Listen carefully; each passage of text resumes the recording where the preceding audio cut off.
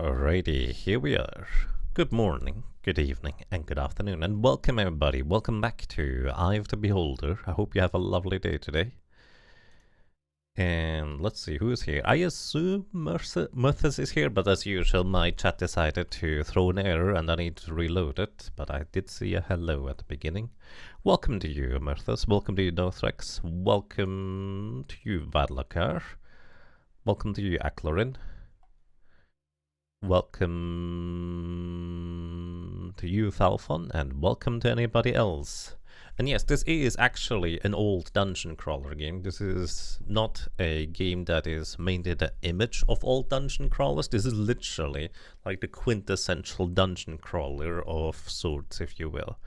Welcome back, everybody. We're loading into the game, and on the right side you can see, I think, at least, I managed to fix the map.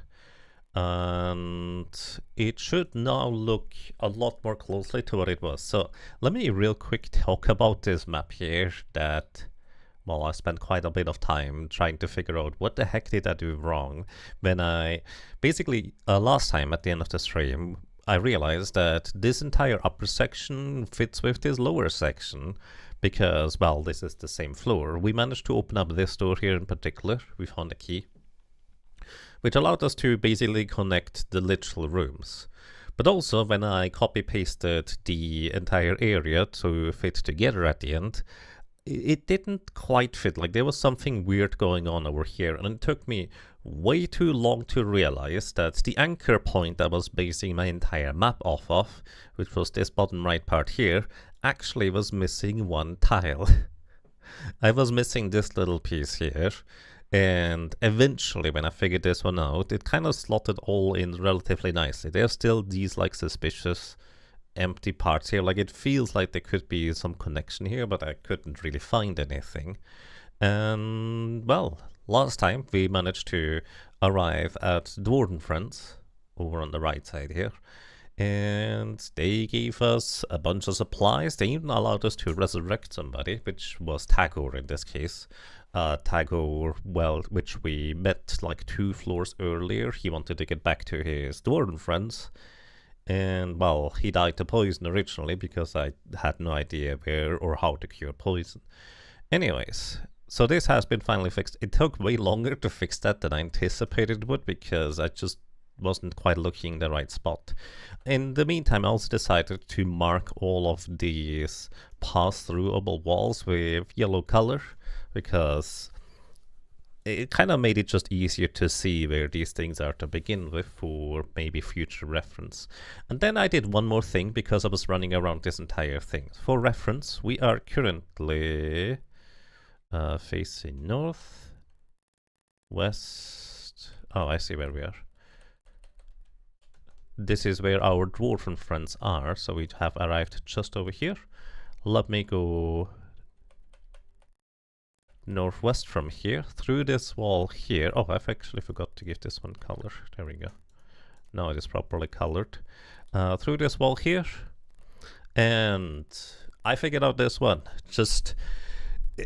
I thought I tried that already, but apparently it didn't. So we already had the clear ideas to what we needed to do or how this would work, except that I seem to have missed exactly one interaction of all of these things. So we already know these stone items are magical and they do belong to these things. Like there's a dagger in the bottom right, there is the wand in the over there, we have the medallion up here, probably. Kind of looks a bit different, but I assume it's the same.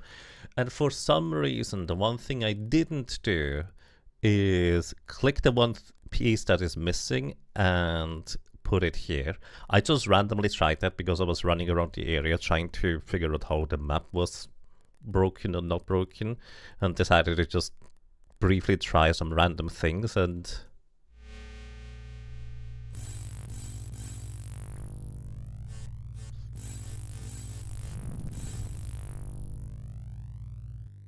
it has a very fancy cutscene, and suddenly we are in a very different place. I have not looked at this at all. I don't know what this place is. I just saw the cutscene starts and I said, well, time to restart the game. Because it's like, wait, I just figured this out by accident. Well, kind of by accident. Anyways, it appears that we are in a room with... Well, I assume this is like a hopper room for fast traveling purposes. At least that's kind of what it appears to be, right? Because that's kind of what we figured this entire area was all about.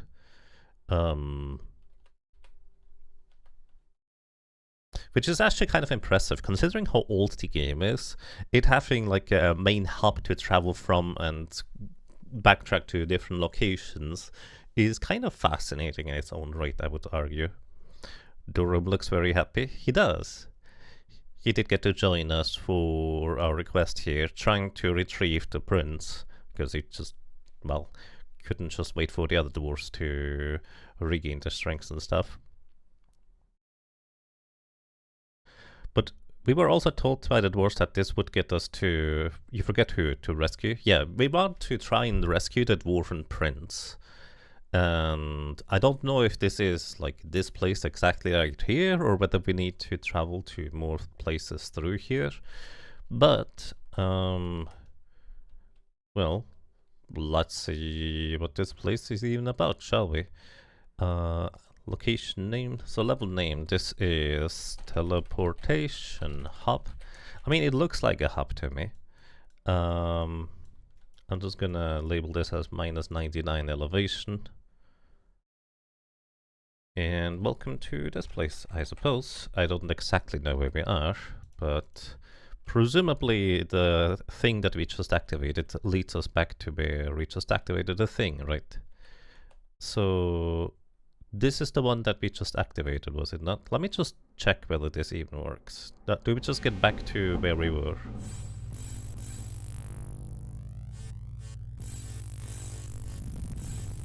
I assume it does. By the way, I'm not moving forward, this automatically happens. Yes, it does. Okay, so we are back here. Alrighty, so... well... welcome to the hopper room, I suppose. Let's try and figure out which pieces we even have already, and which ones we are still missing.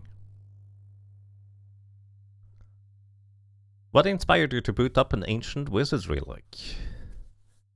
Yeah...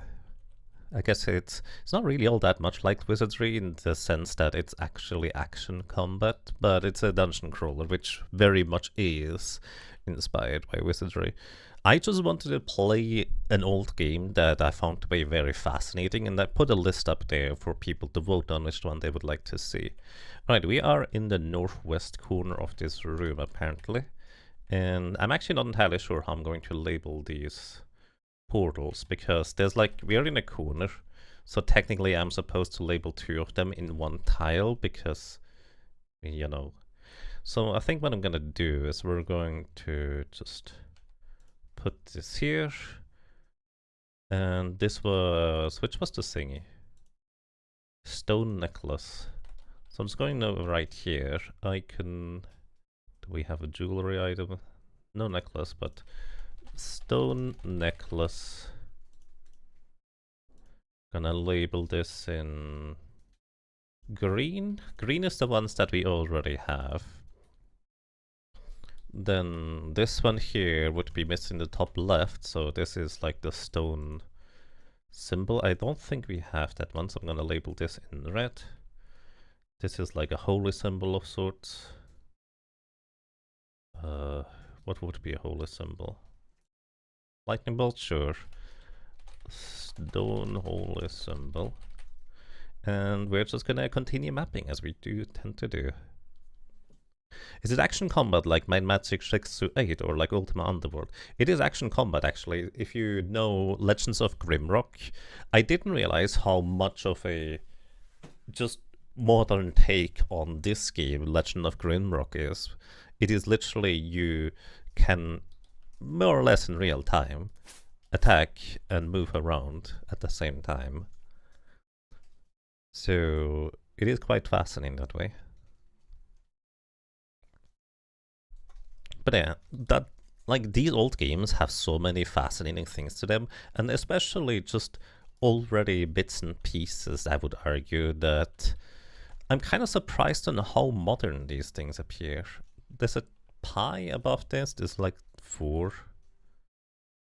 There's like symbols above these doorways that we could recognize potentially.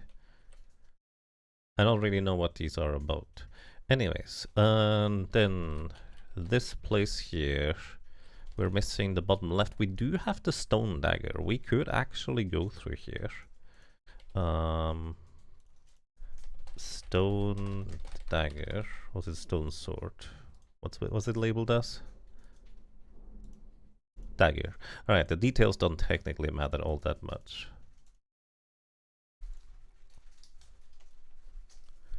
It's Roman numerals, so you shouldn't shout out stuff like that. Oh, you're welcome to, especially if you don't know the game. Feel free to backseat game. That is perfectly fine as long as you don't look up the solution or already know the solutions beforehand. You're welcome to play along and give us ideas. So yeah, this is a 2. This is like 2-2.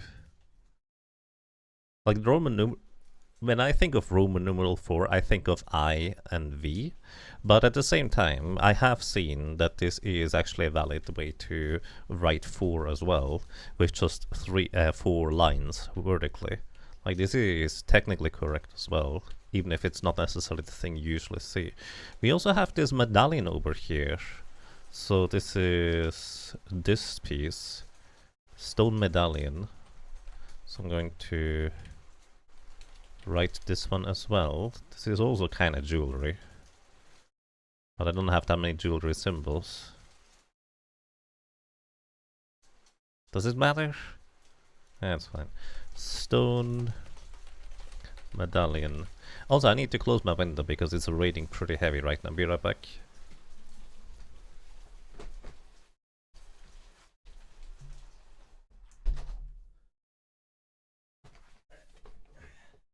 But also, finally, rain. Welcome to the rain. Please stay for a while. Actually, maybe don't, because the earth is very dry and flooding danger. Anyways. Okay, then we're looking to the right here. So I was initially thinking Roman numerals as well. Last time somebody mentioned this looks like the Greek letter pi.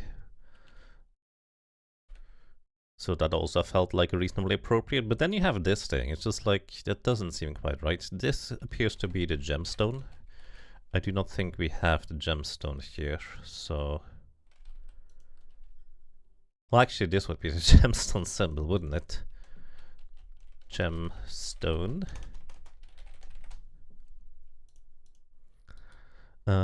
This is like the bottom right one. Then there's nothing here, you can't go that way. And I expected there to be more symbols here, but apparently maybe there's like different sections. There's also a rock here. Why is there a rock here? Okay, let me just map out this place. There's also a spider symbol door. I don't know what that's about. Can we open this? No one is able to pry this door open. No, there is a cubby here.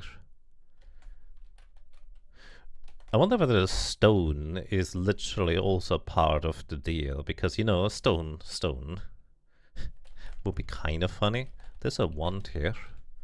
Let me notate this as a wand. I don't know what kind of wand it is. The last wand was like a wand of cone of cold. So I suppose what we can do is we can just save and then try it. The wand has no apparent magical effect. Huh. Okay.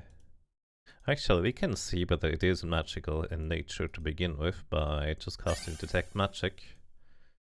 It is a magic wand. It is more blue than it was before, but we don't know the nature of it. So Tagore gets mysterious items or quest items or stuff like that. This wand here is the wand of Cone of Cold. Deals a lot of damage.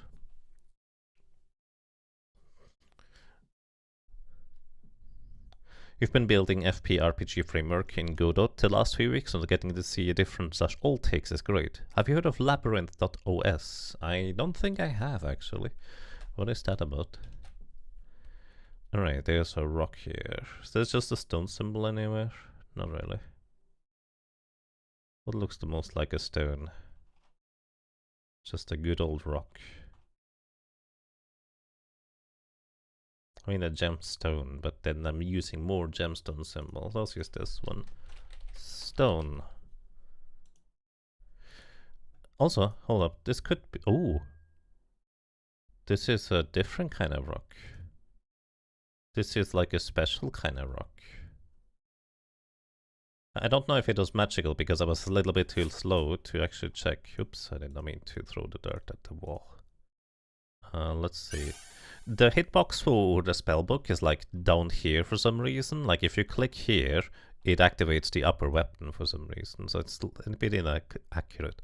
So this is a lava rock. Lava stone, question mark. It's definitely a different kind of stone. I do wonder whether we can actually still shoot this with a sling. So you're using a sling, right? And I think you always go from top to bottom in your inventory. Okay, you can shoot this one, so maybe this is just special ammunition. Okay, there appears to be nothing here. Which reminds me, I didn't actually try to walk through any of these walls yet. Okay, so we are over here now. There's a spider lock. Spider lures, spider locks. This lock requires a key. We do have a... Actually, do we still have a lockpick? I think we had like one lockpick and it broke when I tried to use it. And I don't think we found any others. Okay. It's actually kind of peculiar that there would be a door here. Oh, no it isn't, because it's just due to the nature of how I labeled the map, I guess. Never mind, it's not that surprising. Alrighty, we need a spider key. There's only 4 portals. We have more. Well, we have the one that's a magical symbol. But none of these are missing the one, so presumably we cannot use it. Huh. Well, let's use one of these that we haven't used so far. Also, actually, before I do that, let me link this map here. Teleportation hub to...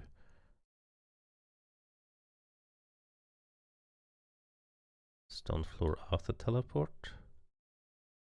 Oh, that's the old one. I can delete this one. 5. There we go. I need to also rename this one. Here. This is where this links to. Portal. Missing second on the left symbol from the top.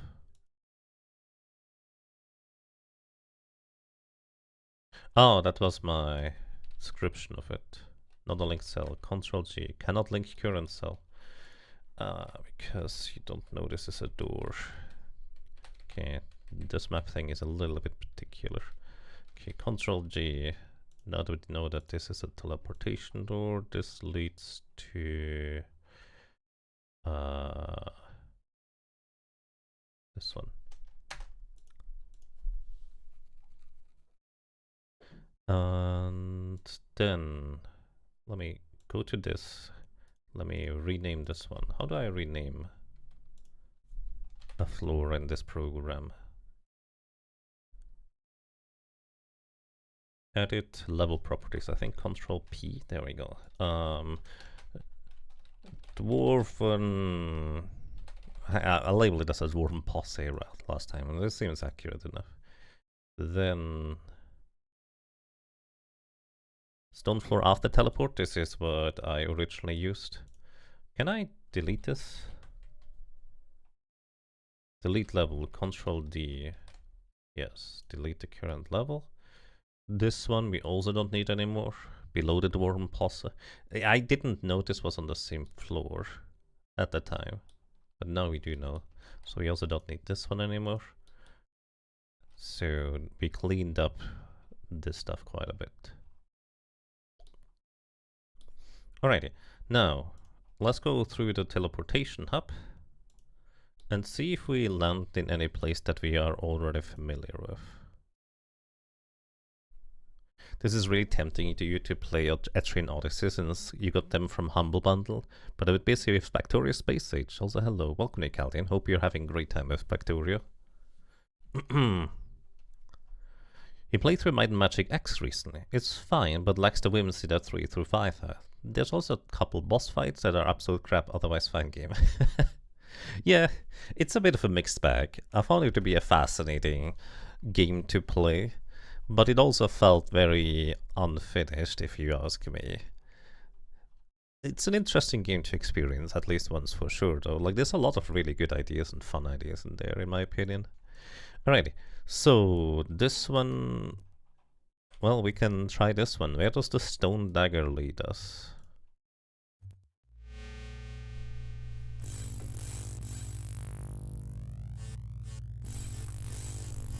Let's see if we get immediately murdered by enemies.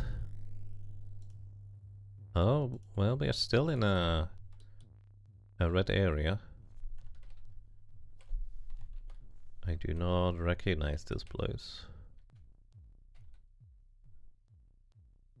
Drow boots. Is this where we are supposed to go? This might be where we are supposed to go. You get boots until we figure out whether they're magical or not. I guess I could just check. We're gonna rest some time anyway, so you get your spells back. And it's not like I'm using these for combat. No, these are not magical, so you can just equip them. But they do nothing. Actually, do they do anything? Armor class 10. I mean, maybe they could help you with... I don't know. Something. Oh, shoot. The wall didn't let me through. I didn't expect that. There's a blue shield. It's a drow shield. We have a new fancier shield, I suppose.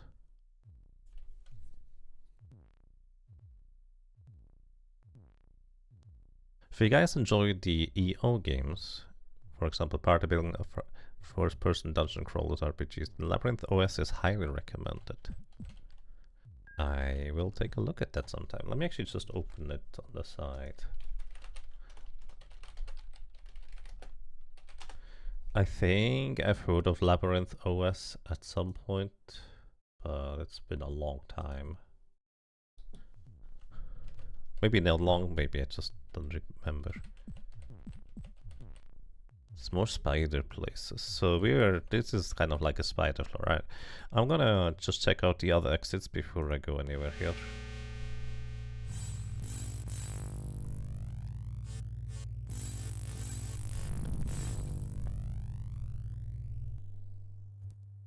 Alright, that was here. Let's go and check where this goes.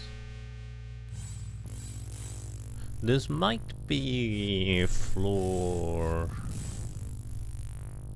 4? 3 or 4? Yes, I'm pretty sure I know exactly where we are. Okay, this here links to floor 3? No, not 3. Floor correction facility. Oh, do I still need this one? The section sewers 2. No, where's the level? I hope I didn't accidentally delete the wrong one. Salad level 2. We don't need this one. Test place 1, we don't need this one. Stone floor. There we go, this is the one. This leads here.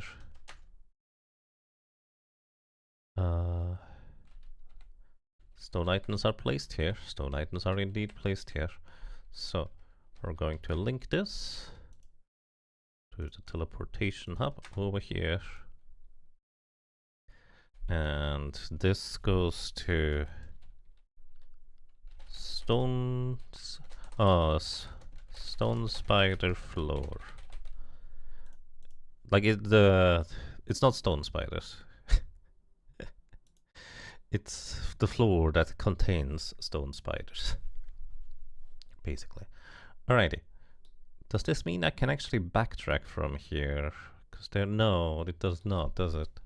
Yes, the problem here is that when we try to go back, we are right here, by the way. When I try to go back, the game doesn't let me back through. So I cannot backtrack to previous floors currently. Like, this is literally where we could walk to if we wanted to. So that's not where we go then, I suppose.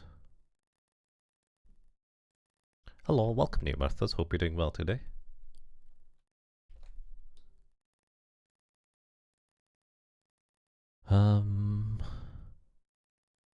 Yeah, let me zoom out a little. Just a tad.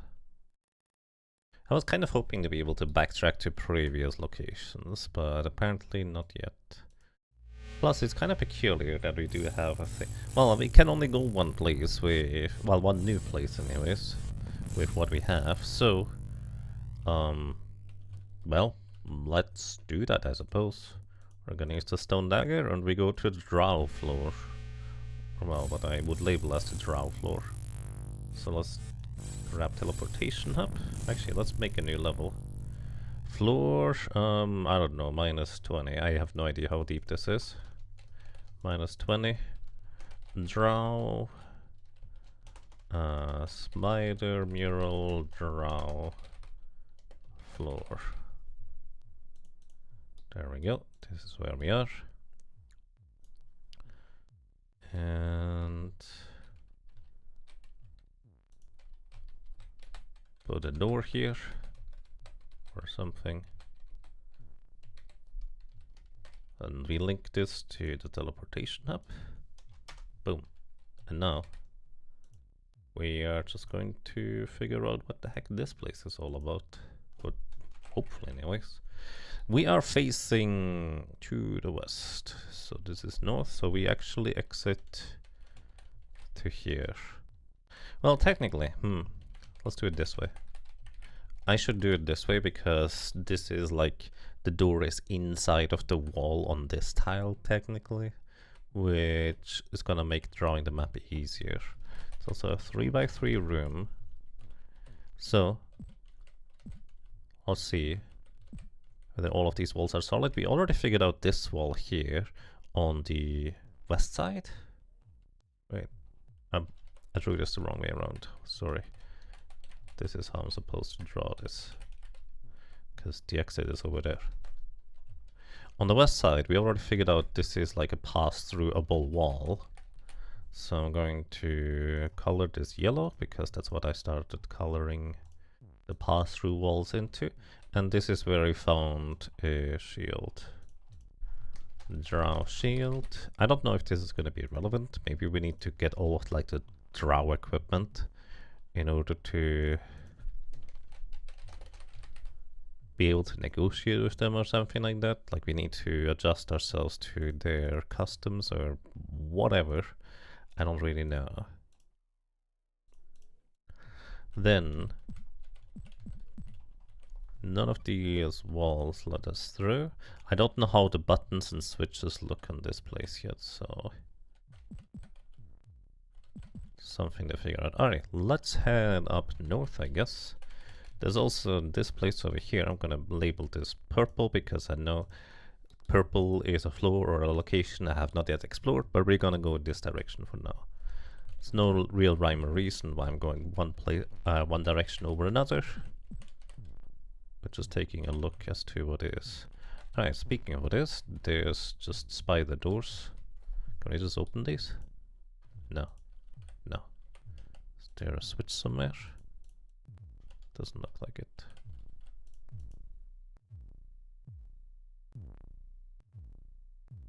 It's clicking, clicking, clicking. Alright, and then 1 step, 2 steps. We had 2 steps. 3 steps. And 4 steps. Now we're in this corner here. Checking the walls. There is a button on the floor.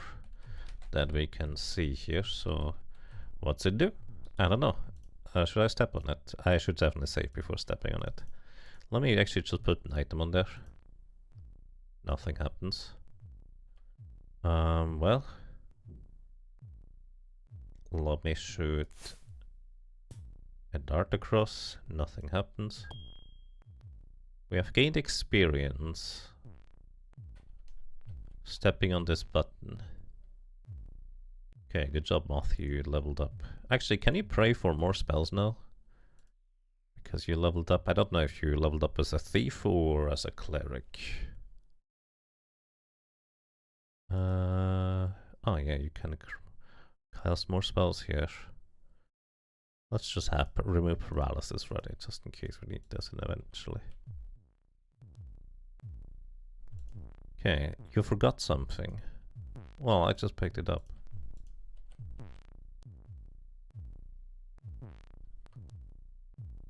I didn't really forget about my dart though. Anyways, there's something written on the wall.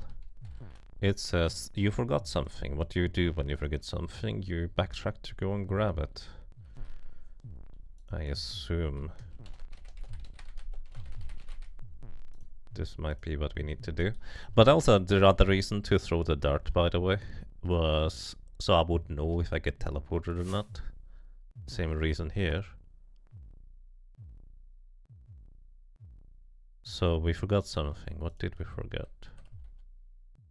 These doors are still closed. I don't know what this does. I have absolutely no idea. It's a switch that clearly does something. Maybe we need to place something on the switch to actually hold it down. No, I don't think this switch can be held down with an item. Well, nothing to do but to continue. There's a little nook here. Have a staff. It's too large to fit. Let's put something smaller in there. Bones.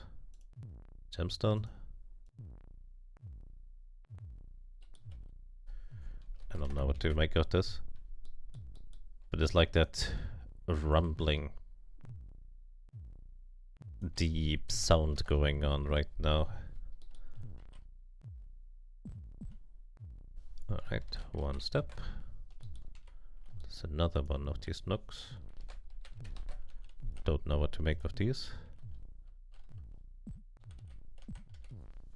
And another one of these nooks. And another one of these nooks.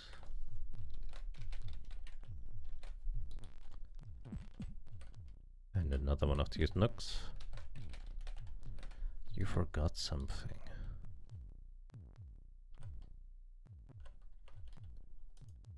Hall of Thieves.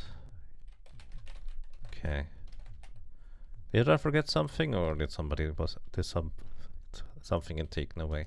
Hall of Thieves. It says, can we open this? No.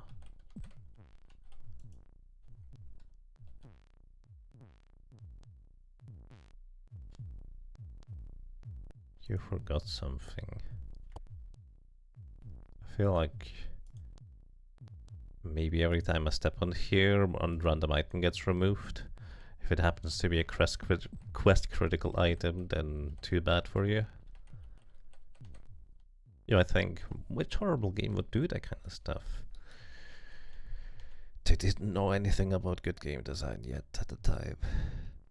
So it's always a possibility. Alright, welcome to, I guess, this lower section here. We're gonna explore this part now. This has a tunnel to the east and south. Let's just go east first. And this appears to be just going around a bend. Up north. 1, 2, 3 steps. 1, 2, 3. Let me actually check. 1, 2, 3, and then we can go through a wall. So we label this as yellow. Which one's the illusory wall? Okay, this is the correct one. Probably should also label this here. Alrighty, so we can walk through this wall here. Where does it lead? Who knows? Into... Oh, this is behind the door on the side that we couldn't open earlier. Although my mapping is off. What? Why is my mapping off? We are right here in the middle of this room. 1, 2, 3, 4 steps. 1, 2, 3, 4 steps to this door. Then, once again, in the middle of this room, we're gonna take 1, 2, 1, 2, 3 steps south. 1, 2, 3. Then 1, 2, 3 steps east. 1, 2, 3 steps east. And 1, 2, 3. 1, 2, 3. Into the false wall. Oh, this is why. This is how the room looks. Okay, what do we find? This is a scroll of invisibility. I believe we already transcribed that spell, so nothing to do with it. But there's a chance that we might need it for one reason or another. Well, let's just... Or at least it could be technically useful for all I know.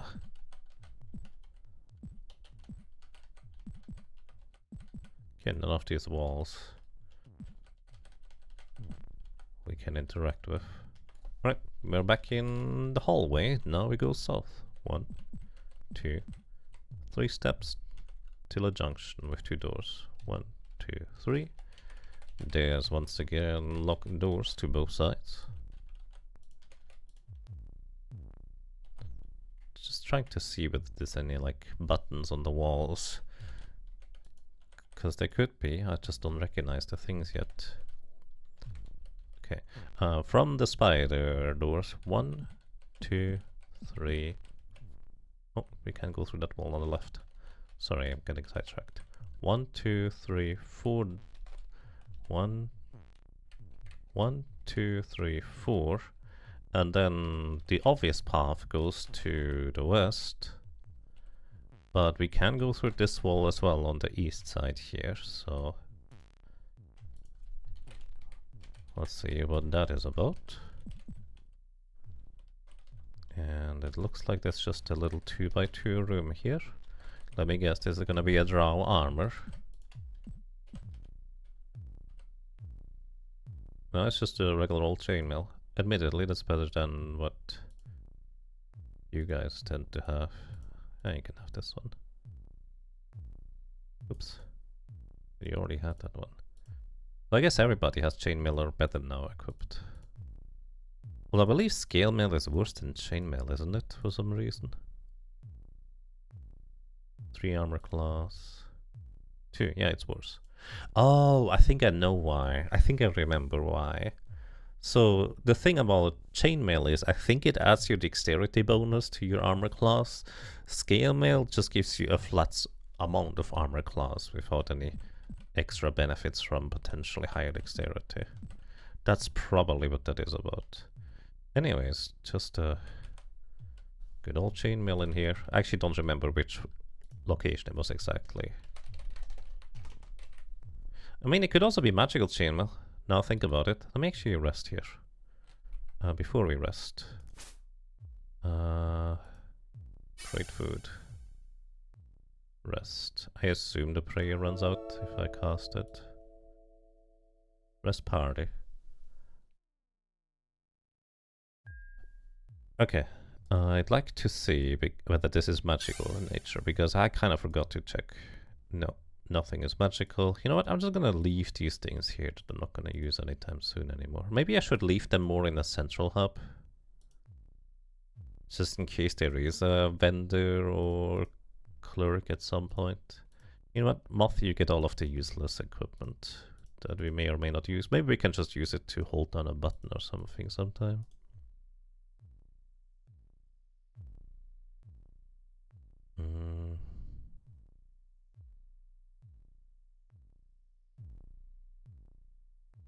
Yeah, let's just give all of these silly things over to Moth here.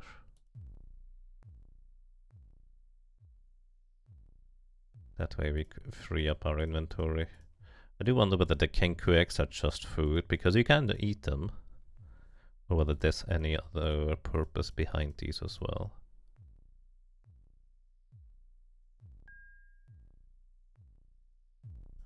Also, I guess we have a bunch of food. Maybe there's an NPC that wants food sometimes, so I shouldn't just drop it either willy-nilly. Dex isn't affected by how heavy the armor is in advanced dungeons, right? You get the same dex bonus naked or plate mail. You think chainmail is just in general stronger than scale mail. I see. Okay, never mind then. I was wrong. Well, let us proceed exploring this place, I guess. Also save once again. I need to remember to check these things for magical properties, even if they are like items we have seen before. We're here. 1, 2, 3, 4 steps into the corner. 1, 2, 3, 4 steps into a corner. There appears to be another spider door. Can we even interact with it? No. Let me just check the walls on the sides real quick. Oh, I've stepped through the wall by accident. Just in case there's a button I missed. But I don't see any buttons. Well, 1, 2, 3 steps into a corner. 1, 2, 3 steps into a corner. There's another door here. I assume we cannot open this.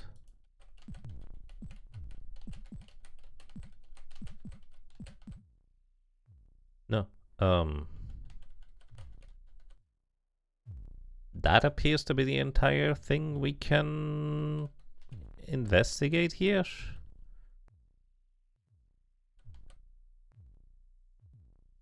Surely I'm missing something.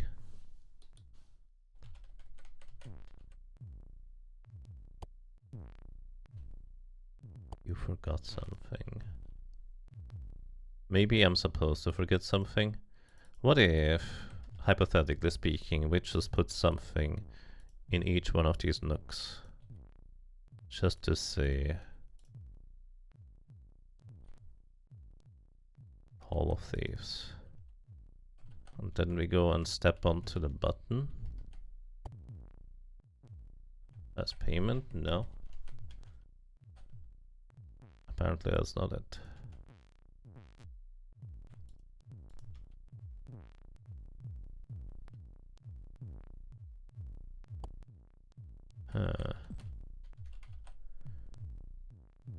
Try putting something on the switch again. Maybe something like a stone this time. Maybe this stone. We did find that one earlier.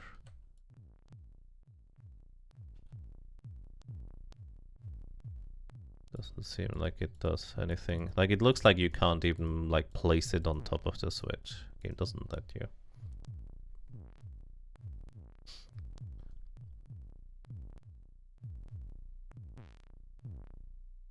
It feels like it's gonna be some kind of combination that Hall of Thieves is a hint towards.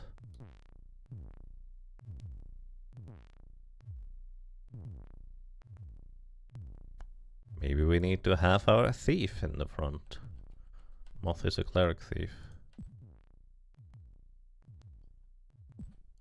Open sesame. Or maybe you need to equip all of the drow item on one character. We only have 2 drow pieces, right? The shield and the boots.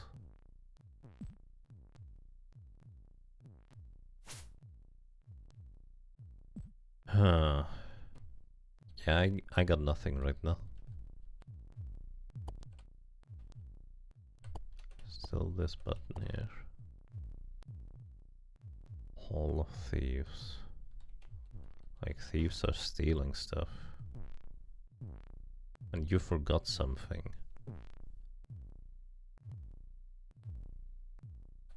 Like, the thing about these old games is you never really know what the developers were thinking, because, again, common ideas, hints and such just have not been established at this point. So it could be basically anything. It could just be, well, you need a different item in order to do anything here, or, well, you need to go and find an item before you can come here, or maybe just do this that is just loosely related to the phrase in order to do anything. I don't know. Have you ever played Tower of Druaga? That is the ultimate what were they thinking, how am I supposed to figure this out kind of game. I have not. I don't know about that one at all, actually. But yeah, that's everything I can think of for now. So, and there is a chance that there's some insane logic how to do a puzzle. Yeah, that's usually like the worry that I have. Like, I'm willing to give this a try for a while, but also I think around this time in PC games or games in general times, the idea that you need to buy the clue book in order to be able to beat the game was already present. Like, there's were sometimes intentionally very extremely obtuse and ridiculous puzzles where the entire point of it was that you need to buy the clue book in order to be able to piece these things together. Like, that's another thing that is in the back of my mind. But yeah, aside from that, we can go back to the previous floor here or the next floor.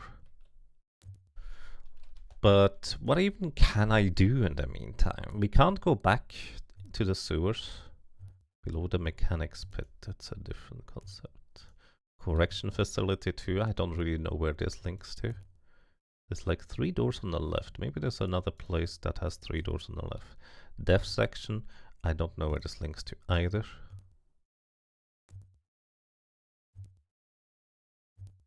And stone floor is the first place we ended up figuring out, right? But considering the previous map linkage stuff, now kind of curious. If we look at sewers 1. Oh, we don't need this one anymore, do we? Because this was like... Also, I'm pretty sure, considering how the mapping works so far, I'm pretty sure I mapped this one out wrong, so I would love to go back in order to remap these things. But I don't think I'm getting the opportunity. Yeah, anyways. This is through us level 3, but we are in the stone floor. And here we currently cannot backtrack. Plus there was another staircase on this floor that I just don't know where it goes to either, since the game just doesn't let me go back right now. Which also is actually kind of concerning, because right now I don't know where I'm supposed to go. Like, is there some hallway I have yet to explore or something like that? Probably, right? But I don't know where I'm supposed to go and look for things. Like, we can get to this floor here. There's this part here that I don't know how to get to. That's clearly a thing. There could be pieces in this part of the map.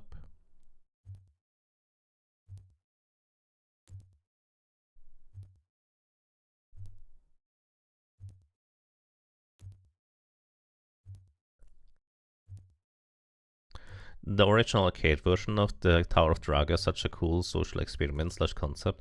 It's the ultimate, I heard, in the on the playground recess kind of thing. Lots of games have homages to it because it's incredibly influential on Japanese developers. Yeah, I may need to look that one up then. Yagamoth would love to play a cartography-focused dungeon crawler game. Like, he has to go into dungeons, create great maps, and then sell to the adventurer slash guild slash inn. I think when there's like monetary incentives involved, then it wouldn't be nearly as enticing to me to make maps to be in a weird kind of way. Anyways, well, floor 4, F5 is the Dwarven Posse. Do I know where this one leads? Not a linked cell.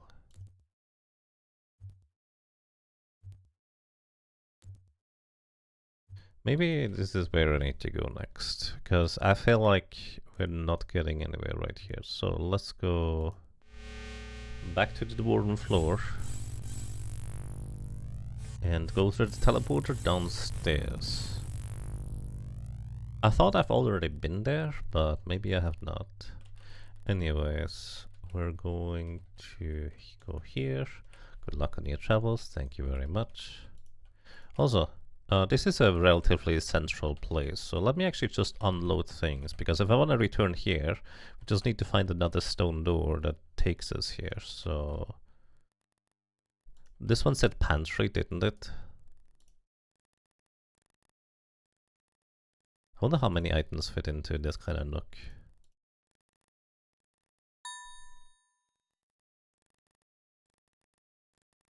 Special quest for this level?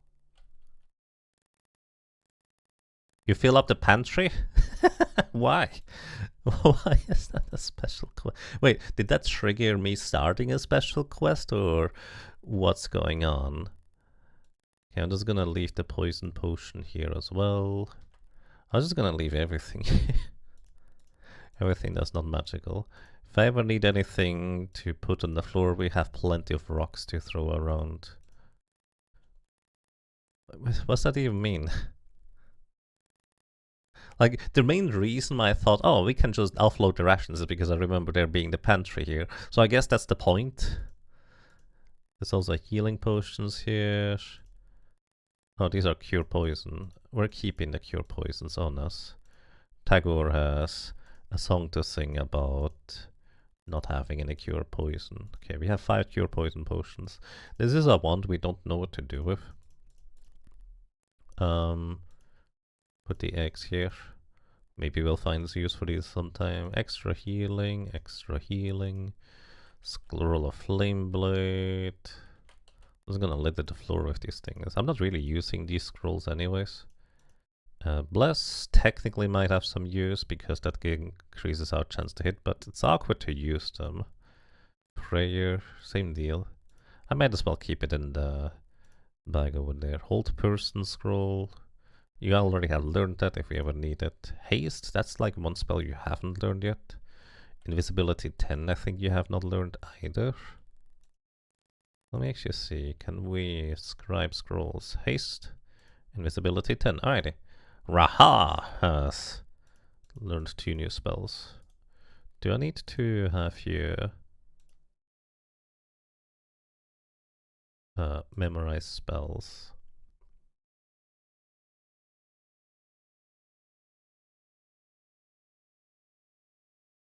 Yeah, we could try haste, see if that helps us with our cooldowns. I assume this is going to be like, whenever we attack, there's like a certain amount of time it takes until we can attack again. I assume this is going to shorten that delay by a bit.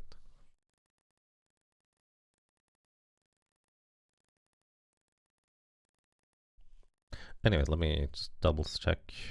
You also have a key. Let's give this to Tagore. He is holding on to key items. I guess technically this commission letter is also one of those. Then again, these things... Oh, we do have the lockpick still. We also have the silver keys. You know what? There's a potion of healing. Put this here. We do have keys on Taco, I guess. You hold magical items of significance that we don't know the nature of.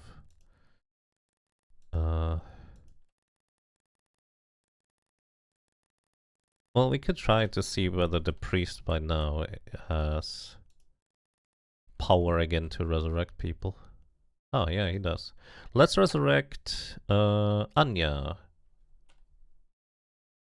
So Anya here is an adventurer, well she was before she died. We just found random bones, but basically we can just resurrect her and have her join the party. I think she is a straight up thief. We don't really need that, but we also don't really need Thorum either, or Dorum either, because he's just throwing rocks. But he has a mission, like she just wants revenge against Xanathar, the wizard, where we need to find the wand of... Oh wait, is that the wand that I found?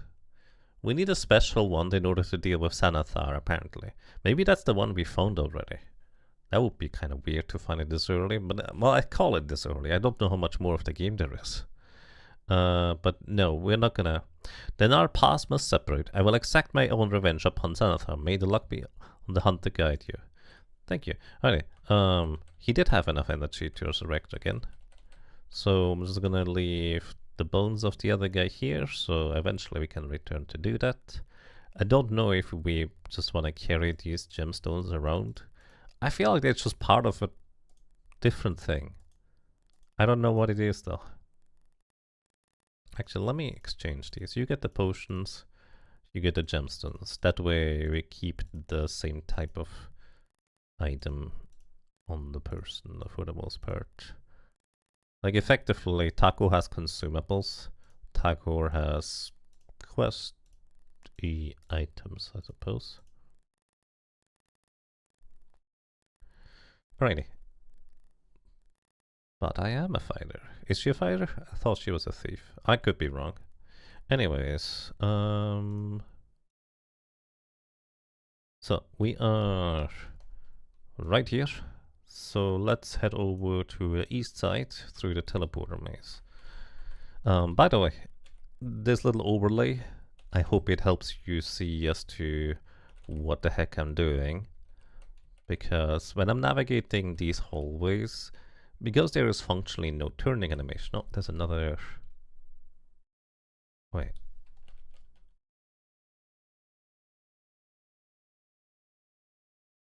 Oh, I was confused as to where I am. No, wait, I'm confused where I am. Anyways, I forgot to label one of the pass-through walls.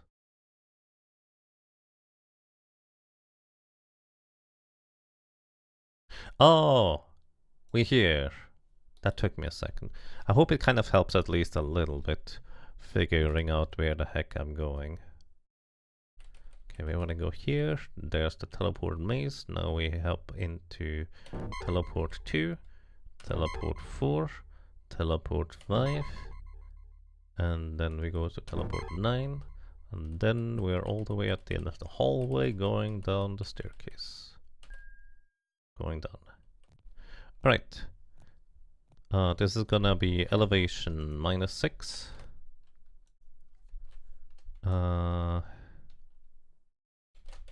Below dwarf posse.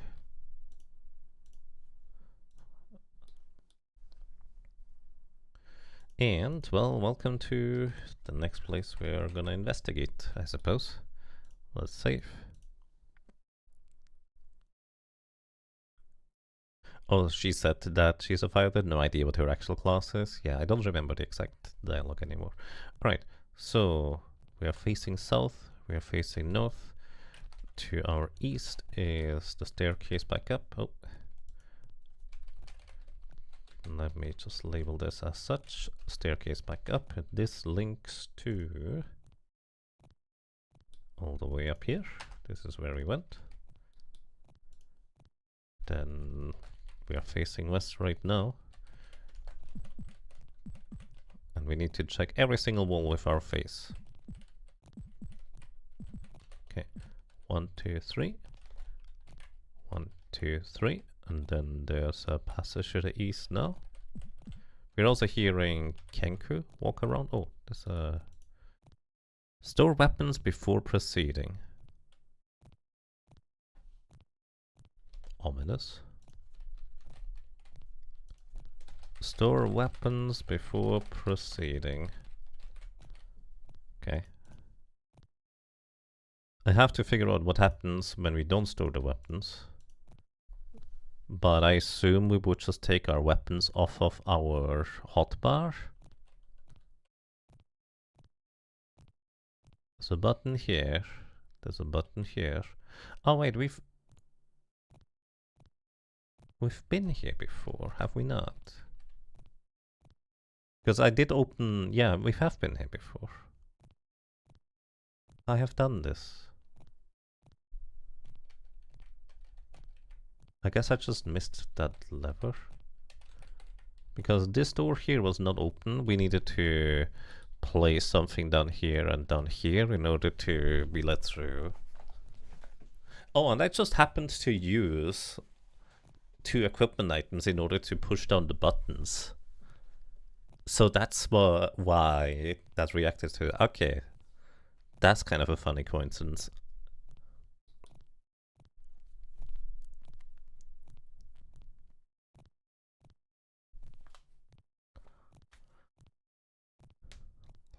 The good old we don't have a thief slash rogue, but we do have the barbarian method of trap finding. Yeah. I mean, we do have actually a thief cleric. Alright. I did just save, right? There's a keyhole here. Did I not make a map of this place? I did. There was this guy here. Hold up. I did make it. Did I delete it? I might have deleted that one accidentally. Because this is where the wizard guy was it not? I would like to roll intimidation against the trap. This is also the place where these Kenku guys just keep respawning too. Which is a bit annoying, but yeah. Oops. What? So another one behind me. How inconvenient.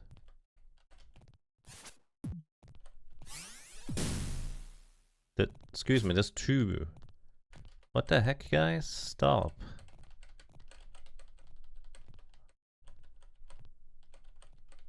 But yeah, they just keep respawning. Now there's three in one group.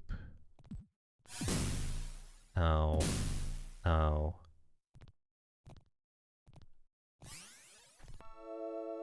Excuse me, there's five now? What the heck, game? Stop with this nonsense.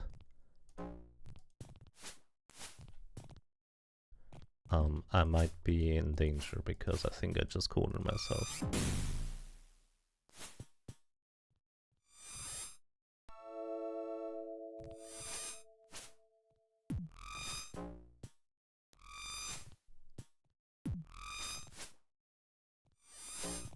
Alright, Doram, you go in the front row.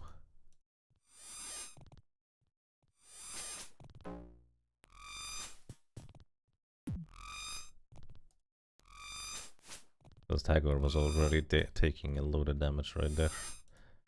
You can throw the spear, buddy.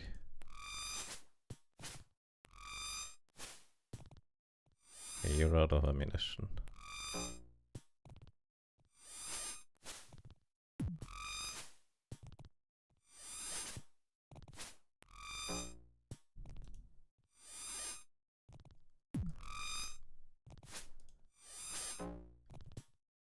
Our chance to hit appears to be questionable. No ammunition.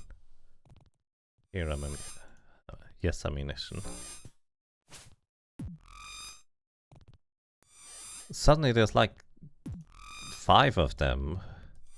I feel like I might have just kept stepping onto the same tile that might spawn them. Genuinely, I think that might be what happened, because we have encountered like these guys before. They do tend to keep respawning.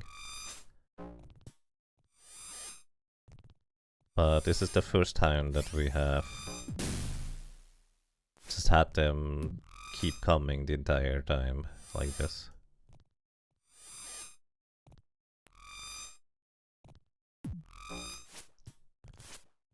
Okay, Durham is almost dead. Very inconvenient. We might have to reload here.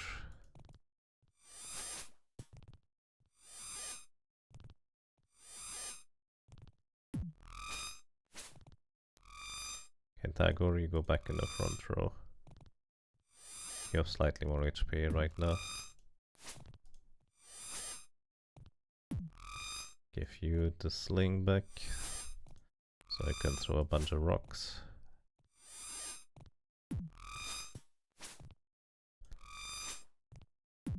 Give me my arrows.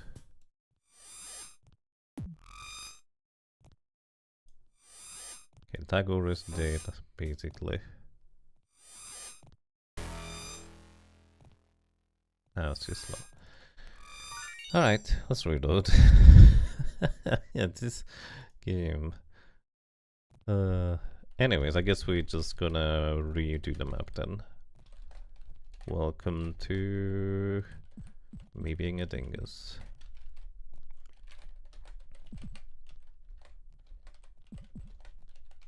And unfortunately this will also mean that if there was something here of note, I'm not gonna learn about these things anymore because, well, I already picked up all of them.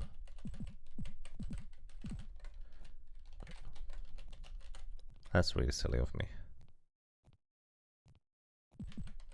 He has found infinite experience and infinite danger, evidently. Also, there is a keyhole here. We do have an additional key, so maybe this is where I need to progress. We do have a key for what it's worth to open. There we go. So as usual, all the keys are consumable. In fact, all keys get consumed by the locks. The locks tend to be very, very hungry, you know? It's just kind of the natural predator that eats all the keys. Stop. Okay. It's gonna run in circles in this place, or I would.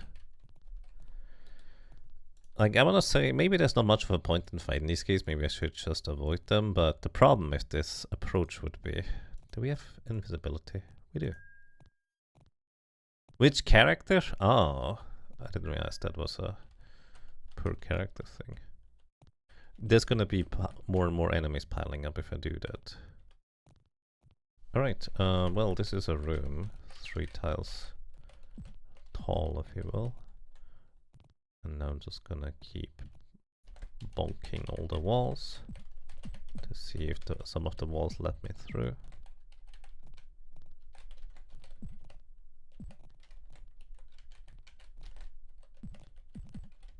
Okay, we're here right now. Then this just keeps going south for a 2-wide hallway. We are here now. We are here now. We are here now. We are here now. And yeah, I guess this must be the place that I missed, where I definitely could go towards, but didn't so far. Okay. There's then subsequently this kind of thing going on, and it just keeps going. 1, 2, 3. 1, 2, 1, 2, 3, 4 steps. 1, 2, 3, 4 steps until the junction. It kind of looks like it's gonna be like this. There's a door that we can open. Probably, anyways. I haven't tried it. But doors with these buttons usually can be opened. Alright, we are right here. 1, 2, 3, 4, 5, 6. 1, 2, 3, 4, 5, 6. There's a door to the south of us. Again, I think we can open this one. Then it goes around the bend like this, and another door we can open.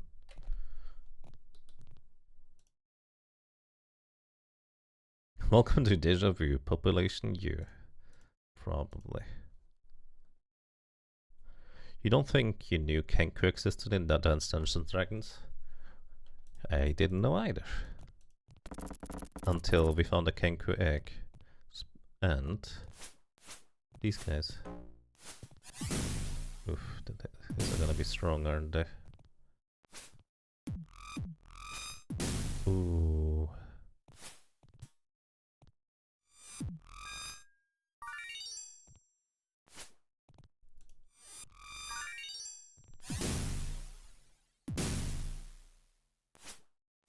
Trying to fight these guys straight up seems like a questionable play. Oh, it actually consumed my invisibility. Even though I didn't end up using it. Prayer. Prayer also counts as bless in this game. So we should have a higher chance of hitting things now.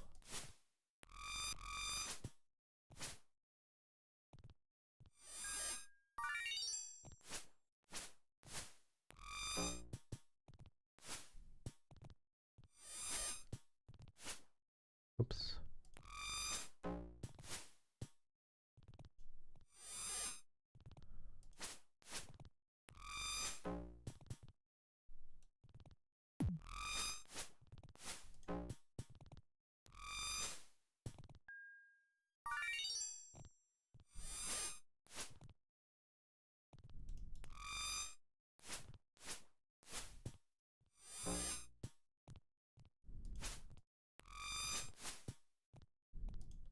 No ammo.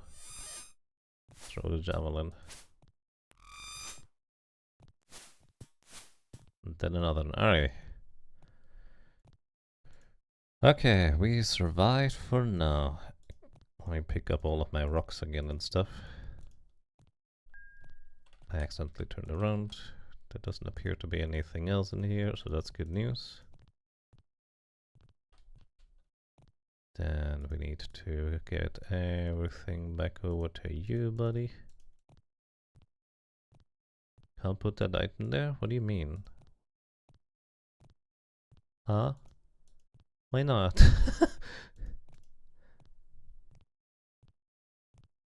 Why does that not work, game? You're confusing me. There's a stick. It's probably not magical in nature, but we need to check. I guess even if it was, I'm not sure we would want to use a stick as a weapon. Because none of our guys are probably all that great with it. But I mean, they could be. Maybe they are. But what are the odds that a Kenku enchanted their sticks? Well, maybe not that bad, considering they can cast spells. So they are at least adept at spell casting. And they seem to be using them pretty regularly. So maybe the odds of a Kenku stick being magical is not that bad.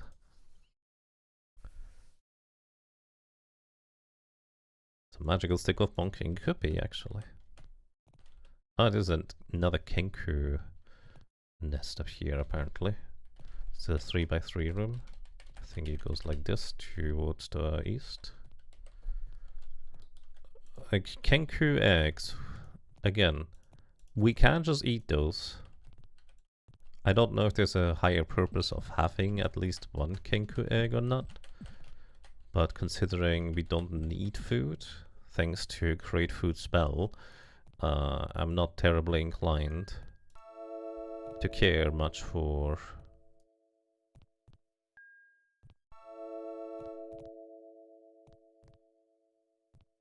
eating them myself. Right, let's see what's in here. Well, I would have thought. More Kenkus. Not surprising. Wonder if these guys can also hit themselves by virtue of casting a spell and then moving forward. They might be able to hit themselves. Because we can throw a rock, then move forward, and we're gonna get hit by that same rock that we just threw. That is a thing that can happen in this game. It also seems like enemies do keep track of how many spell slots they have used, so they do not actually use an infinite amount of spells, because after we were in combat for a while with these guys... Oh my goodness.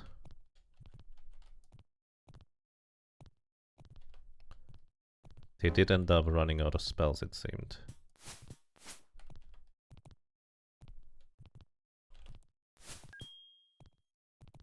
Raha, gained a level of experience. So maybe most spells you can memorize. 8 spell expires.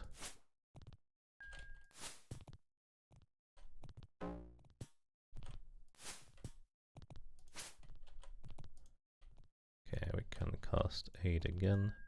8 is like bless and maximum HP, I think, in this game. No ammunition.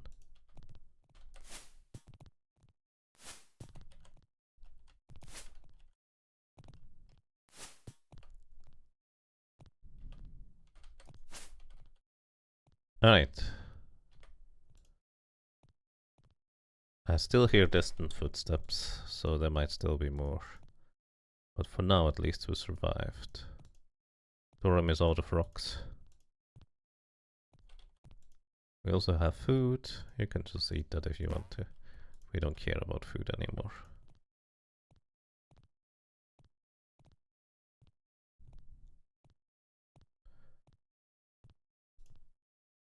Well, these dwarves protected us for sure, so... Romp isn't capable of eating food. What do you mean? Romp can always eat food. It's crazy talk. So only the top slot accepts secondary ammunition of that sort, probably because of the size of like a spear. So you can't just like have 4 spears at the ready. Well, at least in this game you cannot. Some other people might disagree with how many spears you can possibly have at the ready for throwing. But, oh well. Considering they have to lug around so much other equipment too, maybe that is very reasonable. Okay, more arrows for us. More Kenku eggs. So this appears to be a room like this. So many Kenku eggs. Don't worry, Hump is not gonna eat them. She's unconscious.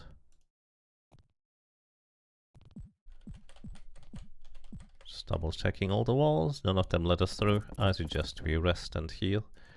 We're also going to cast Create Food, so everybody just has their food bar full. Let's rest. Yes, we heal.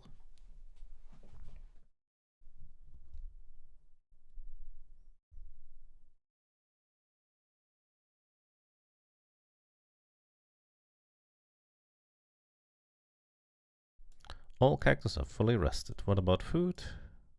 They didn't even use much food for it. Alrighty. You go back to the front row. And welcome back everybody to hopefully not dying as quickly anymore. It's kind of funny how the game went from our non-casters are starving to we don't care about food. Yeah.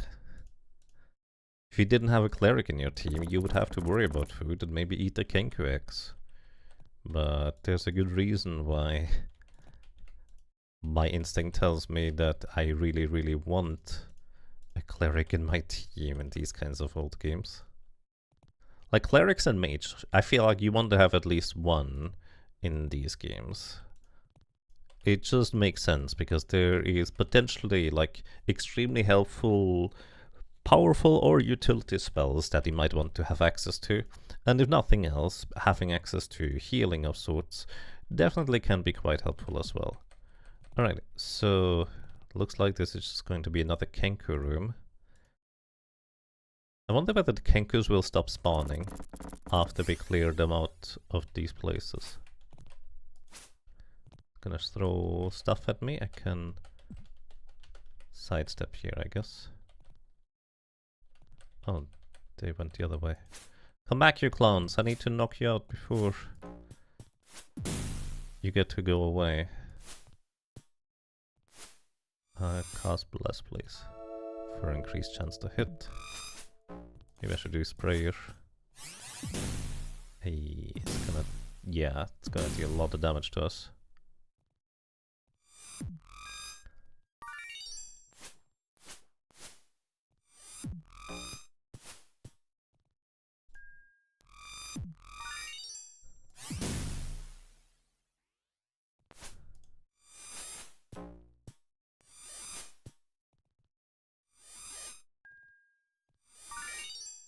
It's actually kind of interesting because Hump notably has really, really good armor class, so she largely is not going to take much damage. Unless the enemies are spellcasters, that is. Then, because Magic Missile just does not care about your armor class, it will just hit you anyways. The only way to prevent that from happening is to cast a shield spell from the mage. But unless you are a mage, you cannot cast a shield spell, even if you have a shield scroll. But this might have been like the primary location where a shield scroll would have been potentially useful. Alright, Rump leveled up. You are now level 7. Good job. When do you get a second attack? Do you get a second attack in Dungeons & Dragons 2nd edition? I actually have no idea. I assume you do. Or maybe, I guess the way it might be represented in the game, it could just be a case of she gets her attack cooldown back significantly faster to be able to attack again. Maybe that's how it would be handled. You can eat that, it's fine. Spear for you, more arrows. Sticks that we need to check for magical capability. You can eat this. And we hear no more footsteps. It's entirely possible that clearing out these rooms might mean that there's no more new spawns of Kenku. Or they might just still spawn in the main hallway. For all I know. Like this, there ostensibly is a reason as to why we can even go here into these Kenku rooms and clear them out, right? Where am I? East. Okay, I am right here facing into the room, so let's go and see what's in there. Did I get everything back? I haven't. Yeah, I think I did. 1 cure light wounds. Right, we are here. Then this room appears to go like this. And there is something laying in the corner. Another stick and another egg. Does anybody really want these?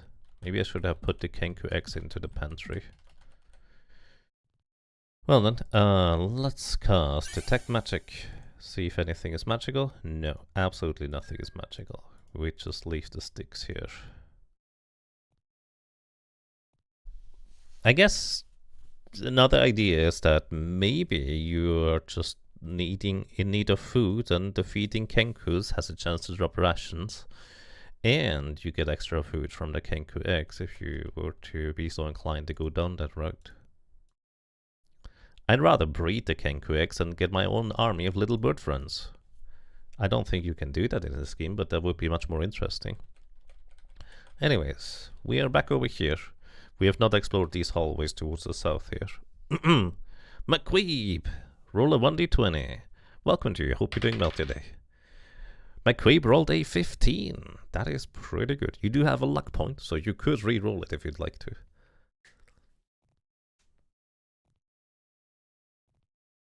You assume this game doesn't follow this, but in Advanced Dungeons & Dragons, fighters get 3 attacks per 2 rounds starting at level 7, and you finally get 2 attacks per round at level 13.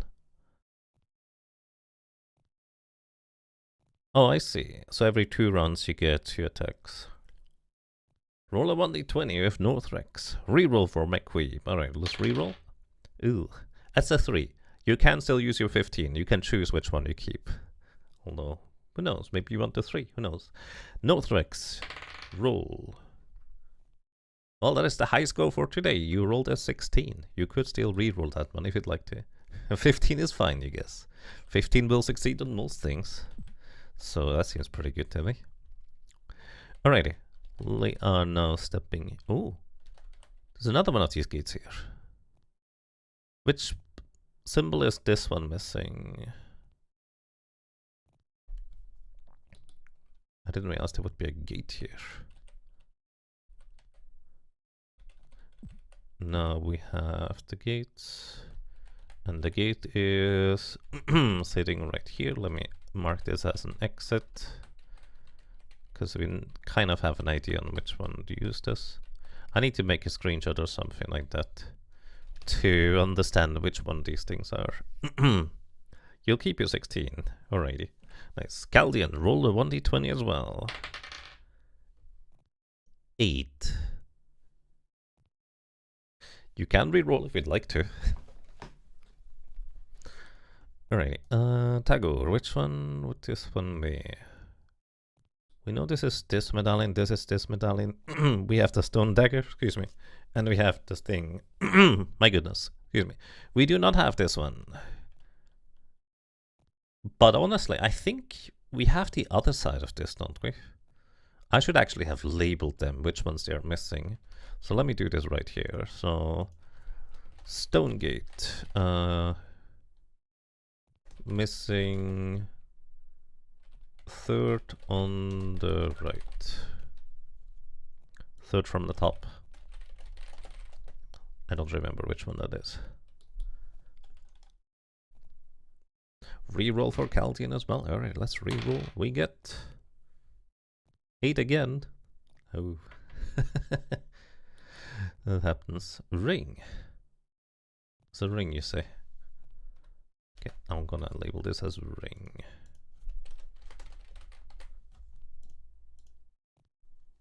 I guess you take your 8 then. Well, sometimes a questionable roll just makes for a good story instead. 1, 2 steps south from here. Oops, I didn't switch over. 2 steps south, we are right here. Then this opens up in into a bigger room, it seems like. Okay, we are now standing here. Ooh, more rocks. I look. No room. We almost have a full inventory of rocks. Why do I have potion of healing on you? You get this one. Actually, you know what? I'm never using these things. There you go, you can just eat that. Like this heals from what it seems like 1d8. It really is not much. Like I guess it's better than nothing in a pinch technically, but it's so awkward to use items in this game. Right, 1, 2, 3, 4, 5. Oh, Kenku. Kenku is gonna prevent me from counting tiles. Let's have you cast Prayer for increased chance to hit. Oh, he went the other way around. Fromp is using a magical axe, so she should have a better chance to hit as well as increased damage theoretically. Unless it's like a cursed axe or something like that. We don't know the nature of the magic. Alright, we are once again here. 1, 2, 3, 4, 5 steps along the wall. 1, 2, 3, 4, 5. Wait, I took 5 steps. Yeah, 1, 2, 3, 4, 5. I took 5 steps. 1, 2, 3, 4, 5. One more. And I think this just connects to this other hallway, it seems. Let me just make sure I bumped the entire wall here, just so we know for sure there's no pass-throughable wall for now. And then we are going over here. We are standing right here. Let's count steps. 1, 2, 3, 4, 5, 6 until we reach a corner. 1, 2, 3, 4, 5, 6 until we reach a corner. Is this 3 tall? It is. So this seems correct. 1, 2, 3, 4, 5, 6, 7 until a door. 1, 2, 3, 4, 5, 6, 7. There's a door here. Probably can open this one. Should label it as openable. 1, 2. Wait. Continue. Oh, it continues. Yeah, this is correct. Except that... yeah, no, this is correct. This just keeps going. I don't know where. But if I were to guess, this is just going to be another Kenku room with Kenku eggs. Hey, Pontagon, welcome. Hope you're doing well. 3 apples tall, just like Hello Kitty. Hello Kitty is 3 apples tall. There's also something written on the wall that I missed until just now.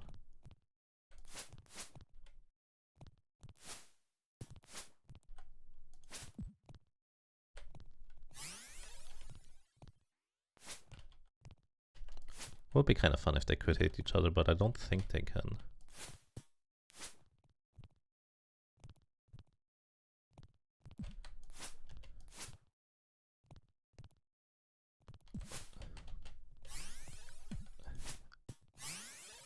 I threw my spear by accident. Give me back.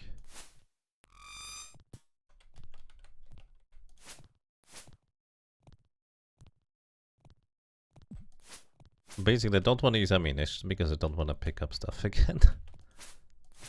Like, it would make the battle more efficient and easier if we had everybody contributing for damage. But then I'm gonna be cleaning up the floor for an additional minute. Can I throw rations at you? I don't think it deals damage. Anyways, here you can help eat this. New stick. Who this?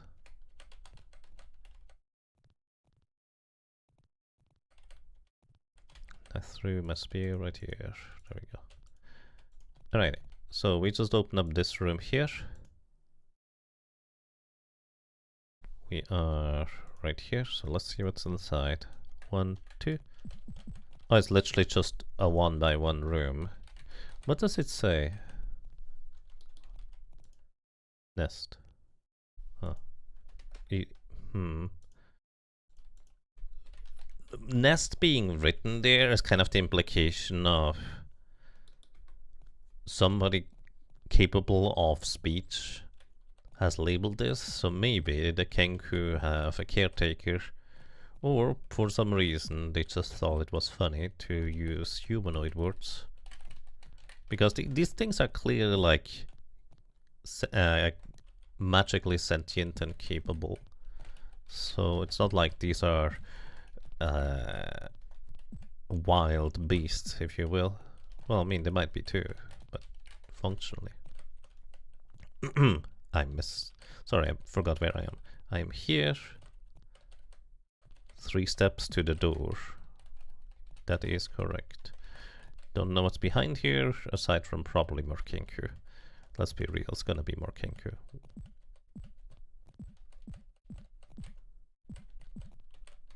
Right. 1, 2. Oh, hi. I think they literally just spawned here. Okay, do you have bless for us? Not really. Stop. There's a dude on the left side. They surrounded us, right?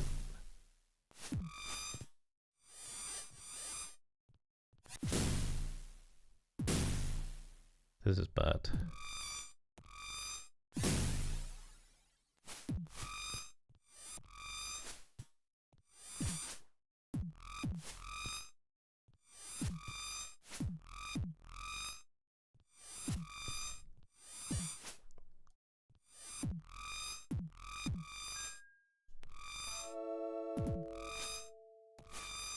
This is really bad. Stop.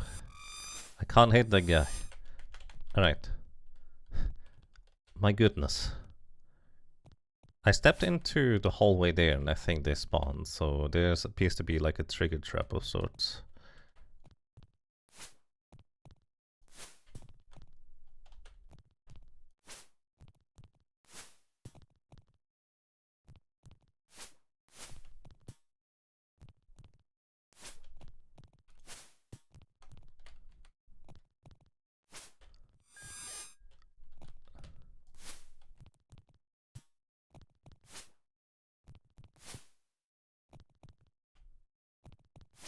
Well, for now, suppose we are slightly better shape than we were just a moment ago.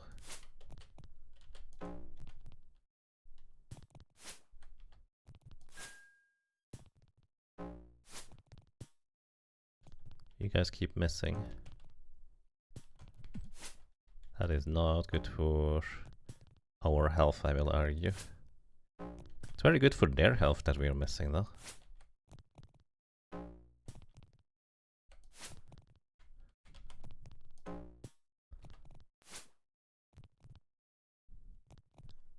Let's give you a melee weapon so you can contribute. Probably should have done that a while ago. You can hit a 1, so a +1 weapon, if this is indeed a +1 weapon, in this universe does not give you +1 damage. Maybe it's just +1 chance to hit. Or maybe it's a different special effect on the X. I don't know. Okay. We are alive for now, I suppose.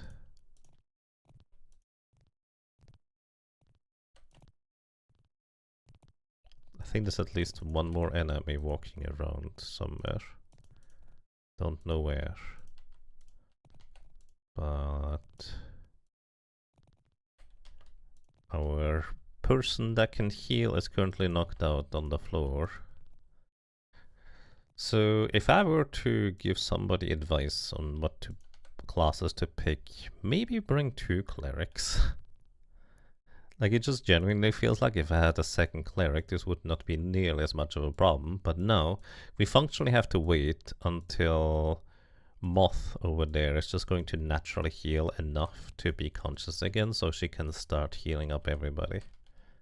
And I think that's going to take a lot of in-game time. But then again, it also doesn't really matter too much, arguably.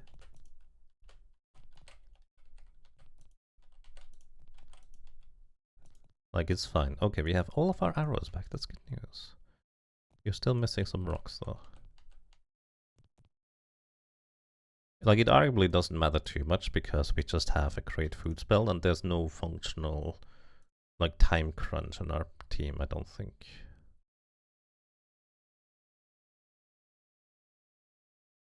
Some are still injured. Rest until healed. Yes. Alrighty. Moth regained her spells. And now she will start healing up everybody. You wonder if you can identify magic items somehow. I have no idea how, if you can. Like, there is a detect magic spell, but there's no identify magic spell. Why are... oh. Because you have a sling equipped.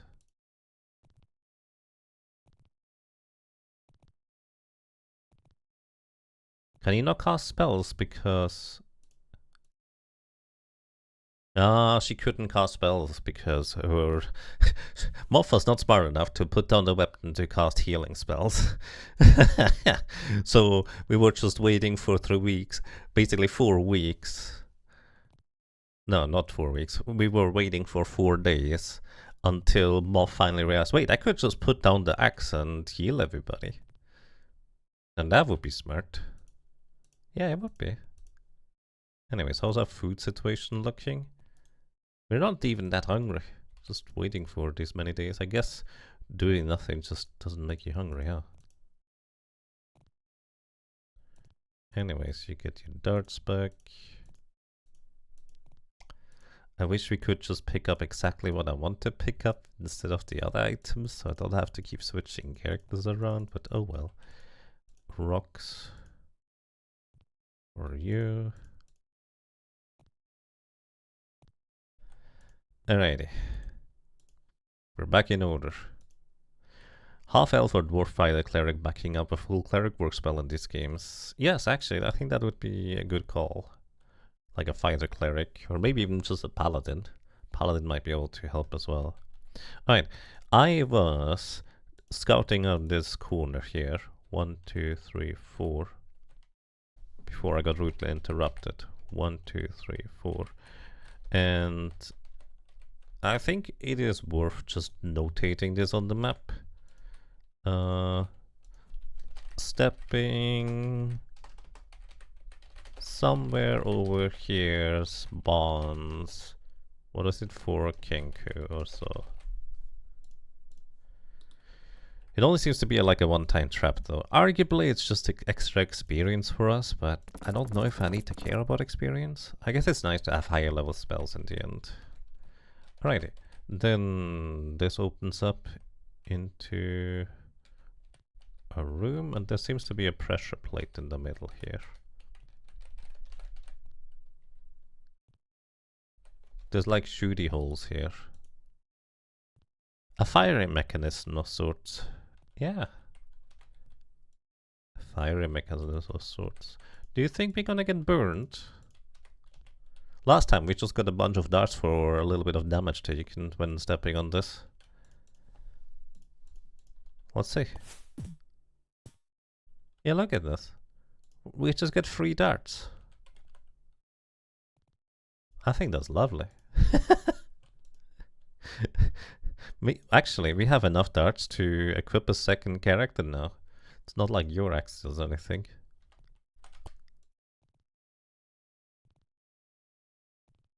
for scrolls.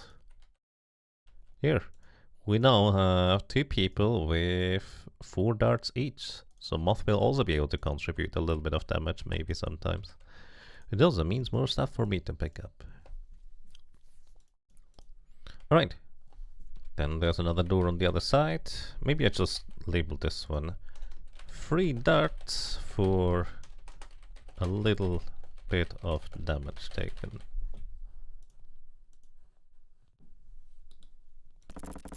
Alright, let's see, what do we have? Did I check the walls for pass-through ability? I didn't. Now I have. Alright, there appears to be a junction right there. Goes here. Oh, and also goes further down. This is like the location I was missing to go towards, evidently. Like, this is just genuinely, I missed like that one path that would lead to further progression. But then again, this is kind of a big reason why you might want to label, hey, I have not explored this part yet kind of deals, in order for you to have that for the future. Alright, there's a pit here. We could probably, well, we could definitely drop down here if we want to. 1, 2, 3, that is 4 tall. The pit is right here. And don't know where it goes. Actually, once again, we should just mark this as purple. Purple is my sign for you should go and see whether this leads anywhere useful kind of deal. There is also a staircase just over here. 1 step forward, and then there's a staircase down. And this just goes down to a lower level. Where's the lower level? Who knows? Let's actually take a peek. Let's take a peek. We're gonna come back up and then map the rest of this place before we go. Don't really know. It's another stone floor. Basically, I was just kind of curious whether there would be a different color for this floor now. Anyways, we're here, right there. So we're gonna go 1, 2. No, wait, excuse me. Now we're there. Now we're gonna go 1 step further east, and then 1 south.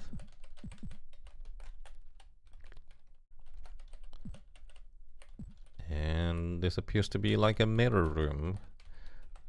The same as the one on the other side. Label it as purple to notate for myself that I need to go and explore this thing. And that's this part here. Just checking the walls. Doesn't seem to do anything else. Alright, and with this we go back to these passageways. I'm gonna go and explore what these are about. 1, 2, 3, 4 steps. 1, 1, 2, 3, 4. And then there's a passage to the west from here. Okay, and then immediately a junction, which seems to go something like this. Or, well... My goodness, you spooked me so bad right now. That's so rude.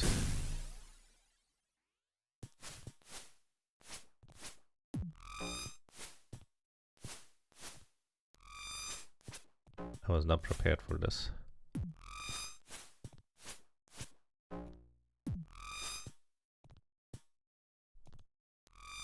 I'll stop swapping. Alright, I did not hold back with attacking at all. And that guy took still quite a beating until he went down. They're definitely quite a bit beefier than previous enemies.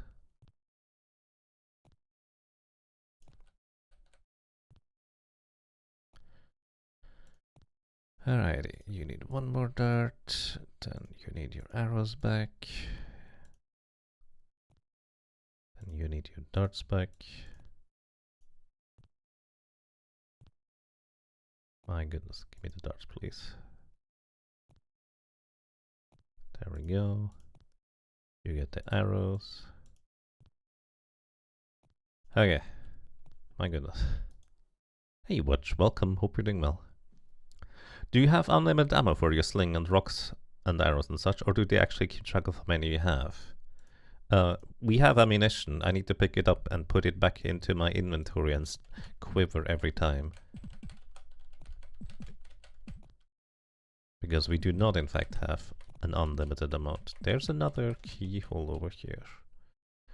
Okay, so these rooms appear to be like this, and the keyhole is right here.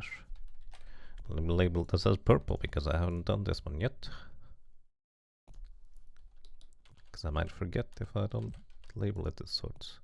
So this is... surely it's not this one. No. We need one of these fancy golden keys for this floor. Like each floor type seems to have a specific type of key associated with it. And this is the wrong one.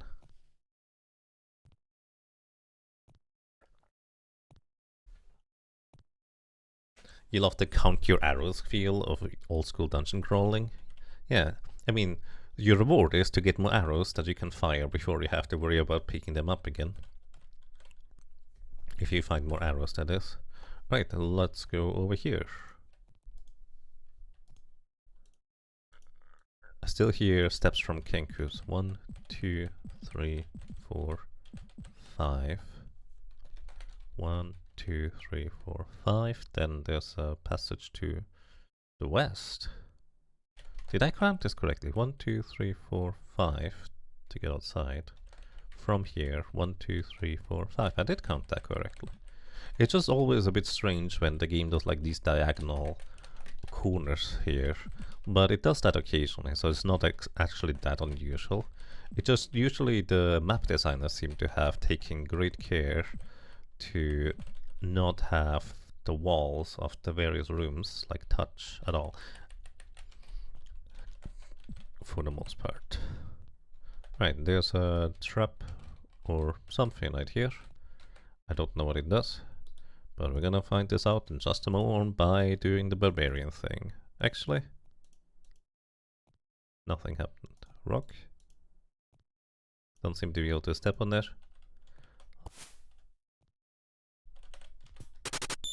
Hey look, more darts. Is there gonna be more? Yes. Alright. More darts. Let me just notate this. 2 times 2 darts fly your way. Free ammo. On Lionel Parks, thank you. Thank you so much for 42 months of support. Welcome back, and I'm glad you enjoy your stay. Thank you kindly. With the Prime thing too. Thank you for the efforts.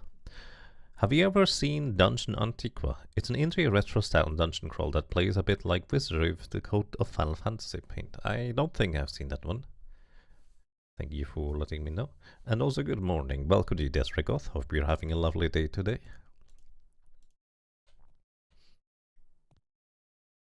You're pretty sure it's supposed to be a trap? Nah, it's just free ammunition if you dare to catch them. Or just step out of the way. Alright. 2 steps. 3 steps. 4 steps. And more.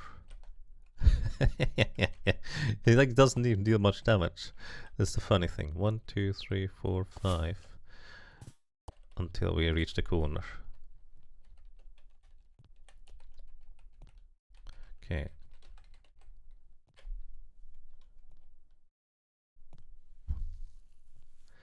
Speaking of dungeon crawls, ever heard of the Etrine Odyssey? We've been talking about it earlier in chat. You missed if you said anything about it. I didn't say anything about it, but people have occasionally suggested that one. So I'm aware it exists, but that's it. That's the extent of my knowledge. 2 times through that.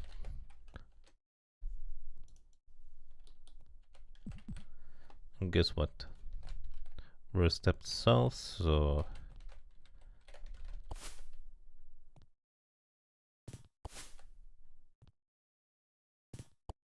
Do I really want that many darts? I think I'm good. Well, then again, I could just throw them away without having to worry about picking them up if I just have a lot of them in my inventory.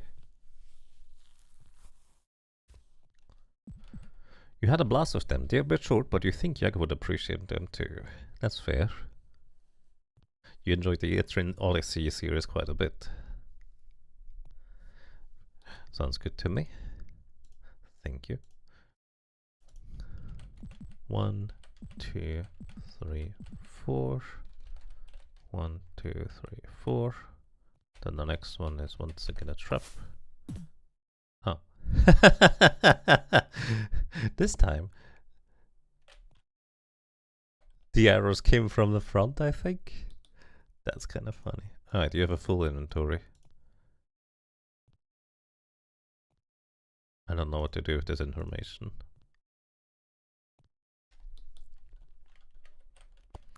Alright, and this goes south. 1, 2. There's no trap floor here. Now we go back west. 1, 2, 3, 4, 5. 1, 2, 3, 4, 5. I just assume it's a snaking corridor like this, but I still need to count. I don't really know if that's true or not. This appears to be a room opening. Let me just guess it's like this. We'll see. 1, 2. I was wrong.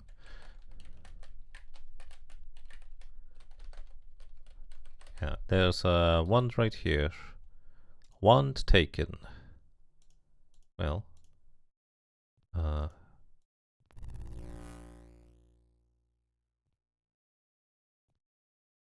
What?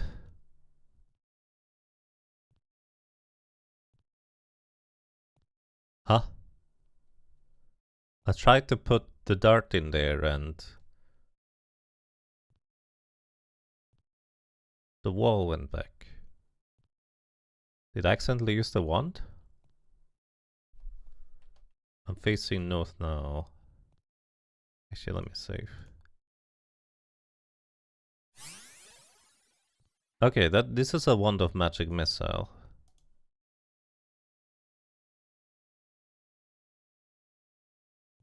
That's fine, it's not that why?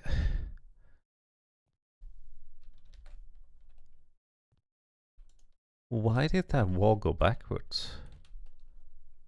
I am so confused right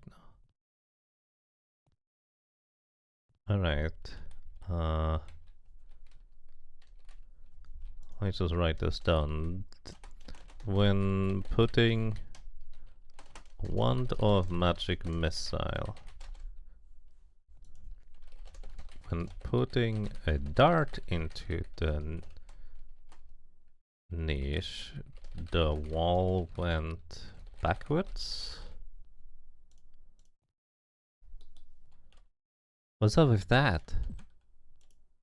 Silverware rack. Be neat. Are the darts made out of silver? Silverware rack. Be neat. Not sure what to tell you, but my chat is pretty neat. Maybe that counts. So we put more darts in there.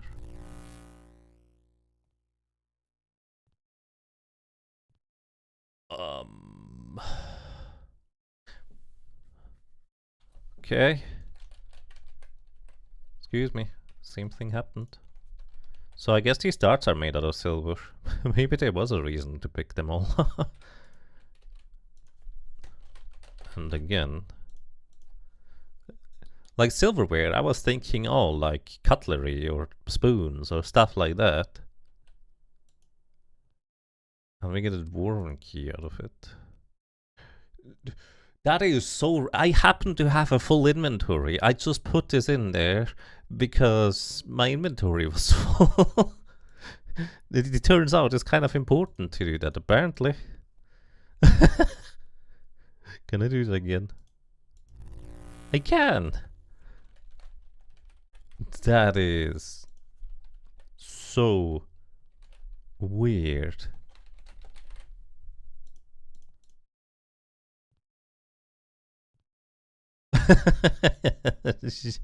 Okay. Sometimes you just get lucky. See if that happens again. Yep, and again.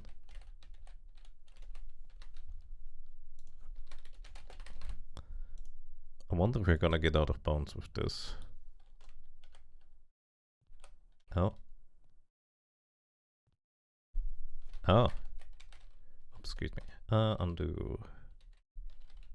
Well, there's 3 niches now.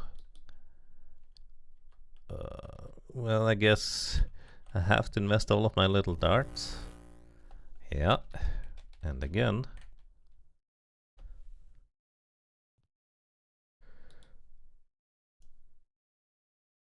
Man, I need to put all sorts of things into all these niches, don't I, in order to see whether this opens into strange and unusual locations.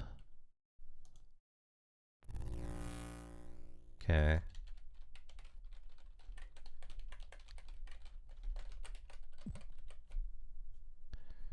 Well, I mean, rip my darts, I guess. And again, we have too many anyways, so it's okay. This one actually just opened up into a straight up passage afterwards. How many steps did we take? 1, 2, 3. And there's more stuff here. So I think this was like this.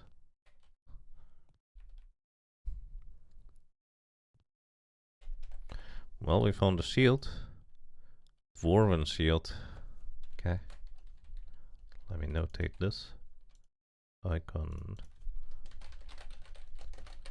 Is a dwarven shield any good? Who knows? Let's see, your current shield. Oh, you have -8 armor class. Is that actually better than a regular shield? I didn't even check last time.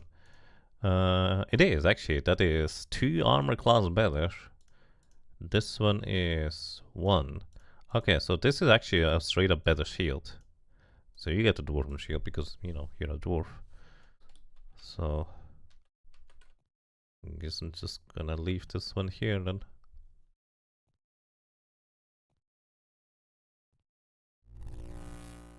I'll guess these are just straight up rooms.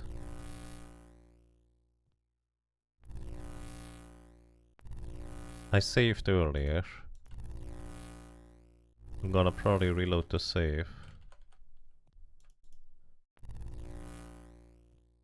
This opens up into a room here. Alright, this was a lot of darts used. So let me just see. There's 2 steps to the east. And then... why do you gain experience? Does stepping here give us experience? Why? Tagor, are you just gaining experience by having the shield equipped? I don't know what's happening. I have no idea what's happening. Anyways, 1, 2, 3, 4. So 1, 2, 3, 4. All of these required tributes to be let in. And this opens up into what seems to be a 3x3 room.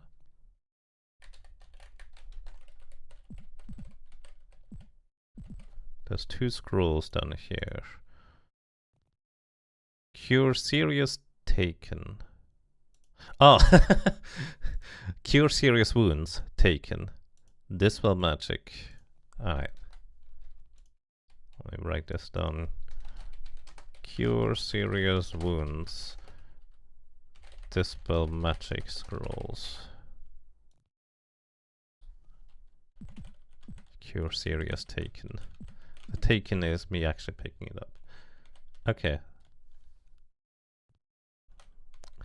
Basically, I saved earlier because I figure I'm probably not going to have enough darts to explore this entire section of the map. That is going to be what I feel like will happen here. Dart rack.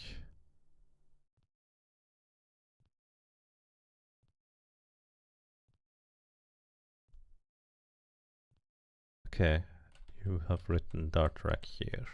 1, 2, 3. I really need to face every wall because I don't think you see the writing from, yeah, the sideways angle. It just doesn't show unless you're specifically facing the wall. So there can be all sorts of things written that I just haven't seen. Alrighty. Dart rack.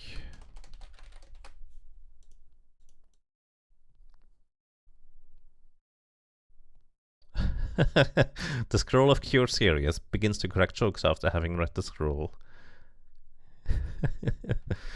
You gotta cure me. You have a terminal case of serious.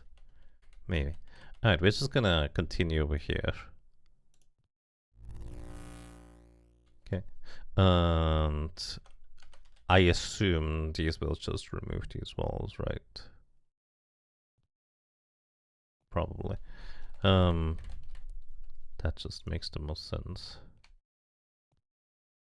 But I'm still going to label every single one of these things that I have been able to push through. So, another one.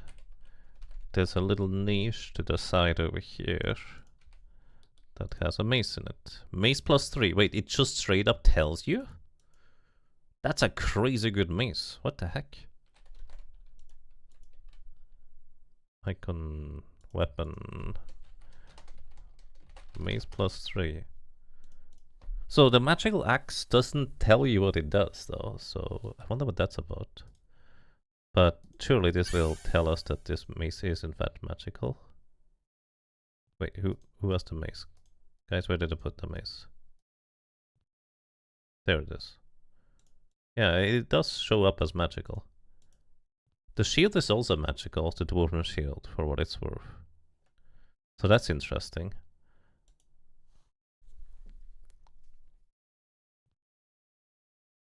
Either that or it's a cure mace there to bait you. I mean, it's possible, right? I also don't know what the second ring does. Oh, actually. Wait. One of these could be the stone ring.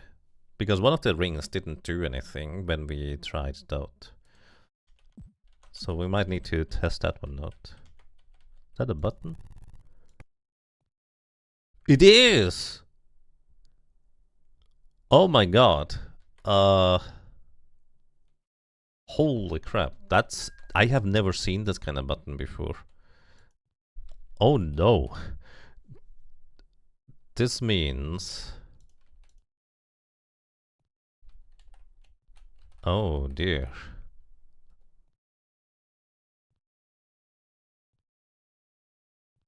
This means there could be all sorts of little buttons hidden like that I just never noticed. The only reason I noticed this one is because I was looking at another wall that didn't have this little thing. So I was like, oh, is this a button? Yes. Yes, it is. Oh my god. Yeah, we are stumbling into the secret area. Like, this was just a secret area. But now we are in the secret area. We're now 2 layers deep. How many layers do you think we can go?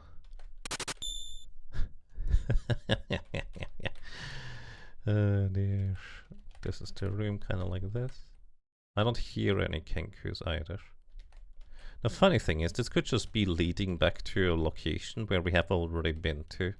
But because I was a dingus, I deleted the map earlier. Actually, this kind of looks familiar. Does it not? With the ceiling holes here. Yeah, this looks so familiar. Yay, Theria, thank you. Thank you kindly for a crazy long time of 60 months of support. Welcome back. And I'm glad you enjoy your stay. I hope you're doing well today. And tomorrow. And the upcoming days, because why not? Thank you kindly. I would like some secrets with my secrets and the side of secrets. Coming right up, sir. Or madam. Or whatever you prefer. 1, 2, 3, 4. 1, 2, 3, 4. Yeah, we have been here before. This is This is not new. We have been here before.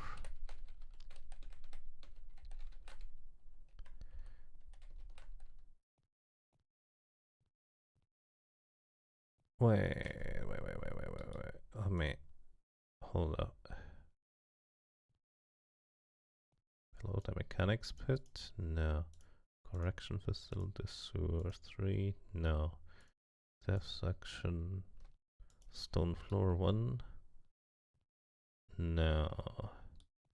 I think... Yeah, okay. This we know where it is, for what it's worth. Okay, so we know where this is, technically. I just need to remap everything because I was at Dingus and accidentally deleted the map that I thought was a duplicate, but it wasn't. But also, now we need to look at every wall again more closely, it feels like, now that we have learned about the secrets of that specific type of button.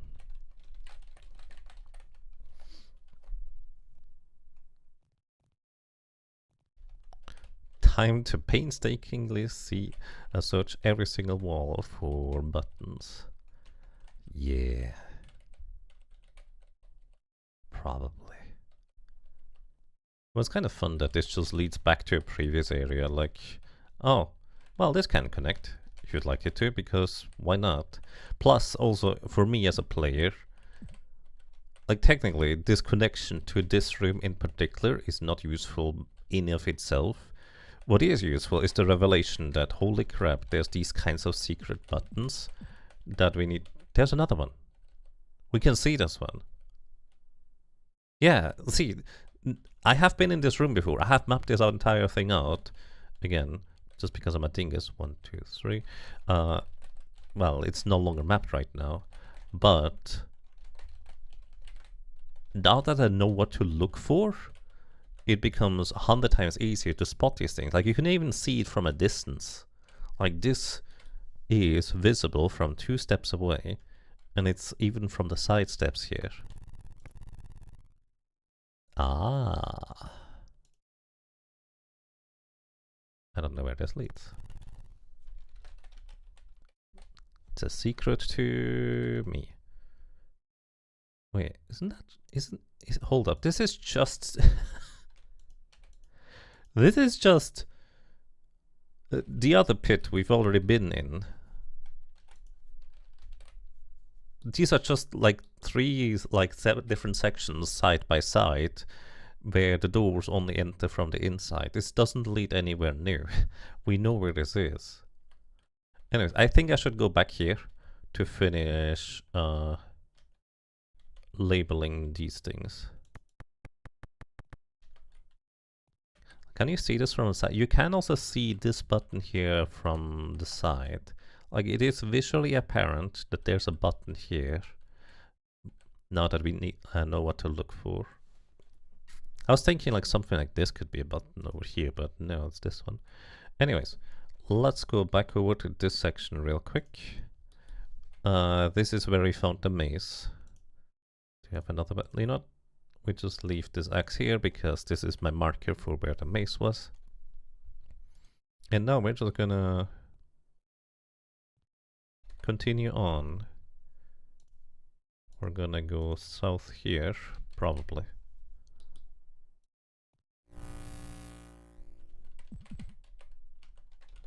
Alright. Also, it's worth noting that all of these rooms also have directions. Why did you gain experience? What did you gain experience from? What did I do? Good job, Taco. Does Taco ever learn spells? I don't think rangers learn spells in this.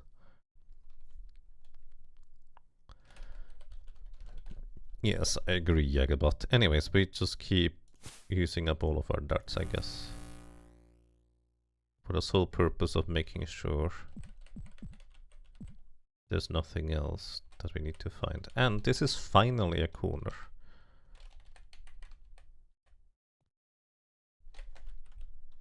And, well, we know where this stuff is. Like, here's the thing. It's technically possible there could be something in the middle of these places. That is a strong possibility. But I will guess that there's not. I still don't want to save or reload the save yet. I do want to look at all of these walls again though. Okay, I think we're gonna go here south. I believe on the other side there's actually no way to go south, is there? Yeah, this is nowhere to go. But there's a way to go south here. So we are right here. Let's take one step south then. And there is like a niche only to the east over here. Well, let's see what's over here. There is an opening. Oh.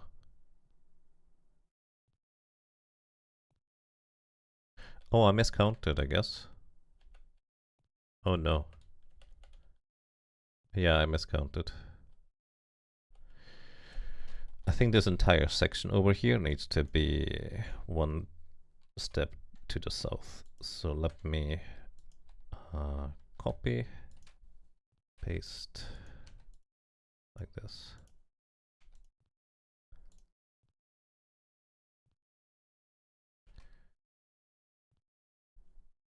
Then, yeah, these just all link up like this. Alright, how many darts do we have remaining? 3? You know what? 3 darts is sufficient, although, fun enough, that is exactly however many darts we need, technically speaking, in order to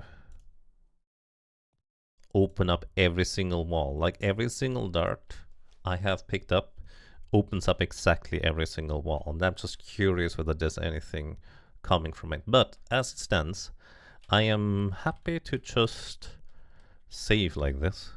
I have enough darts to still work with. But I'm also curious if there's anything interesting that happens when we do this. There's not. You just waste your darts, Jaga.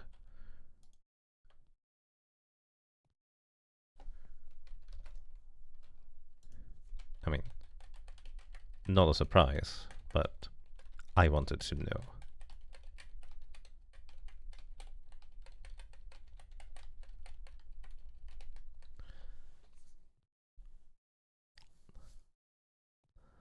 You never would have figured out put darts in slot in wall. Yeah. I mean, here it is kind of obvious. It says dart rack, and there's like a slot where you can put a dart in. Making me think that there's like other silverware that I could have used in order to get to this point instead, right? Anyways, nothing else obvious happens from this position. But again, now that we know about the hidden button of this floor, I kind of want to go by every single wall again. Okay, do I reload the save or do I not care? Honestly, I don't care. Darts are probably not going to be that much damage anyways. It's fine. I'm just going to leave those darts in the walls. We also got a +3 mace out of it, which is kind of fun.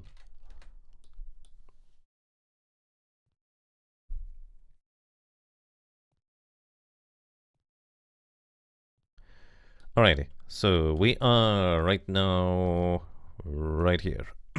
Excuse me. And yeah, I don't care. I'm just gonna save. It's fine. Surely we don't need more darts for opening up walls later. That would be crazy.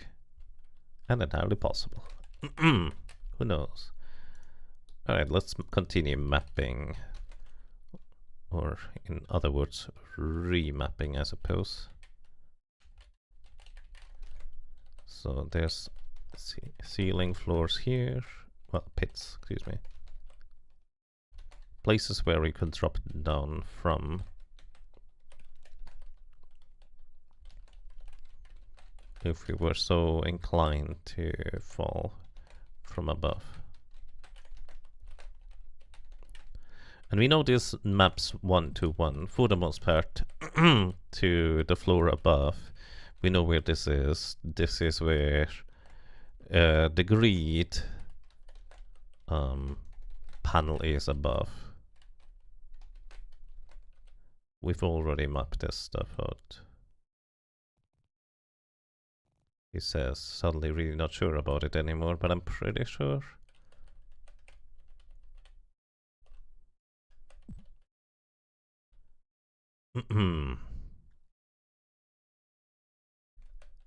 This is a 3x3 room. With a little nook at the end. Checking the walls real quick for buttons. Hi, we can see a button here. This also opens this one. Wait. Oh. I misaligned this room. Excuse me. I need to copy, paste here.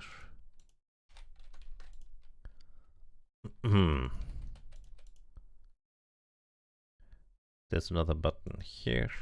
Curiously, it's exactly on the wall on the opposing side.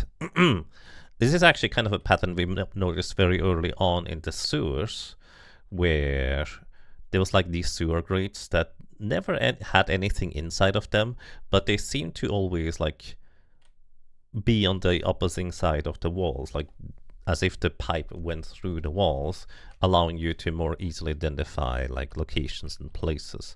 At least that's kind of how I interpreted it. And it might also be true for buttons like that, where they might just be working the same way. Oh no, this doesn't line up at all. What did I do wrong?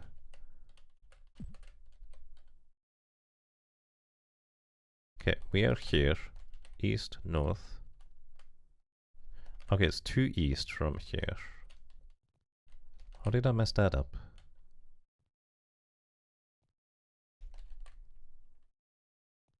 We are right here in this corner.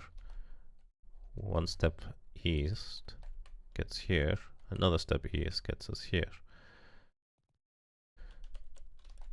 Did I mess up the other room here for mapping? Okay, we are here. 1 east, 1 north. 1 east, 1 north. 2 east. And then the room goes up. So I must have messed up the other room for mapping purposes. This one. So we are in this corner. 1, 2, 3, 4. 1, 2, 3, 4. Seems correct. 1, 2, step forward. 1, 2, steps forward. There we go. This is very wrong. Excuse me. Yeah, right. Okay, now it lines up. This room here was correct beforehand. 1, 2, 3, 4. From here, 1, 2, 3, 4. Then the door is here, as you would expect. Ceiling pits are behind us the entire way up. Wait. 1, 1. 1, 2, 3, 4. 1, 2, 3. No, wait. 1, 2, 3, 4. There we go. I messed up again. Mapping is difficult. 1, 1, 2, 3. 1, 2, 3. I think that's just like a wide open room, is it not? Just the different decorations are the ceiling pins. Then we have 1, 2, 3. 1, 2, 3. Yep, alright. So we are in this room facing north in the bottom right corner. Let me try mapping out the ceiling pits.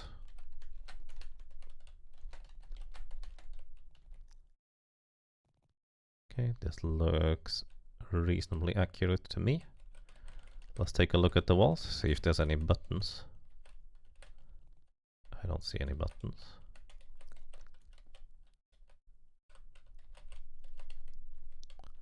Very peculiar that these two... Wolf has gained a lot of experience. Why do you gain a random experience? Do you just gain experience from having survived for a certain amount of time or something? I genuinely have no idea what's going on. Let's cast create food. Anyways, well, might as well just continue mapping from this point on, I suppose. So if you'd like to keep your eyes peeled for potential buttons on the walls that we now know about, feel free to let me know. As usual, backseat gaming is allowed as long as you don't know the solution or looked it up beforehand. So let's see, 1, 2, 3 to a junction. So that's 1, 2, 3 to a junction, and continue mapping. Hey Whitwix, welcome. Hope you're doing well today. Thank you for the good luck. I hope you have a lovely day. I saw you recently stream some balloons. I actually have to admit I haven't seen you stream in a while, but I don't know if that's just because I haven't been on much on Twitch lately watching or any other reason, but I hope you're having a good time there. Good luck with your endeavors. I hear Kenku steps. Oh well, 1, 2, 3, 4, 5, 6. So from here, 1, 2, 3, 4, 5, 6, and I think this is just gonna go to the door, yeah. There's also another junction here. Oh, this is our way up, for what it's worth. So right here is a staircase that goes up. And we do know where this leads. Let's go up. We do know where this leads. He says, suddenly really not sure where the thing is that leads to this. Let me actually see. So we want to link this to... This should be the Dwarven Posse room. This should be this one, I'm pretty sure. This links here. Oh, that's why the other room was not linked anymore, because I rearranged this entire thing when I corrected the map offline. Alright, this is here. These are all of these ceiling pits that we see from below. I feel like I should just color code them again as well, because they do kind of map one to one. So let me just do this because I can. So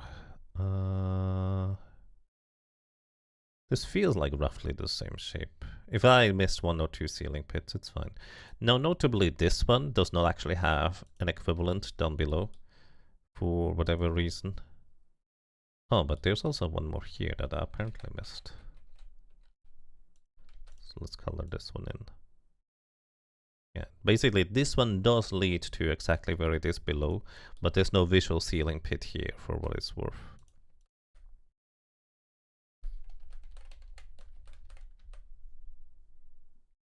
I think this is correct. Yeah. You think the Commodore Amiga version of IF Beholder had an automap back then, and there was a C64 version released by a small group of devs in 2022, which had automap too. Yes, the Steam version where you can buy it nowadays also has, I think they call it the all-seeing eye, that also allows you to have an automatic map for this. I was considering using that version, but, well, I didn't want to spend $10 for one, and for two, I genuinely think the mapping aspect is quite fascinating and interesting to me as well. So I did kind of want to just do this by myself anyways. But yeah, we also know that these doors here only open from inside, for what it's worth.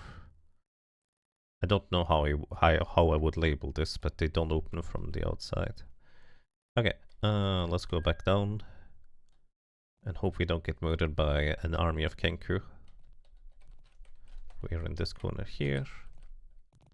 Also, as I mentioned before, keep an eye peeled for, oops, wrong color, 4.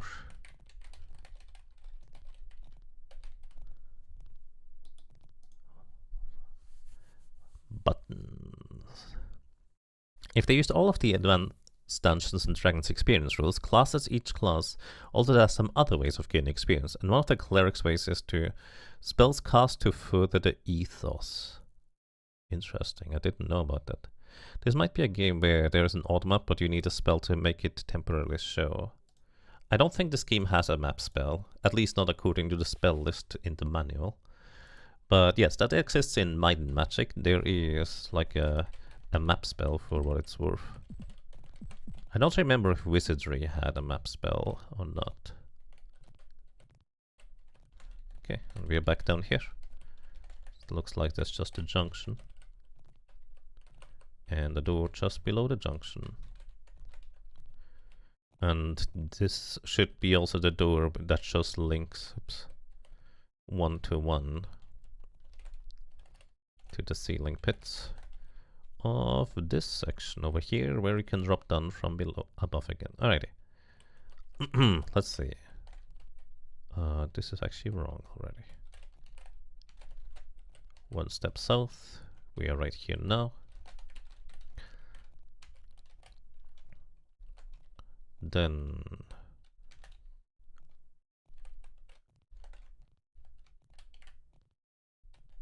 this appears to go like this, and then a little nook.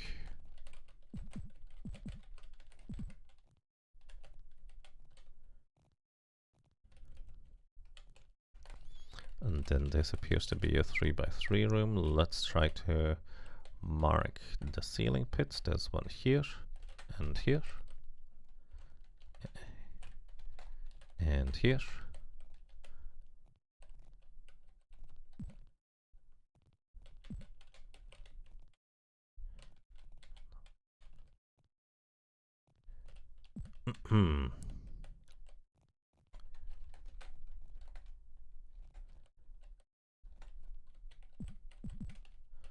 Just making sure I bumped every wall to see whether we can go through or not. Ceiling pits here. And here. The game feels kind of laggy, as if there's a lot of creatures moving about right now, to be honest, so mildly worried about that part. Because I don't know if with my running back and forth, I might have spawned in like 20 Kenkus or something like that. Because I assume that's how it works, but I don't actually know. Ooh, I made a mapping error somewhere. Where I assume you step on specific tiles in order for enemies to spawn in. 1, 2 to the corner from here, 1, 2 to the east, 2 to the south. Oh, it's 3 to the south. Okay, that's where I went wrong. This wall is too wide. And then open. Okay, now the map lines up again.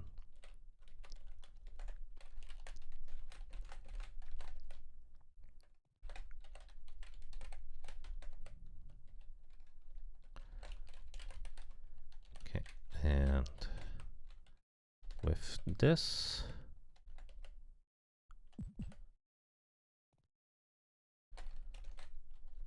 we should have this entire room mapped, I think.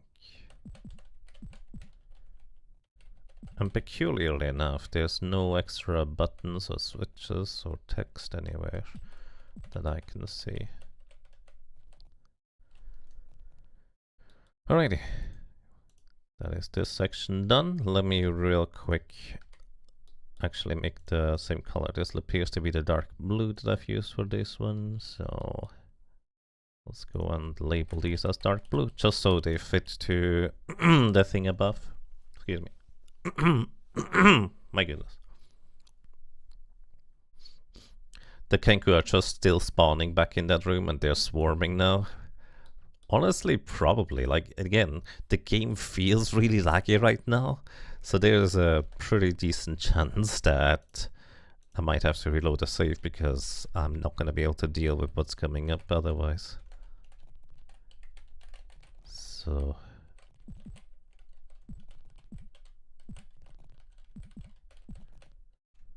This also means previous floors where we saw like suspicious pockets. Also, more potential now that we might want to... Oh, Kenku. Oh god. I think that's a lot of them.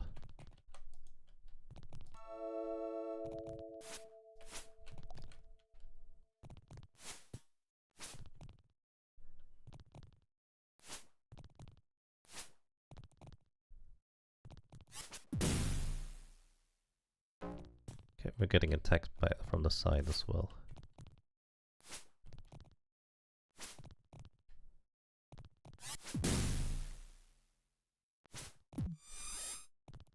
There's more.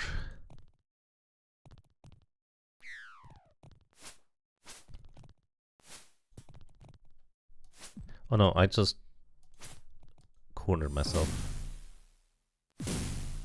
Ay. Ay, ay, ay, ay, ay, ay. Oh no. Stop. Trying to turn around to hit this guy.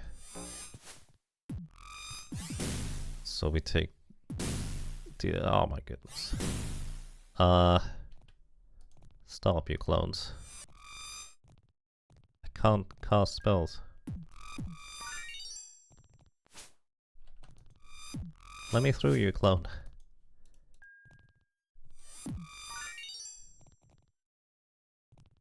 It's so laggy. It's so hard to control right now.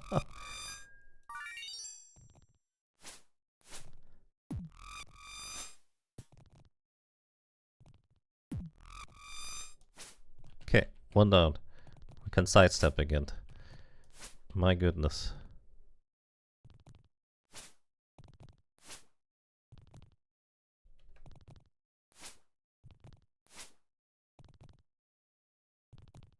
Okay, they seem to always go in a circle. Oh, not always. Usually though.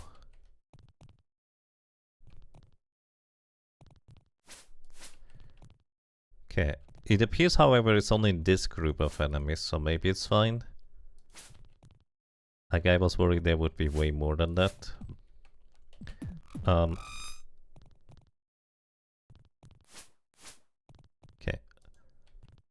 We're getting somewhere. Basically, I just keep sidestepping and then move around. The door room has gained a level of experience. Good job, door room. You just watch the other guys fight. Alright, there's clearly more. Okay. I can hear you. Maybe it's the last one. Or maybe there's 5 more. Again, it's entirely possible I stepped on whichever tile it is to spawns the Kenku like 5 times because I'm running back and forth through the hallways trying to make sure I didn't make any mistakes with the map, which is not conducive to your survival. Right. There's clearly more.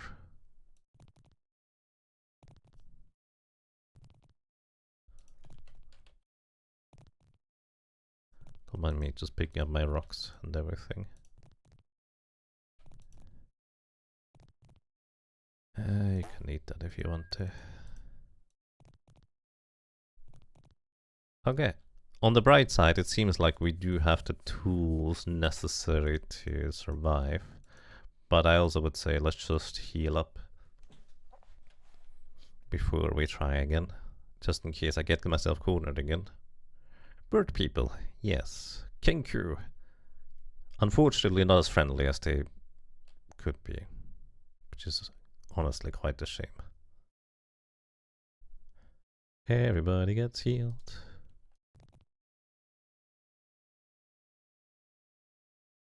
Alright, let's see. Is there more?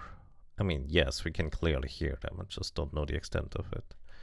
Also, we are in front of a door right now to the south. I believe we are standing right here. This is the place I just took a refuge in a second ago. 1, 2, 3 steps forward. Found a rock. Alright. 1, 2, 3, 4 steps high. I'm not gonna remember that number, unfortunately, for me. Increase our chance to hit with Bless.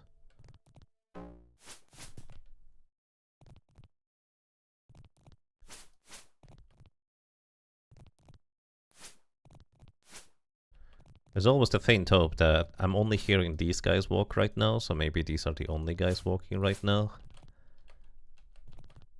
I almost cornered myself again. Oh, there is another guy. He's attacking from the side. And he just missed his magic missile. One down. Okay, as long as we keep them like bunched up like this, it's much easier to just keep sidestepping their attacks. But they do seem to occasionally just act separately from each other. I don't know what that is generally governed by, aside from our position and maybe us hitting them or trying to anyways.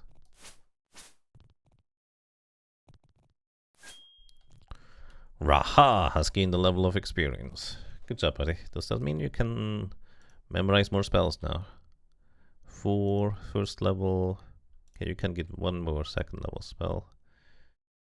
Oh, right, we have haste. I should probably actually try that. Maybe Fireball too. Oh, we don't need. We have 4th level spell slots, but we don't have any 4th level spells yet. And there's no upcasting in early Dungeons & Dragons editions. You just have specific spell slots for specific spell levels. And you need to specify which spell you memorized for which slot. Like, it was rather strict, to say the least. Food for you. Food for you. But also, again, technically, if you're struggling for food, you can always come back here to hunt down more Kenku as food, I guess. Because I'm not entirely sure whether these Kenku actually drop the rations or whether we are functionally eating the Kenku. Which, you know, if you need to survive, I guess. It's not like these birds are trying to negotiate with us. 2, 3, 4. 1, 2, 3, 4. We can finally continue mapping. Looks like 3 steps. No, only 2. Oh, hi! My goodness. That's a lot of them.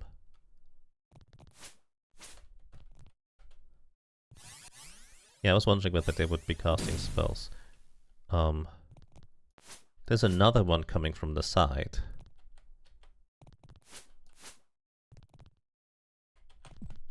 Oh no.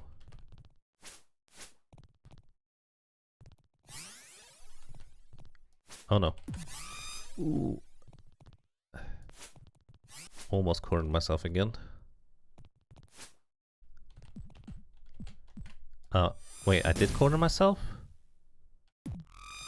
No, there's just more Kenku behind me. Oh, this is so bad right now. Prayer.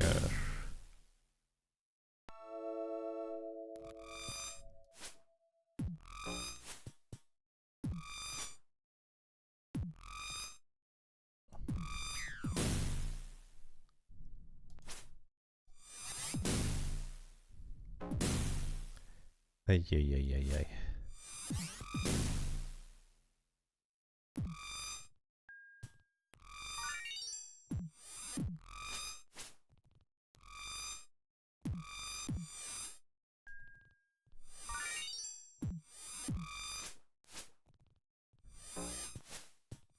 Durham, I need you to block for us from the back there, please.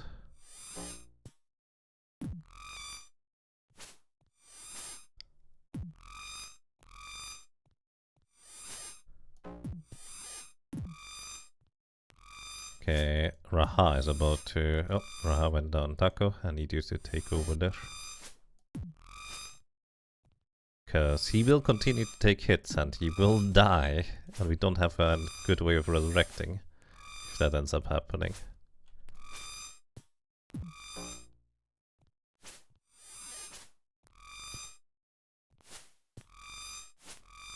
Alright. I was thinking, I was pretty sure there should be space over there. but we were ambushed from the backside by more Kenku.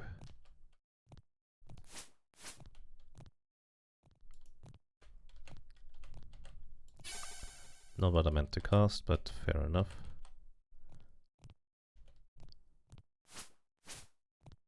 Don't know where the others went, but we can deal with one at a time for now.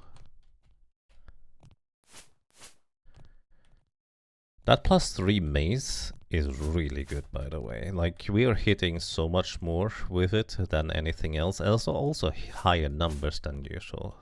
This is helping a lot that we have actually a +3 weapon, which in Dungeons and Dragons terms, in case you're curious, +3 is crazy strong. Like, effectively +3 means that you get +3 to your chance to hit rolls and +3 to your damage rolls. I don't know whether that's true in this game or Advanced Dungeons and Dragons as well, but usually just having like a magical weapon +1 is already quite decent for the early stages of adventuring. +2 is like high class, high quality, but then +3 is just like legendary almost. Maybe not quite legendary, but like it is insanely powerful, relatively speaking.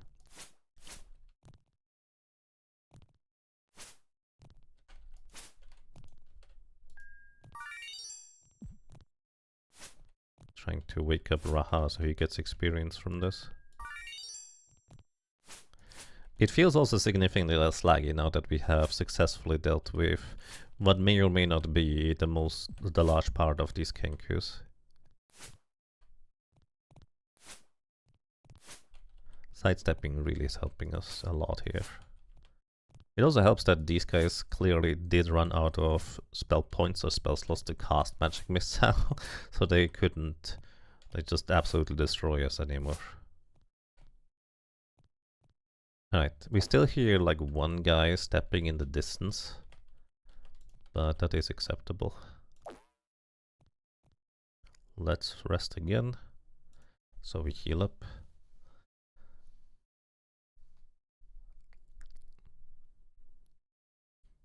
+3 is like gaining 15 to 20 levels in a JRPG. It's huge, yeah.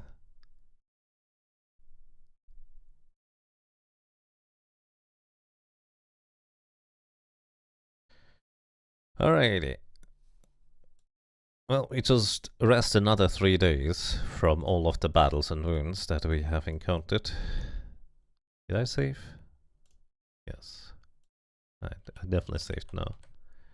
Okay, where am I? Kind of lost track of where I was, to be completely honest. Here, Taco, you need your arrows back.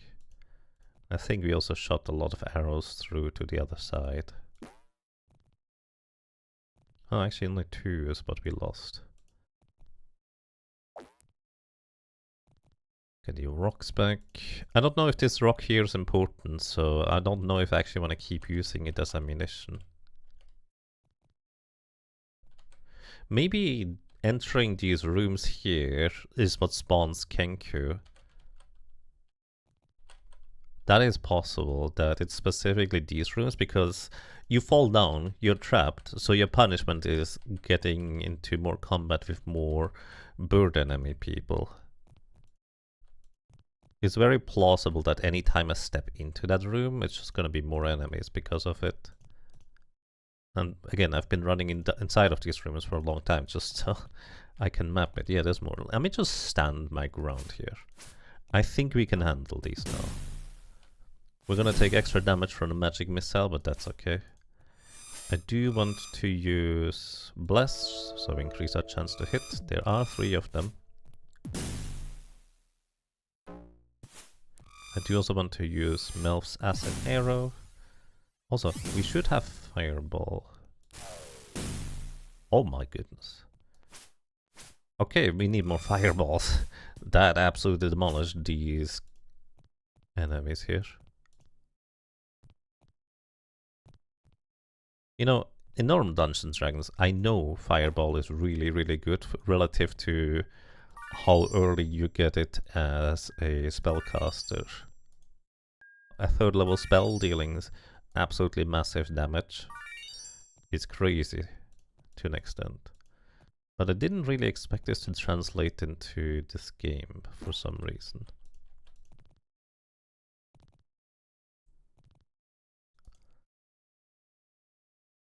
But also, this means memorize spells. Raha!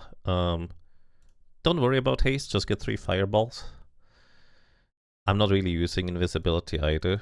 Plus, invisibility is actually... Oh! Okay, so we have an invisibility of 10 foot. This makes our entire party invisible. This makes a single character invisible. That's what the difference is. In hindsight, that makes a lot of sense. Okay. Alright, this was like the first trap room over here. 1, 2... It's only 2. Wait, where am I? This is north. Hello. Where did you come from?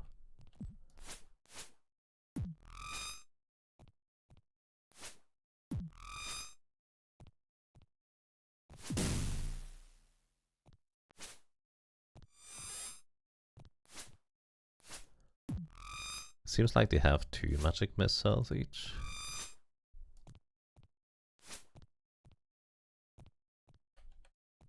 Okay, and this is here. 1, 2, 3, 4. 1, 2. 1, 2, 3, 4. 1, 2. Okay, that's why. Then there's the door here. This was like the first dart trap we ran into.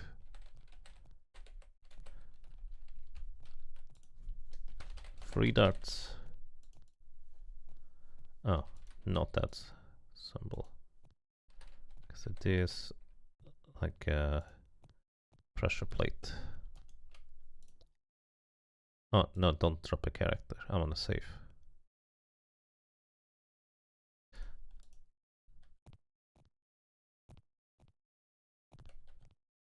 Okay, I think I labeled this correctly. I guess I didn't see these holes in the walls the first time I was in this room. Like, I figured this was what's going to happen, but I guess I didn't technically know. Alright, then this goes to the west and junctions over here. And if my map is correct, this should just line up, hopefully, with this place. It does indeed. Oh, hi. Ow.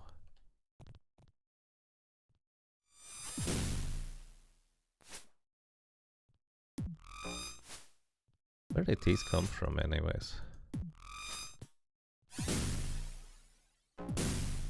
Alright, we need to exchange you to the front, buddy. You get the axe to use.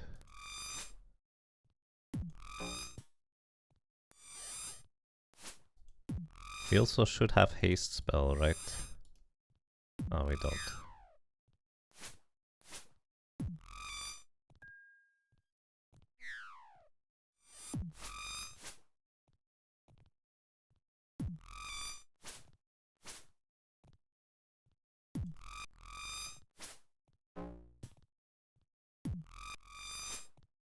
Durham keeps getting hit.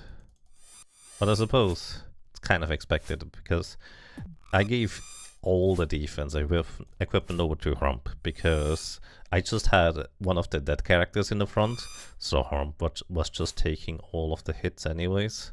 So it just made sense to give everything to one character at the time. I still hear more footsteps. This is ridiculous. Also, I want my arrows back. Like, it's 2 sets of footsteps now.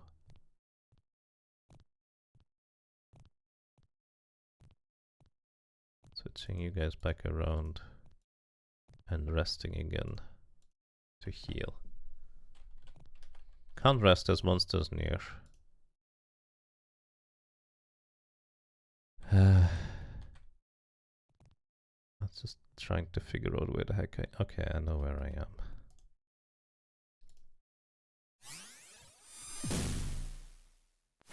Well, Dago just took a nap.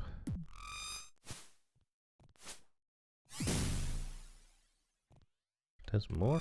No, it's just this guy. He's just being a big meanie head.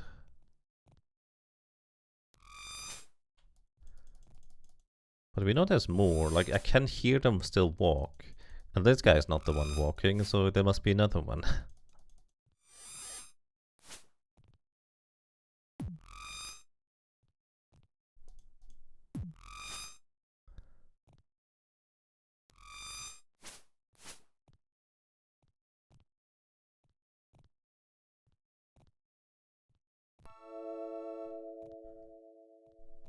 Should have probably done that earlier. Because prayer is basically bless. And some more.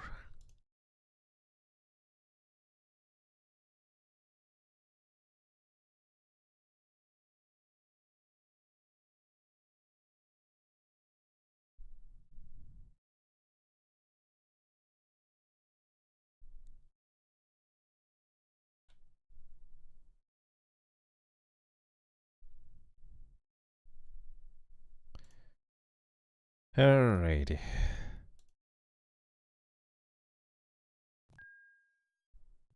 Excellent. So now we know where we are. We are right here. And I guess it all links back up. Does this mean I'm done with this floor?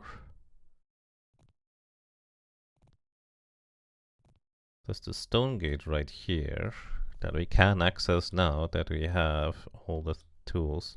We did get an extra key, did we not? Let's put you back in the front. Who has the keys? Tagore? No, Taco has keys. We did get one extra key. I don't know what that one is for, though. Oh, here. This is why I needed to label these things purple, I guess. I forget what that was about, but there was another keyhole over here that we didn't activate at the time.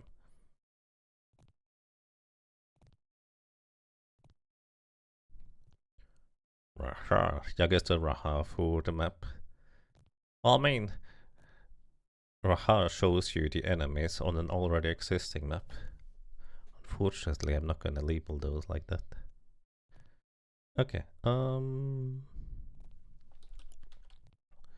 anyways, with my newfound knowledge about potential buttons, let me just take a peek into these rooms again. Just in case there's buttons somewhere.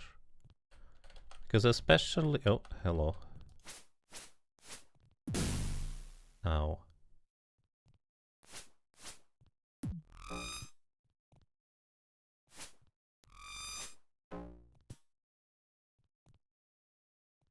Don't need them.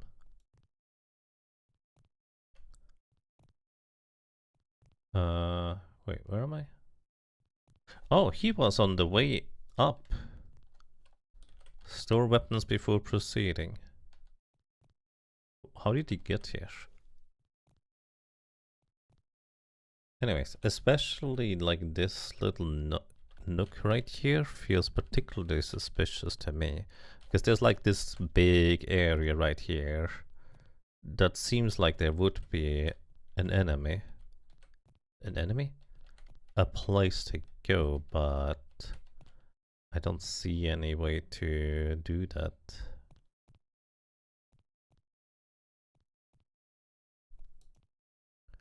Yeah, this is the nest text again.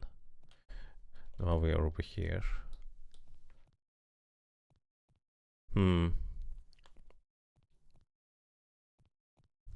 you think Raha shouts his name like a Pokemon when casting a spell?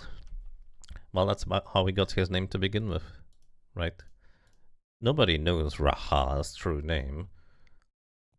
They just needed a way to refer to him, and that just made the most sense.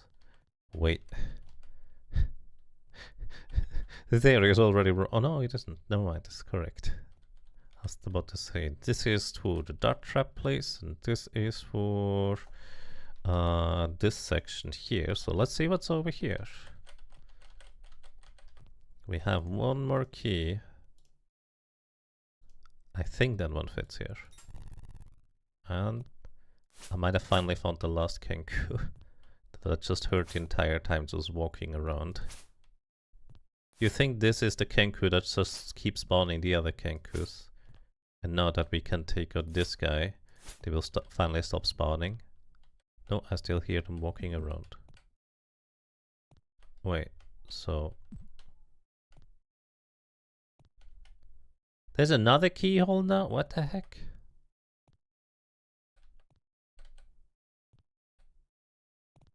Was this here before? I did just save, right?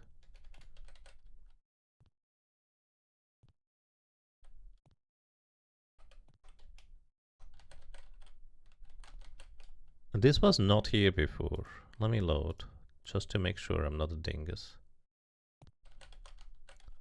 There's no keyhole right here. You can throw the key at the wall. Yeah, no. We have to use this in order for another keyhole to appear there.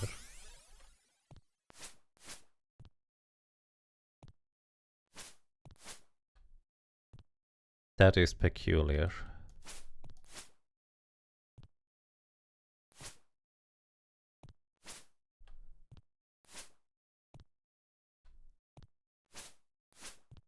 You know, I was just thinking a fighter mage might be really good against Kenku because the fighter mage could use shield. Anyways, well, that is not terribly insightful, not gonna lie. So,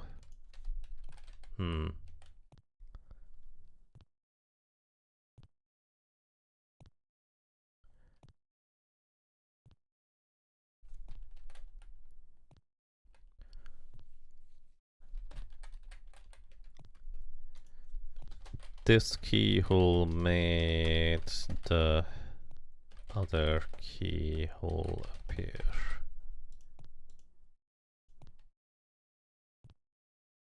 And, well, we don't have enough keys for this.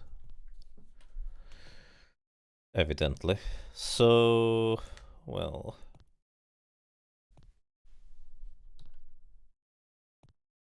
It really feels like there could be something over here, but it might just be nothing. Like other maps had these kinds of spaces as well.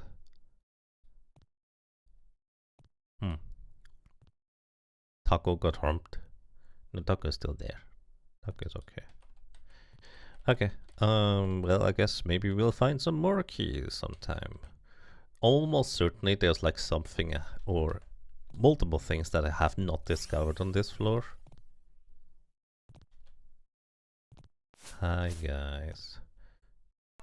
Less for increased chance to hit. The funny thing is I literally pressed backwards just like a quarter second before their spells activated. I feel like I should have gotten the opportunity to dodge those magic missiles, but then again, technically magic missiles never miss, so you shouldn't be able to dodge them in to begin with.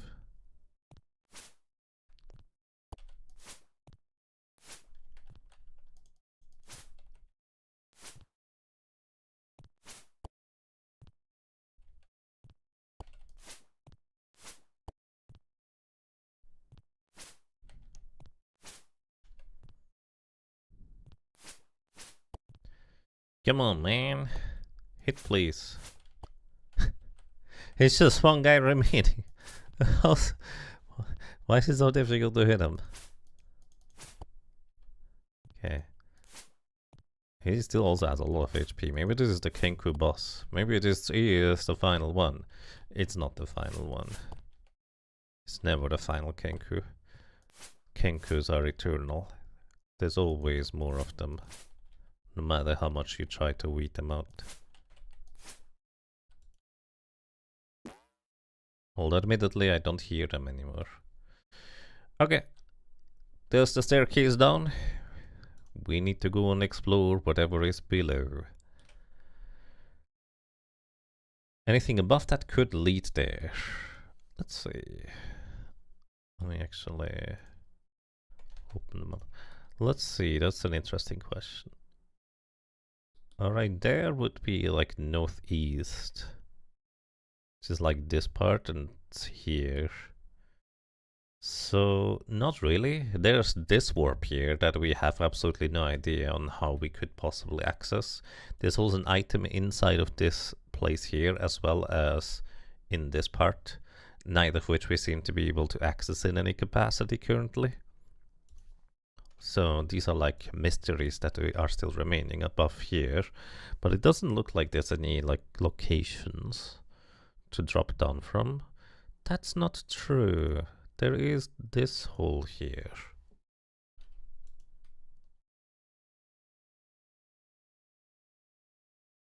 There is that hole. Well, let's see. Maybe you're onto something there, Quadlight. Let me go ahead and backtrack from here all the way around to here. This is my goal.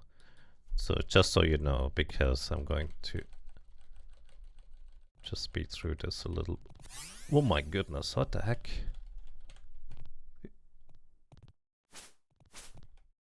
Alright, well, I guess we're not gonna speed through this quite yet.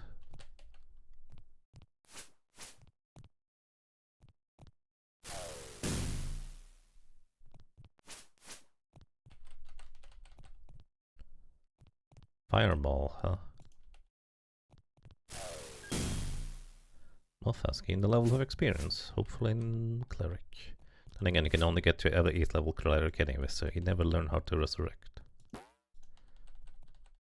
Sorry, I need to just briefly check this hallway whether there's any more of these clones.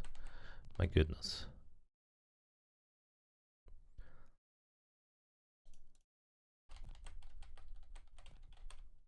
Alright, upstairs we go. Then going through here, this leads here. I wish these things would just kind of like center on the link that we get to. That would be kind of convenient. Then from here we want to go up north. Wait. Oh, wait. This leads here.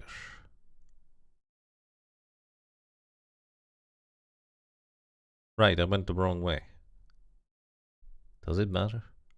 Not really, we can backtrack from there as well. Alright, I need to take this one, then we take this one, and then we're back. From here, through this wall, this is here. There's also a ceiling hole up here too. There was anyways. Where are we? Let's see. I see more Kenku.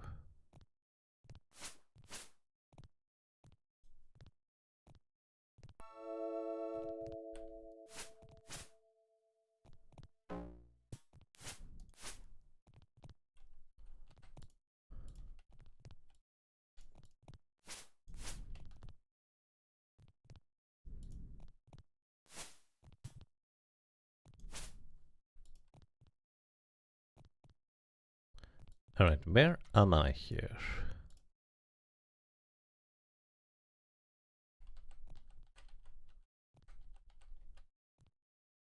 There's a nook over here.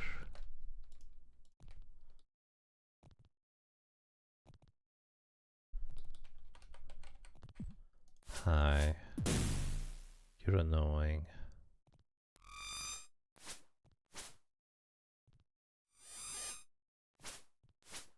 Please let me through. I'm just trying to figure out where the heck I am, buddy. Thank you.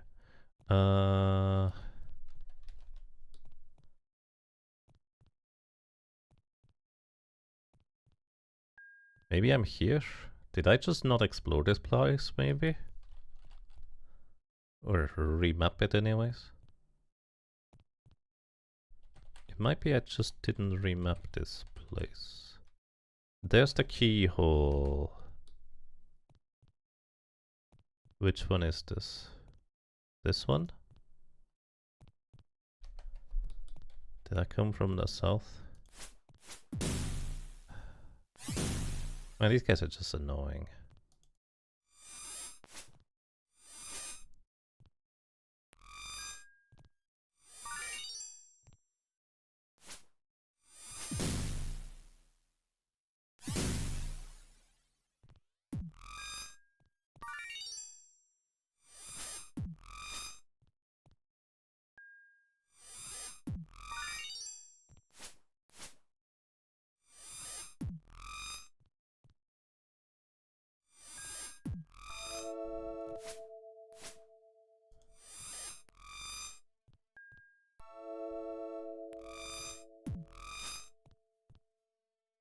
Okay, lure him. I need you in the front for now. Oh, Tagore already taking enough now.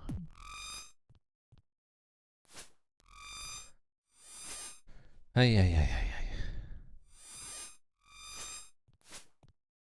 Nice 11. Pretty sure that's 8 plus 3, because Rump probably rolls an 8-sided dice for the damage roll and then adds 3 with a plus 3 base.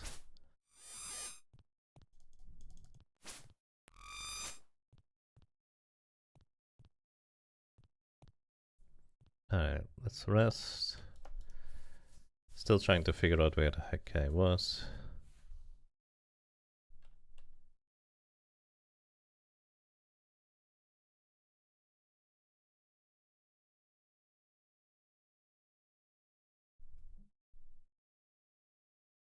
I don't like these respawning enemy areas. Very annoying to deal with.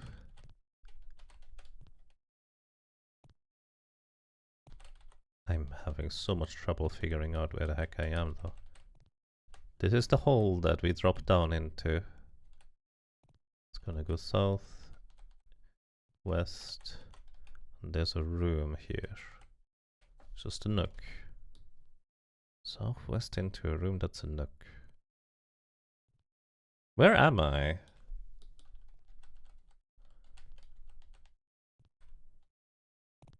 Oh, this is where the wizard guy was. This is where the wizard attacked us. I think I just didn't map it. Hi. Annoyances.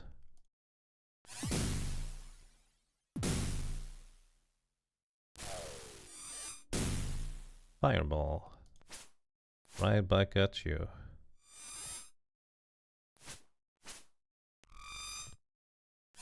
Alright, never mind, we're just gonna cast more fireballs. My goodness.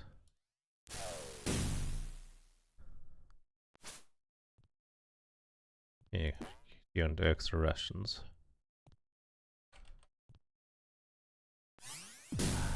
Okay, we know where this is. I guess I just didn't map it. That's almost certainly exactly what happened. Because I think I'm on the east side, in that room just to the east over there.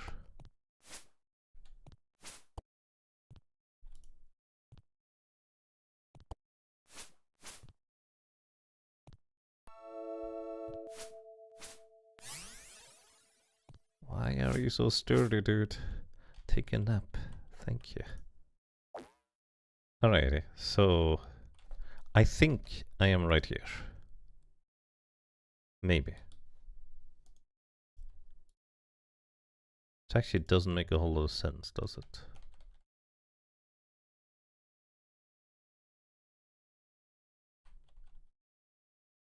Huh? Like there's this kind of situation going on. If that is where I am.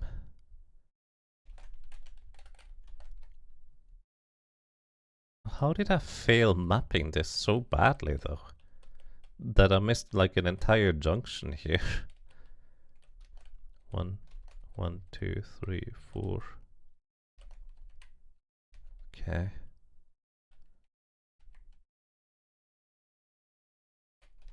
One, 2, 3, 4, 5. This is mean wizard, but he also informed us about that he needs the wand in order to defeat Xanathar. So maybe he was just trying to help us in his own quirky way. Facing south, facing west. We are right here. 1, 2, 3, 4. 1, 2, 3, 4. There's like a hallway. Goes like this. Then this is where the wizard was. The ceiling hole is right here. Then we are right here. 1, 2, 3. 1, 2, 3. 1, 2, 3, 4, 5. 1, 2, 3, 4, 5. Alright, this entire area is now filled out, I think. My goodness. It turns out I was just missing a junction here that I didn't take when remapping the area. Were things on the ceiling in that loop? I'm sorry, where? What?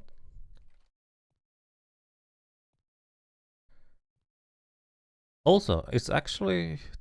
No. I was about to say, maybe that junction was just not open until you drop down through the hole, but I'm pretty sure we've dropped down through that hole before. Anyways, we're going to the next floor. I'm going through here, here. It's the objective.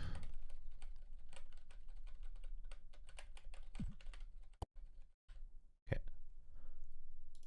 The area just passed through. There's like holes in the ceiling or something. Yes, this is what I mark as this one. And this one maps to this hole in particular.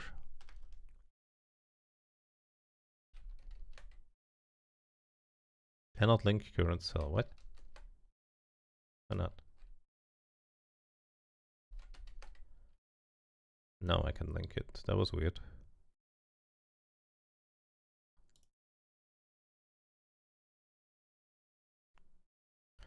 This maps to here. So this place here is where we found it earlier on. Just links to right here. This is why there's a hole in the ceiling. You can drop down there. Alrighty. So, I'm gonna get up, stretch, walk around, change laundry. Probably go and grab some food. So I will be taking a break, everybody. 10-ish minutes, 5 to 10 minutes. And then we'll continue on in the lower floor, see what we find there. So I will be back. Thank you so much for watching and enjoy your break time.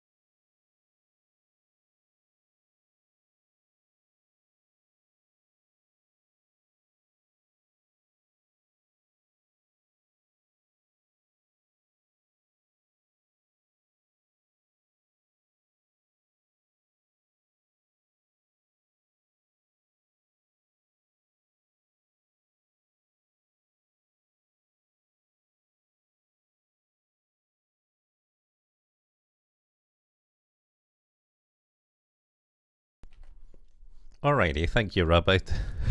It gives me a gentle nudge in the right direction. Delicious hints. Alrighty, I'm back. I have rested, I have eaten some food. Unfortunately, no great food spell for me. But there was still plenty of food in the fridge. Alrighty, I suggest let us continue down into the next floor. So I'm going to go ahead and -7. Below Kenku Nightmare. And actually, you know what I'm gonna do? We're going to rename the Below Dwarven Posse into... oops, that's not what I meant to do. Into... Kenku Nightmare. That seems appropriate. Especially since I just labeled this other one. Alrighty. Then we wanna link... Where's the door? Oh. There we go. We wanna link this one up to Kenku Nightmare. To here.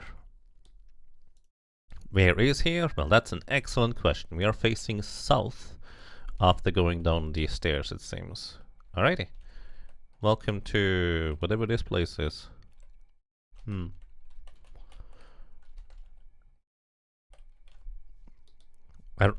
Honestly, I kind of am half in mind of just going back upstairs instead, checking every wall for now the new key switch visual thing that I'm aware of at this point. Okay, and that goes like this. This is a big place. Of course, we also have to check all the walls. And there's a door over here. It is locked. Actually, I should still try whether we can just open this. We cannot. Because you never know in this game. Well, I never know in this game. Maybe you do. Who knows? Alright. And... well, that was a quick adventure. Yeah. We can't go anywhere. That was fast. I don't see any switches on any of the walls either, so consequently, let's go back upstairs. Because if you remember, over here, there's these things where we can drop down. Alright, I take bets, or well, suggestions. Do we drop down on the east, or do we drop down on the west? What is your opinion? Do we go left or right?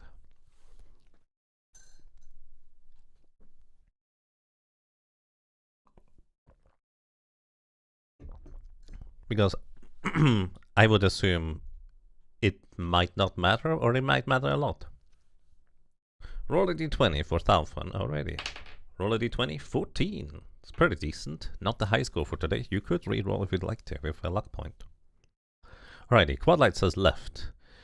Thalfan says odds left, evens right.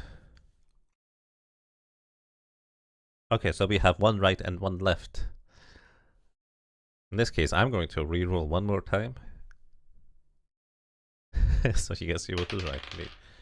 And it lands even again. Alright. Quadlight has been overruled by 2 dice rolls. Let's head east. Bonk. Alright. And there's we need the key. Ooh, that's a good one. That's kind of one we need.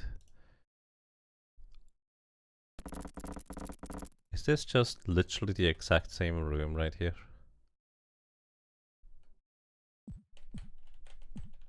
It is. It's just... alright. This was definitely, I would argue, the good choice. The other one might also be the good choice for all I know. But...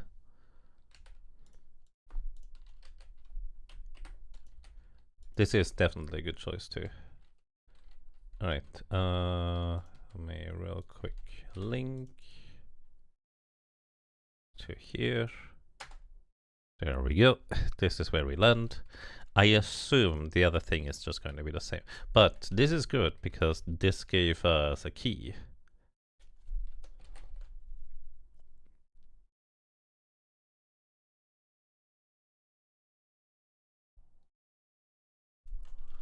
And we don't need that one.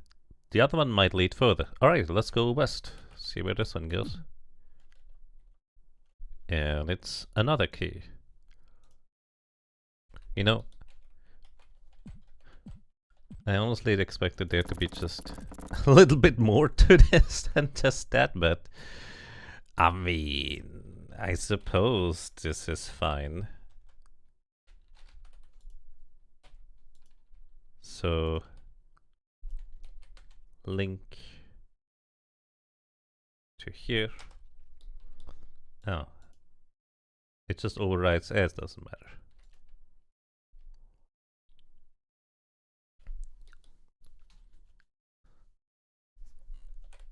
Okay.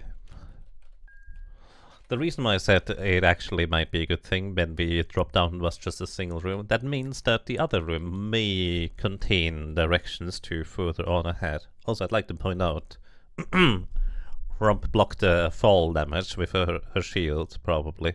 This is why she didn't take any fall damage. Because if you think about it, let's say a gigantic Cyclops swings his mighty club at you that is like the size of a building. If you block something like that with a shield, then you can absolutely block falling through the ground with a shield as well, right? Anyways, we're back over here. Now we have 2 keys, and let me guess we need to use both of them. Let me save. Alright, Taco, open Sesame. Well, not a surprise. Let me guess, there's now this thing open. Oh, this is a different keyhole, is it not? I don't know if we have that kind of key. I guess we can try. Alrighty. I should probably notate that this uses a dwarven key. Because they are labeled as such, so we also... Dwarven key. And then we can write this. We want to keyhole this one. Wall. Kind of like this.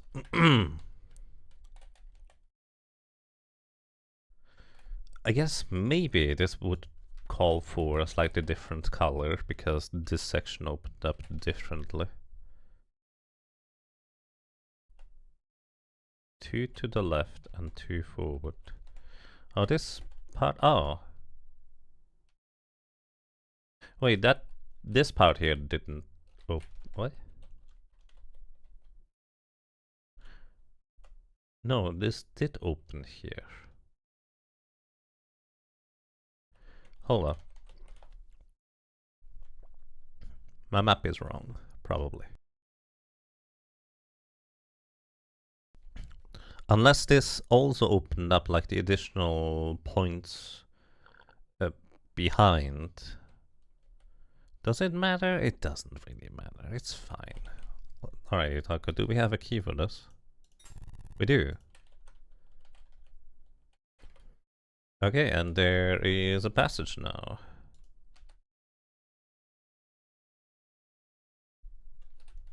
Alright, so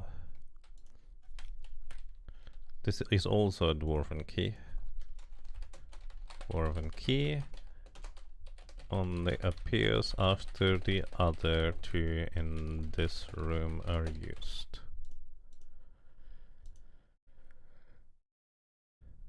It's worth reloading and checking the shape before opening it. I think it just keeps changing. To be honest, I think it doesn't matter. Like the final one might matter technically a little bit. But it's fine. 2 over, 2 forward. We're in this corner right here. Then this part here opened, which is... Well, let's label this in blue. Then this one just probably goes forward. One, two steps.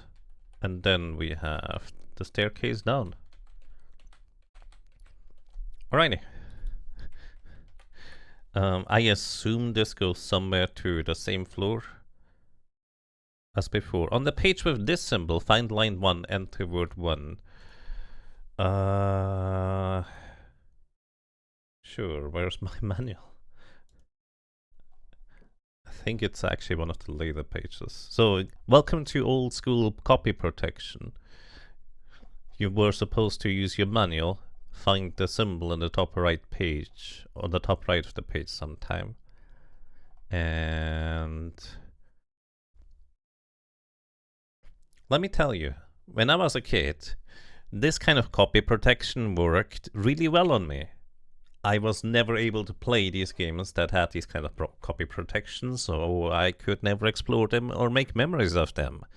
So they successfully prevented me from playing these games, even though I think the original intent of these copy protection things was so people actually buy the games, so they do have, proper access to it, so they earn money. But I don't know about you. For kid me, it just meant I couldn't play these games. Which is arguably much worse than them maybe getting like one extra sale out of it or something. Anyways, find line 1. Okay, this is around according to my manual. Going down. Ooh, we found the places. Wait, this is a different place to go. Did I save before going down here?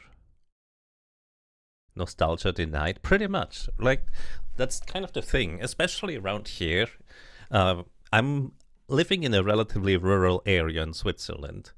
There's just no video game store or shop anywhere nearby. Well, at least there wasn't for a long time. So the only way I could play a lot of games was just by friends happening to have them for one reason or another and lending them to me. And if they had any form of copyright protection, I just couldn't play them.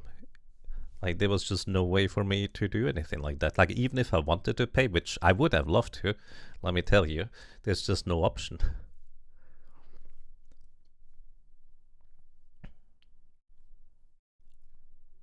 You had Legend of Longbow and did not realize that these things were in the manual, so you mapped out all codes by hand, despite having it legit. Fortunately, they weren't too bad. Interesting. Those sassy drow mustaches. A drow patrol squad stops you from advancing. The patrol leader eyes you with contempt and snarls. Okay, trollbait. Give me one reason why I shouldn't run you to the slave pens. Yeah. Welcome to all Dungeons and Dragons. All drow are evil. For reference. That's like drow is just intrinsically evil alignment. That's just what it is. So I guess it's kind of arguably a good thing because you know what you were dealing with. But also, this is a red level. We are in a different place now, which is very peculiar to me. This does not lead to the same lower floor as the other staircase. So I'm not sure where that other staircase leads. Actually, let me real quick check something on my map. Because I'm thinking, what if this staircase leads to right over here on the same map technically? Would this one actually fit here? This is completely irrelevant to the drow situation right now. Sorry, I'm just curious. Let me copy. And then Shift P was it? Yeah, I mean this kind of fits here. If you look at it like this kind of fits here. Actually, not quite. I think we would be one tile too high up. Although maybe that doesn't matter on the staircase. You know, this would kind of fit in here. Like, it doesn't make sense when you drop down or go up or down the stairs that it would slot over here. But functionally, this might be how it's programmed, for all I know.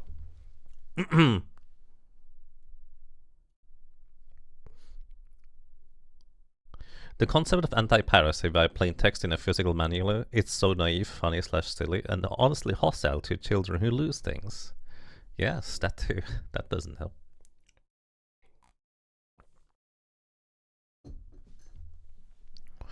Alrighty. Anyways, what do we do to the brow? Like, I'm actually curious what happens if we try to bribe them. What can we bribe them with? The patroller has a Kenku with approval. Oh, we just give them Kenku X. A bit young, but potentially useful. He turns his dark gaze back to you. All right, you can pass, but keep out of our way. The Drow Patrol leader takes all the Kenku X from your party and walks away. Oh, that's what the Kenku X are for. That's fine, I don't need the food. So, you can just avoid fighting them if you have Kenku X. Now I learned what the Kenku X are for. Welcome to the red area, which is very peculiar. I am curious where this goes. Alrighty, so we need a new floor in this case. This is probably -7. I'm just gonna leave it at -7 here. Drow area. -7. Welcome to this place, I guess. Link this to here. It's a very strong suspicion that this technically just slots in here. Which is also why it is so small, this area below here anyways. Makes you wonder if you should drop some X beforehand for later use. You know what? That is a fantastic idea. Let's reload actually. Alrighty. That is a very good idea, Quadlight. Let's at least keep some Kenku X. In fact, how many Kenku X do you think they want for bribing purposes? Let's just leave all but one here.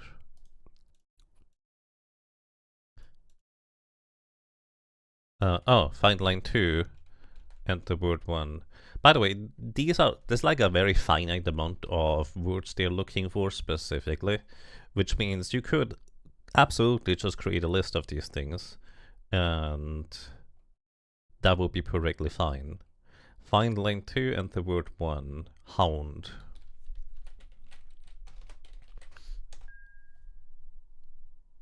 Alright, bribe. Okay. They take all the Kenku X. Joke's on you, we still have a bunch.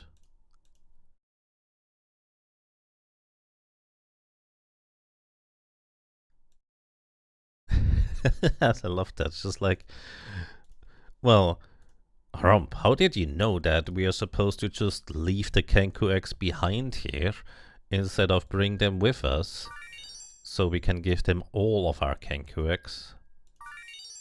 And Rump just goes, what do you mean? How did I know? It's obvious, isn't it? That's exactly what happens over here.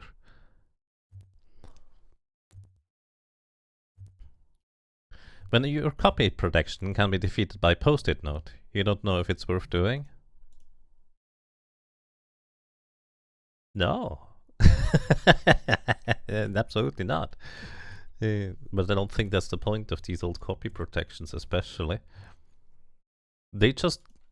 like, it's like a lot of things in these old games where they didn't necessarily do or implement various things into these games because they knew they were good, or they were just kind of thinking, okay, in theory, this kind of makes sense, so let's just roll with it. And consequently, that's just kind of the nature of the copy protection stuff too. Like, what's the best way of doing copy protection? Who knows? I sure don't. This is a long way to walk, by the way. We haven't seen any random teleport traps in a while, so I feel like these corridors are ideal to turn me around. 1, 2, 3 steps into a larger room. 1, 2, 3 into a larger room. There is like a junction going this way, and much more going the other way. 1, 2, 3, 4 to a junction to the east. Wait, how did I walk? Sorry. 1, 2, 3, 4. From here, 1, 2, 3, 4. Then it goes west. 1, 2, 3. 1, 2, 3.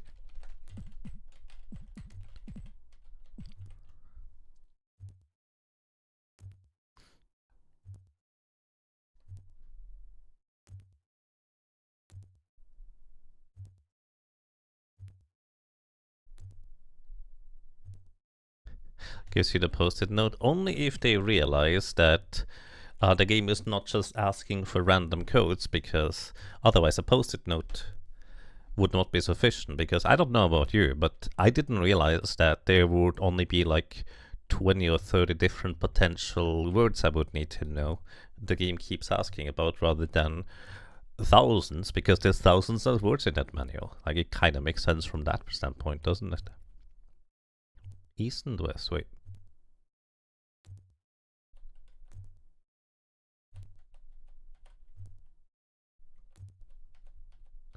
Okay, I'm here now. 2 steps south goes west, probably just 3 steps. 1, 2, 3. Oh no, it goes further. And then goes south.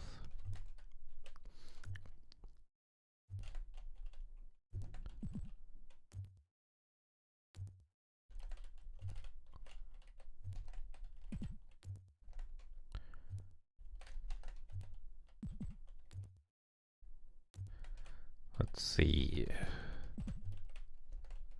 By the way, if anybody spots a potential button on one of these walls, let me know. As usual, if you know there's a button there, don't let me know.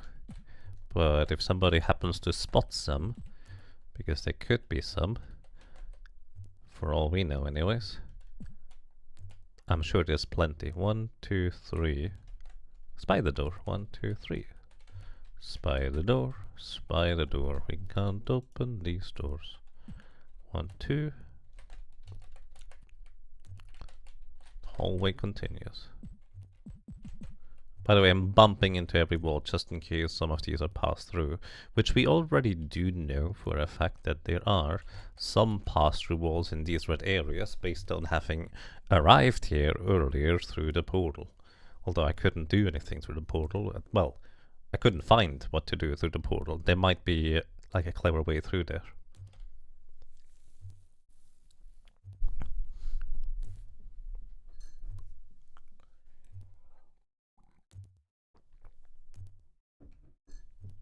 Alrighty. 1, 2, 3, 4. From here, 1, 2, 3, 4. That kind of makes sense. Then 2 steps to the east, it seems. 2 steps north. Okay, and this just kind of leads back around here. And also to the west. Oops. Sorry, I didn't switch over. Then there is one north. Just here, hold up. This was, we came from here, we're sitting right here. Then 1 step west. There's an arrow. Hip hip hooray! We have 10 arrows now. What's the significance of this? There's no significance, it's just 1 extra arrow for our quiver. Admittedly, some of these arrows could be magical. I didn't check each individual arrow, so I don't know. 1, 2, 3.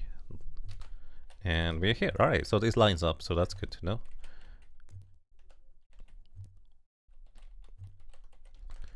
Then this goes further here. 1, 2, 3.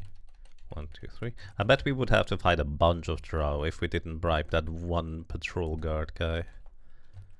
That would kind of make the most sense. Oh, undo. Wait, not this one. Here is where we are.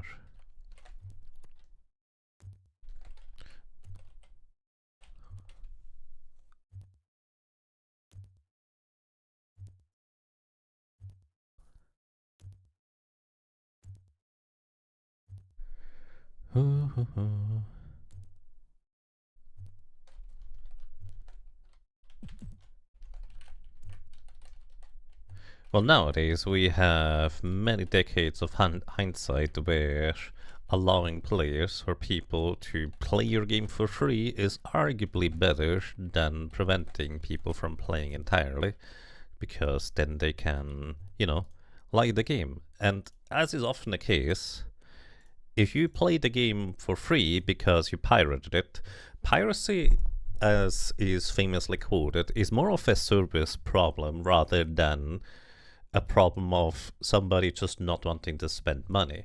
Like, if people have the means to spend money because they don't have a credit card, it is abroad so they can't get it from a different country, or for whatever other reason, it tends to be like not a problem of people just wanting to get stuff for free for the most part. And frequently enough, when people buy or get stuff for free, they will eventually come back when they have the means to pay things and actually pay for it.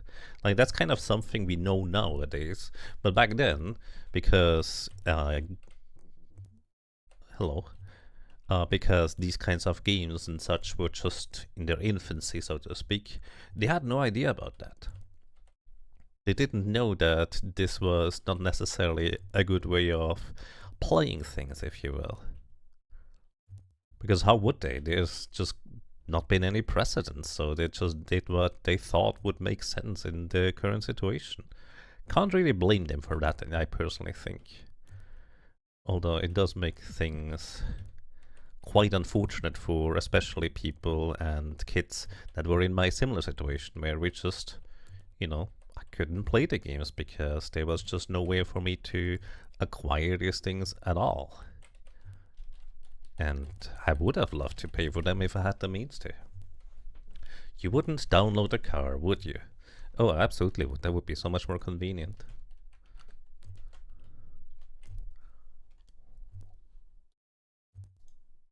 Again, we now have literal decades of hindsight for these kinds of things. So it is a product of its time, all things considered, this game and associated copy protection things, 1, 2, 3. So I consider this to be more of a historical curiosity rather than anything else, personally.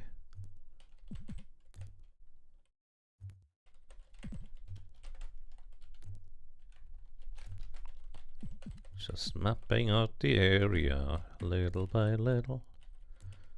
Staring at every wall as well. Hoping to find secrets. I'm so sorry, where was I? I'm in a corner. Oh, I'm over here.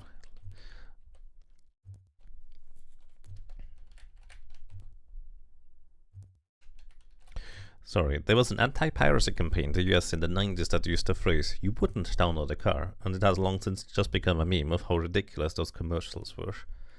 Yeah, again, those were people just trying their best to figure out what this new medium stuff was about and how you should or shouldn't handle it. And of course, if it's by the idea of those big companies, they would absolutely love to just draw every single little penny out of your pocket when they can, as is obvious from like the mobile game market nowadays, where they went unchecked for way too long and have now exceptionally predatory monetization schemes. And it's intruding more and more on the PC market too, on other places where everything, like, you don't buy games anymore, you just buy a license and they can just revoke it anytime they want. Which is also why shoutouts to Stop Killing Games movement is very important, because that is just nonsense. Let me take a quick peek down here, down the staircase, see what's over there. Going down. Okay, it's just more hallways.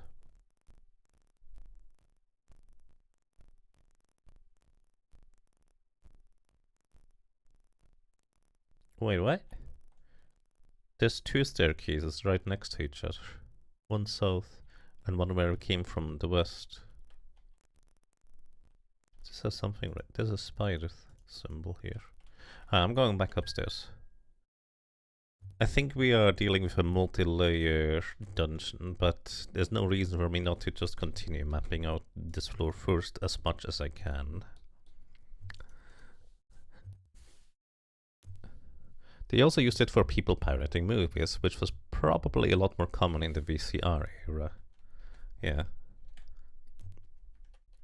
I mean, same deal. I pirated movies. Well, I used to anyway. It's a long time ago. Because there was no other way how I was gonna be able to see or get these movies for a long time anyways. So I guess might as well. Let me just label this as purple so I know to come back here to continue mapping this part.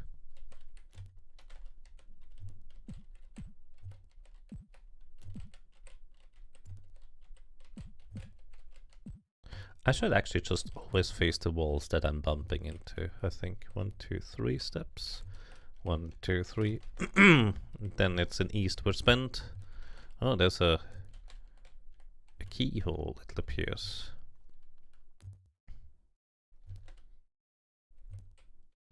And the door right next to it that is closed.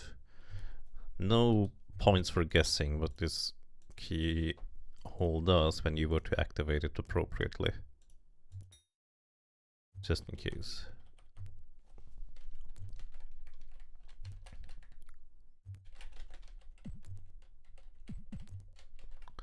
Like, that's actually one of the... I've never really downloaded many movies or anything like that personally. Just a select few that some friends were ranting and raving about when I was in like 10th school grade or apprenticeship later on, just because I was curious what that was on about. But that is also how I learned about my favorite movie, Forrest Gump. There was no way I was going to be able to watch that one otherwise. 1, 2, 3, 4, 5. 1, 2, 3, 4, 5. And then there's just a junction again, seemingly going, oops, in both directions. Accidentally sidestepped. Let me just make sure I double check the walls, just in case there's something written on them. Doesn't appear to be the case. And there's more places to go.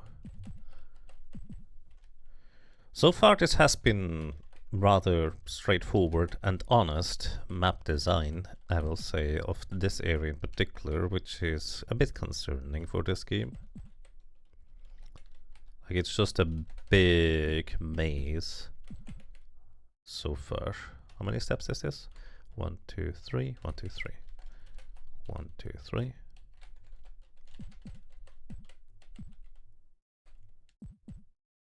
Hold on, let me real quick mark this staircase as purple to explore this one later.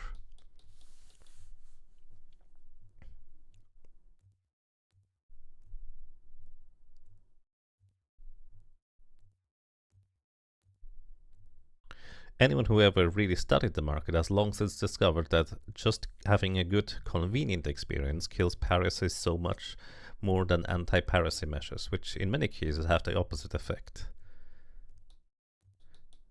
Yeah, I mean, especially nowadays where there's very strong stigma against that kind of stuff. 1, 2, 3, 4. 1, 2, 3, 4. There appears to be a keyhole on the left side here and a pit. Where does the pit lead? To the lower floors, of course. What did you expect? How am I going to figure that out?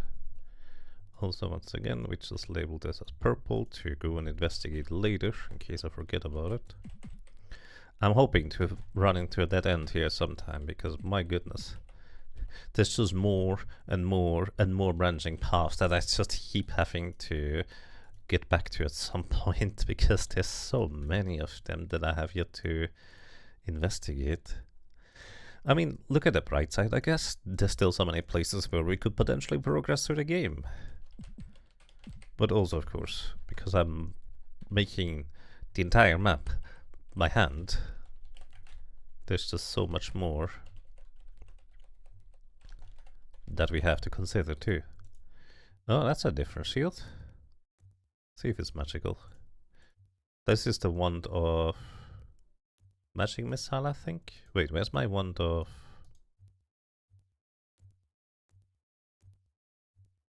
I don't know which one is which. One of these, I think your one, the one you have is useless. Or maybe it's yours. No, your one is useless. I think this is the one of Cone of Cold. This one is Magic Missile. Anyways, let's take a look. Detect magic. Okay. The shield is not intrinsically magical. At least it doesn't seem like it. As opposed to the Dwarven shield, which is... Also, let me just real quick check the other pieces of equipment, just in case there's more.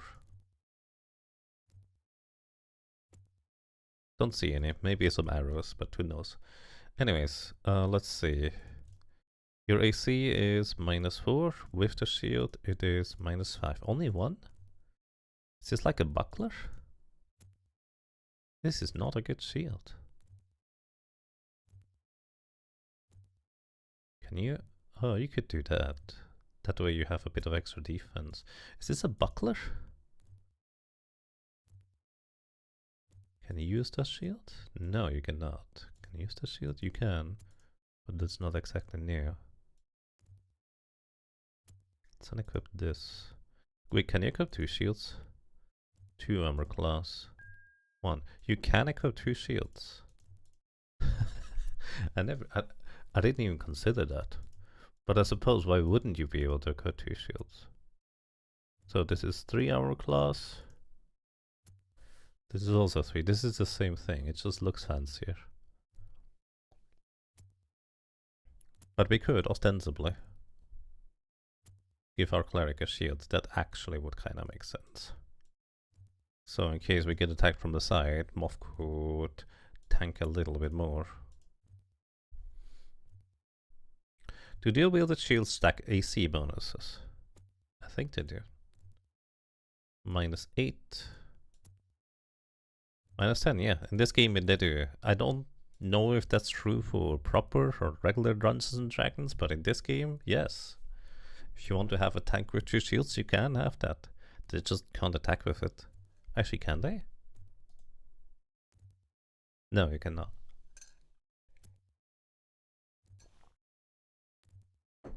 You love games where you can equip 2 shields? Me too. I agree. Like, it's great to have the option for it to actually do something potentially useful.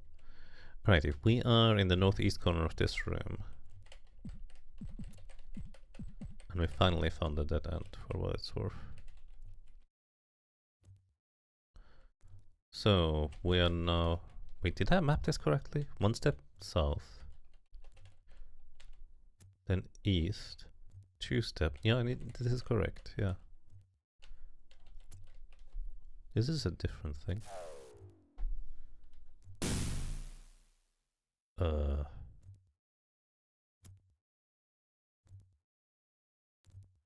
Is there a fireball over there? Oh.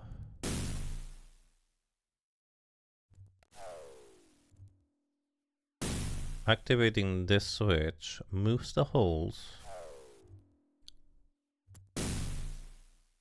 Okay, this is... Okay. I was actually wrong. This is not a keyhole, this is a switch. It's a strong difference. And this allows us to move the holes around, eh? There's fireballs in there. Very deadly.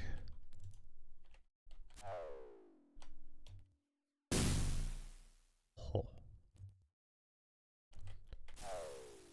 Stepping over here. Unleashes a fireball. Unless I wanna... Wait, does he go around the corner? It does. That's so weird. It goes around the corner like this. That's bizarre. Alrighty. Let's say the hole is here now. This one is covered up.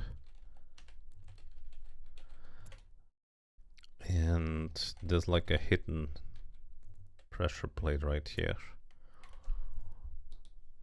Well, I mean, this introduces us to the concept of this game is not going to throw 4 fireballs at us. Did I save? I'm sorry. The game doesn't have any sound effects for saving at all. I wanna see up up to 27 damage. Yeah, okay. I want to see how much damage it would deal if we do get hit by it, in case we could survive it or not at all. Alright. I'm also briefly curious what's down here. Just to take a quick peek around. Doggy! Highly doubt you're the friendly kind. There's a teleport which goes up to the other floor. Is this back where we were? I think it is. Alright.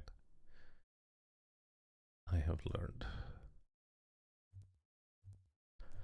Okay, we are back over here. Let's see. 1 step, 2 steps, 3 steps, 4 steps. 1 step, 2 steps, 3 steps, 4 steps. Now we're facing west, which seems to go open it into a room here.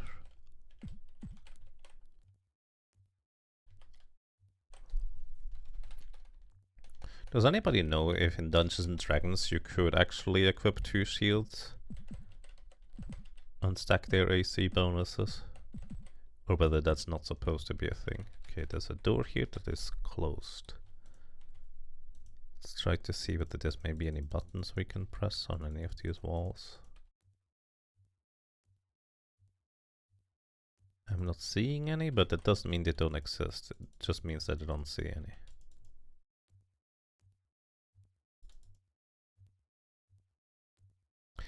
But also there's a reasonable chance this door is...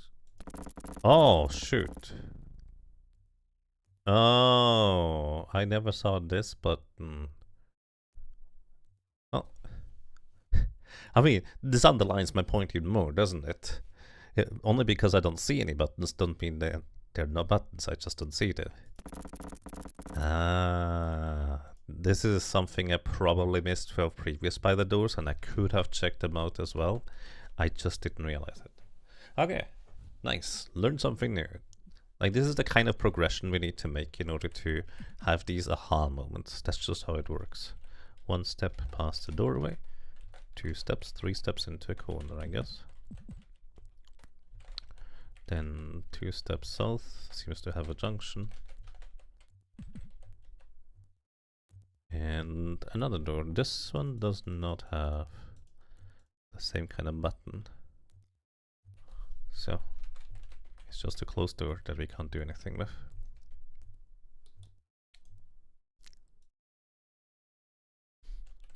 One step, 2 step, 3 steps. Then there's a junction here with a locked door. This one also doesn't appear to have a button.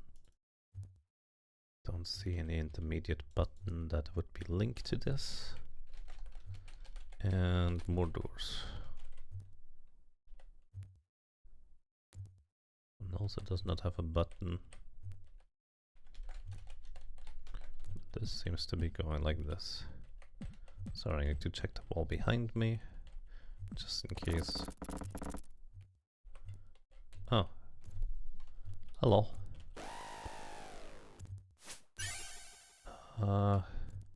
These do not appear to be friendly.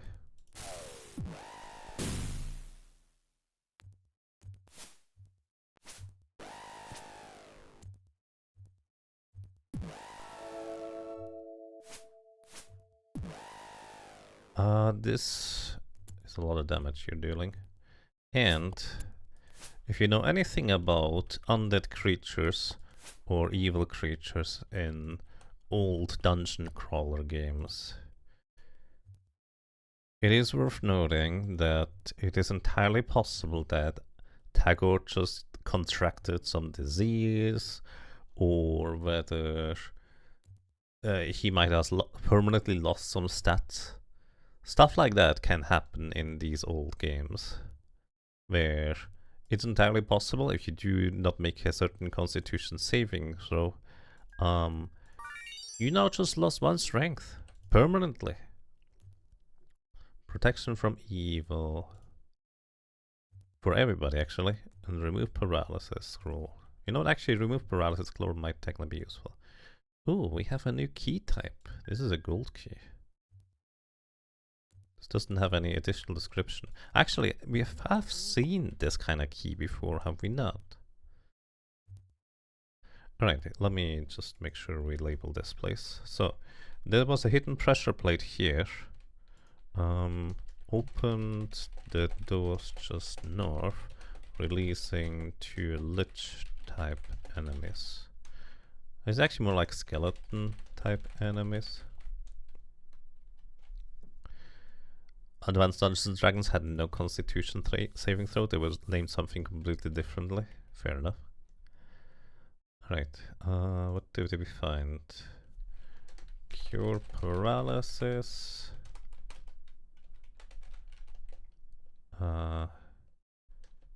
Protect party from evil. Because 10 diameter radius or 10-foot radius is literally just your entire party blob gets the buff. Is the entire idea from that, I think.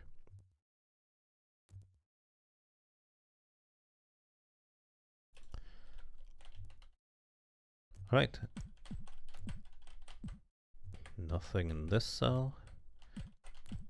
I'm pretty sure the other lich is still walking around out there, by the way. Oops. Oh, I didn't... Oh no. I did not assign this to the correct location. Plus, by the way, this pressure plate was not in fact invisible. I'm just blind.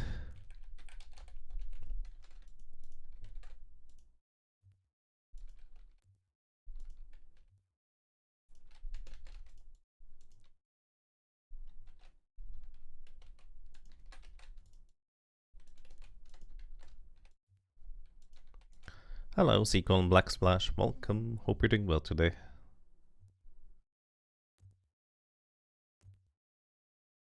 They had like specific ones for different things. You only remember safe versus death and safe versus wands currently. Curious. Alright. This also doesn't appear to have anything in it. It was just a trap room. Oh, there he is. Let us dance, good sir. Just a little while longer. Come back. Stop running away.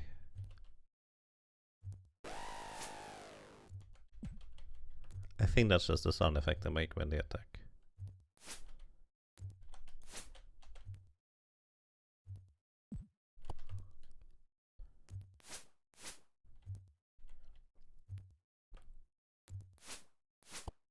I would prefer not to take any unnecessary hits. Not because of the damage, we can easily heal that up. Again, because there can be like other effects associated with these kinds of creatures. Nice. We even get a sword out of this. Adamantite longsword. What's the nature of an adamantite longsword? Is it magical? It is in fact magical. Well, I don't know if this thing is any good. It could be cursed too, so let me save before equipping this thing. Equip. And I can still unequip it, so it's probably fine. Probably fine, yeah. Anyways, Dorum, you get this axe here because that one is magical, which is probably a good thing.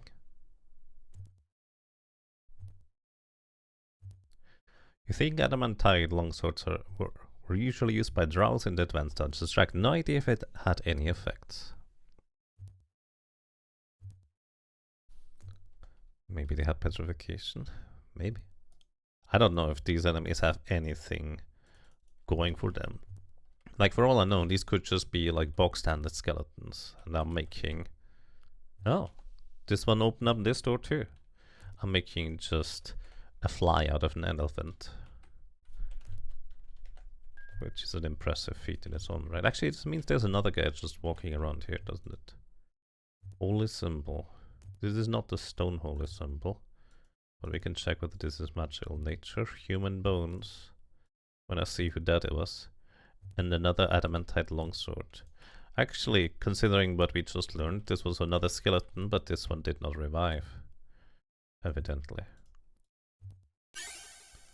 Let's see. Yeah, this is also magical. The holy symbol is not, which I think is par for the course. You googled the saving throws, paralyze, poison, death, rod staff, wand, petrification, polymorph, breath weapons, and spells. I see. Alright, curious. I was thinking maybe this could be the stone holy cross that we saw on the portal thingies, but it is not. So then we are back over here. Just doing a second take through the war room. This is the thing. We could have also have lured the skeletons over for what it's worth. To see if we could like trap them down there too. Alrighty. Save. Let's actually rest the party because I think we don't have that many spells remaining either. Plus we could probably use the time to heal up anyways.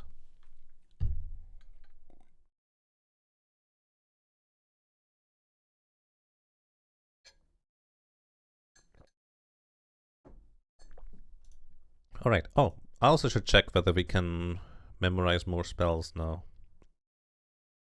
Still 5, still 3. Oh, you can actually cure serious wounds.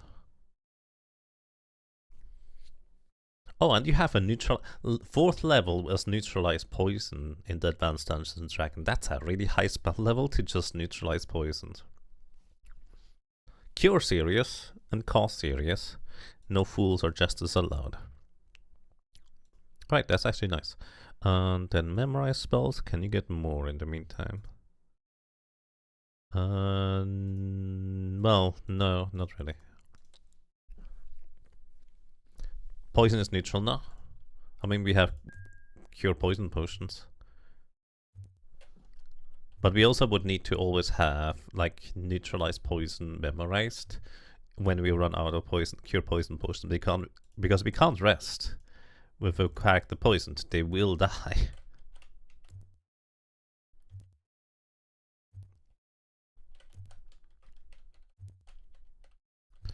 Right, we are back over here. Let's check out these junctions, shall we?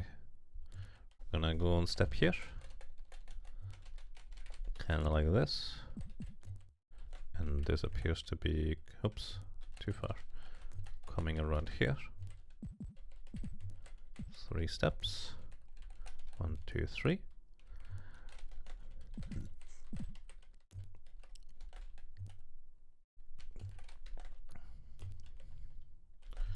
And we get our arrow number 11. I'm actually kind of tempted. Detect magic. It is not a magical arrow. That's fine, because probably none of our arrows are magical. Probably. Or maybe there's like one in there. Who knows? I don't know. I have them all in the same quiver anyways. The thought of potentially magical arrows didn't occur to me until very recently.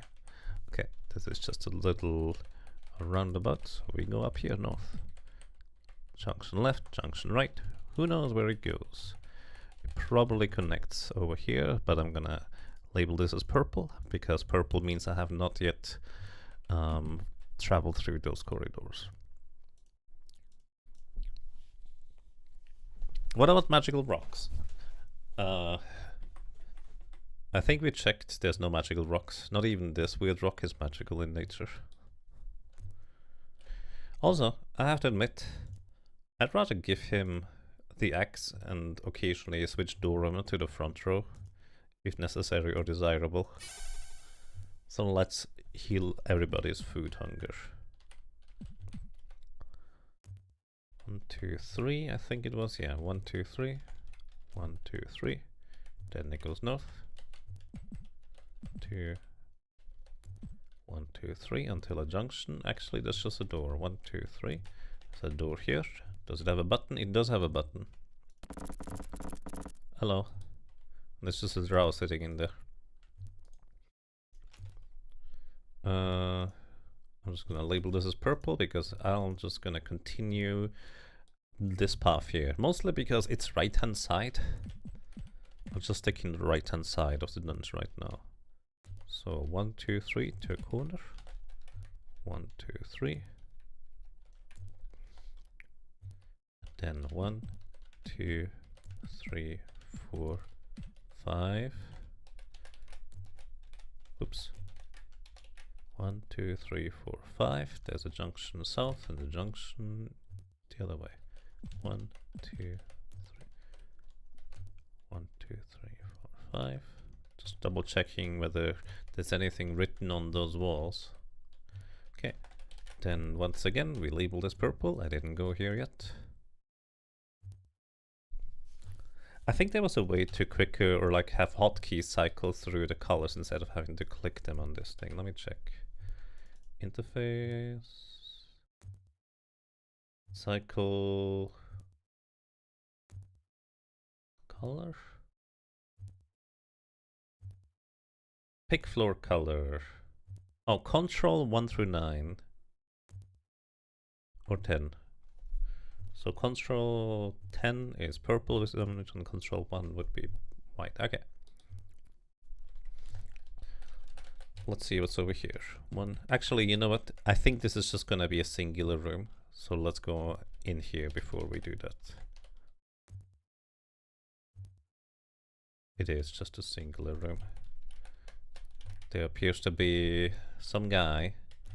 It's kind of peculiar that we actually bribed like the patrol guards and now all the drow are not immediately hostile, even though presumably they are going to be at some point. But right now it's more curious that we can actually potentially talk to them. Drow.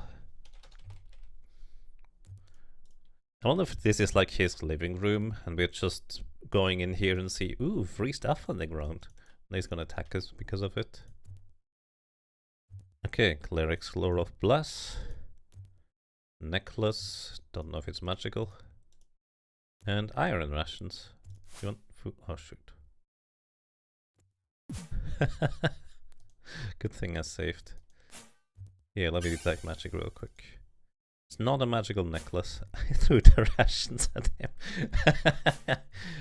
Alright. Alright, bless, rations, and non-magical necklace. Just a pile of things.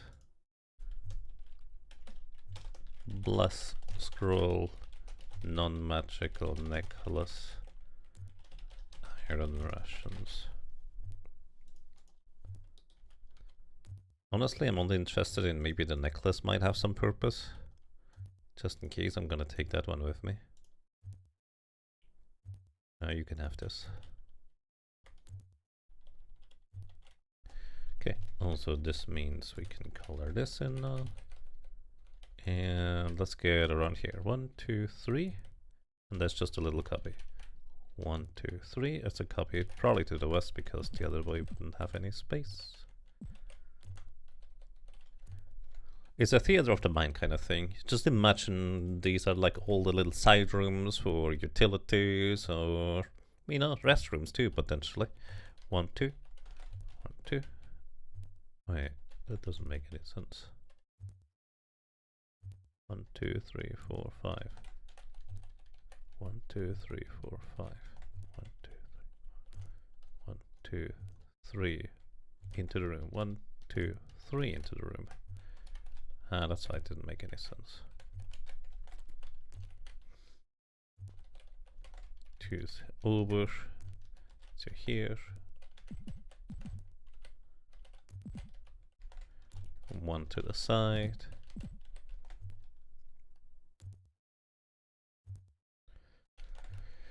Alrighty, we are facing north right now. It's 2 steps south it was. Then it's probably 2 steps west. And then we go 1, 2, 3, 4 steps north. 1, 2, 3, 4. Then 2 steps west.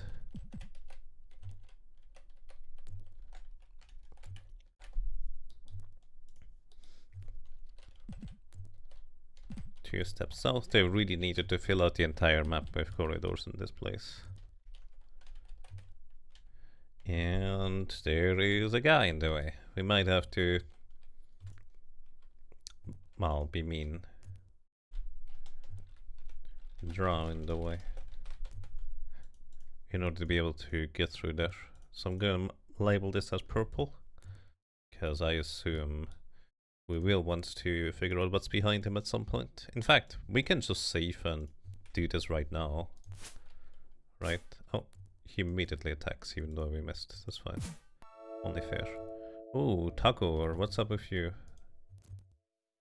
He is paralyzed. Okay, these guys can paralyze. That is good to know. Wait, just fireball. And let's take a quick peek at his sword, whether it's magical or not. It's probably just the same adamantite longsword. Yeah. They are magical in nature. Hello guys. Don't mind me. Or do.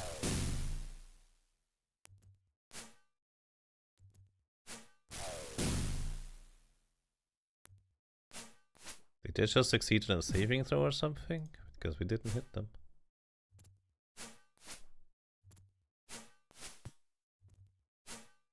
Or maybe they took damage.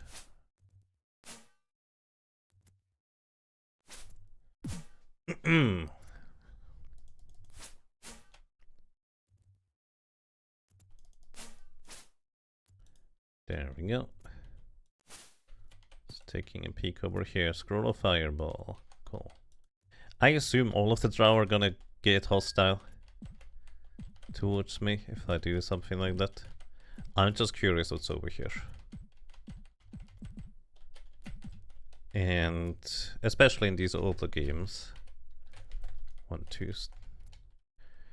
it is kind of normal for the player to go and, you know, reload. So I will just play this like you used to anyways. 1, 2, 3, 4. Then we're in the room. This room goes 2 to the south. There's a scroll of fireball. Fireball scroll. And that's it. Just more adamantite longswords. Don't see anything. I'm pretty sure I bumped into every wall, so I don't think there's anything through these. Plus, I have reasonable confidence to assume that this is the very northwest corner of the entire map, so there can't be anything over there. Because maps can only be so large anyways. Alrighty. Hi, that didn't actually happen. We didn't actually murder this drow. But we also have learned now that if we do fight them, we do want to have cure paralysis ready. Well, that's inconvenient. It's a lot of damage. We would need like 3 days of resting in order to cure that. So there's this, and then the junction goes to the west. There's a pressure plate right here. Fireball in your face. Because that's exactly what happens. So let's see if we can dodge that one. It's possible. Okay. Not from this side anyways. The fireball appears to come either from here or maybe from there.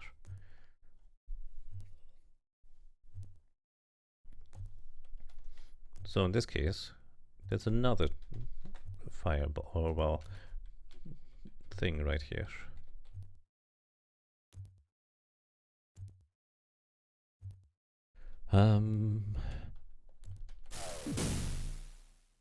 Oh no, how could that happen to us?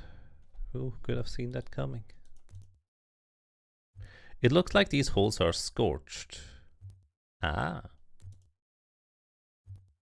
Now we know what this is for. No surprises. Oh, and don't delay. Okay. I think that's just 2 steps over. It is. Right, that's written on the wall here. Don't delay.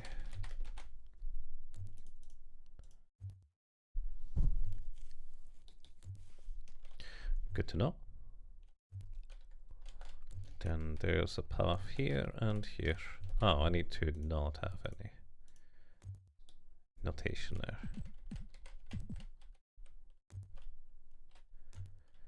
Okay, this is 2 steps south. 1, 2. Then west. 1. It's a 3x3 room, it appears. Then just keeps going over there.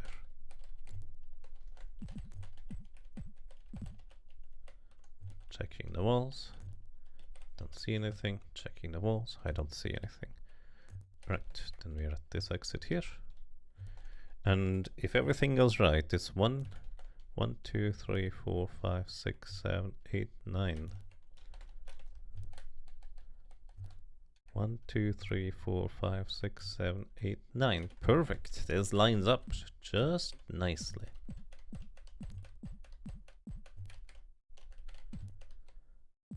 Very nice. This is also the path that I guess you're supposed to have seen.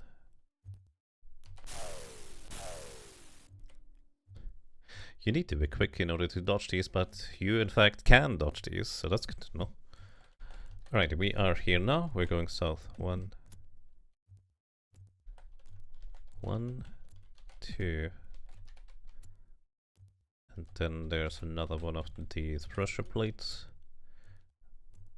Ah, wait, that's the wrong direction. This is how they go.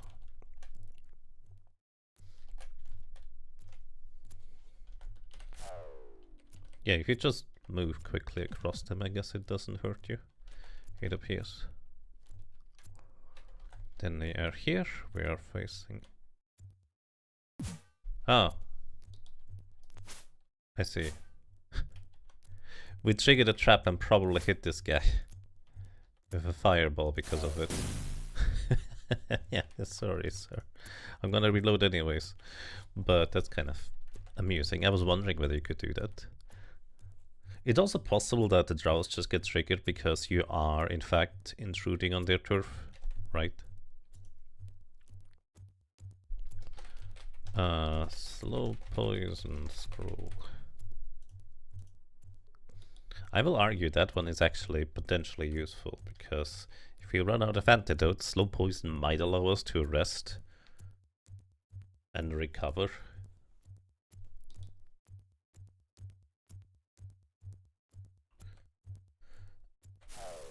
Alrighty. Then of course there's immediately another one of these, because why wouldn't there be? It just makes sense. It's the same pattern.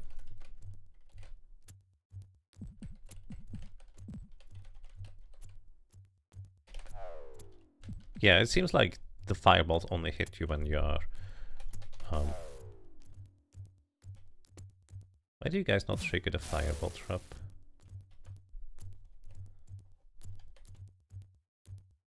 It's kind of difficult to map this area if you guys are just in the way, not gonna lie.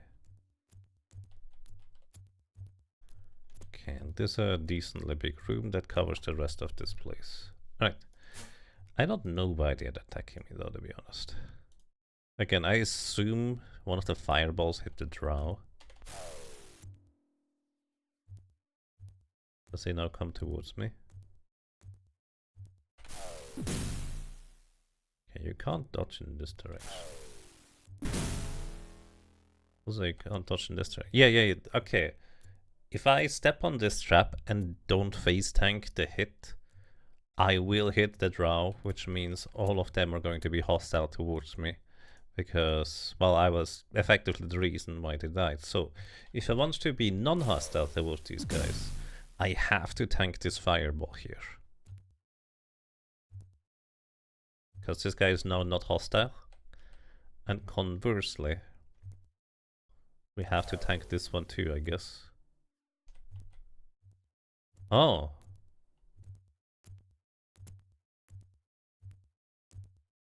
No, this just triggers them to be hostile anyways.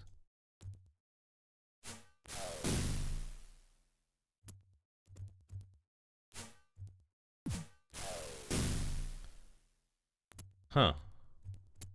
Very inconvenient.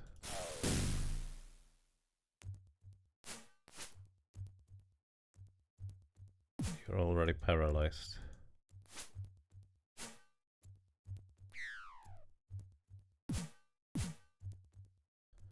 Oh no.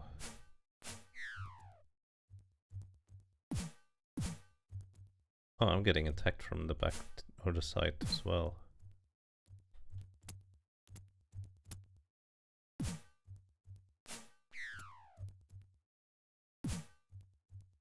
Oh, that's just rude. Oh, remove paralysis is group wide. I still didn't realize I actually had that spell memorized, to be completely honest. That is news to me. I forgot.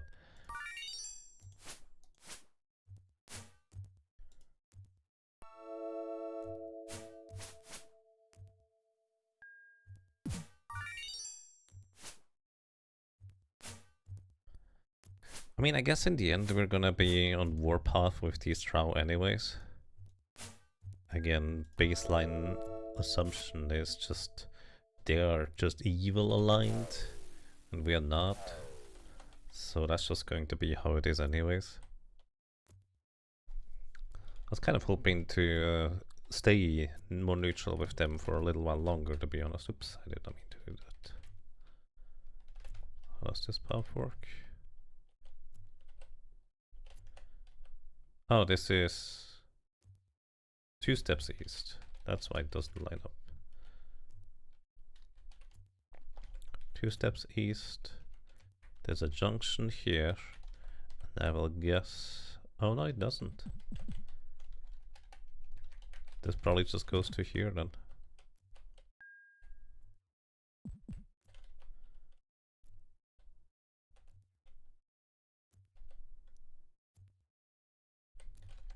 Okay, this goes then... Now this room... Oops, one too far still. Now this room looks like this. And this is scroll of... Create food. It's technical, good one, but practical, we don't need it.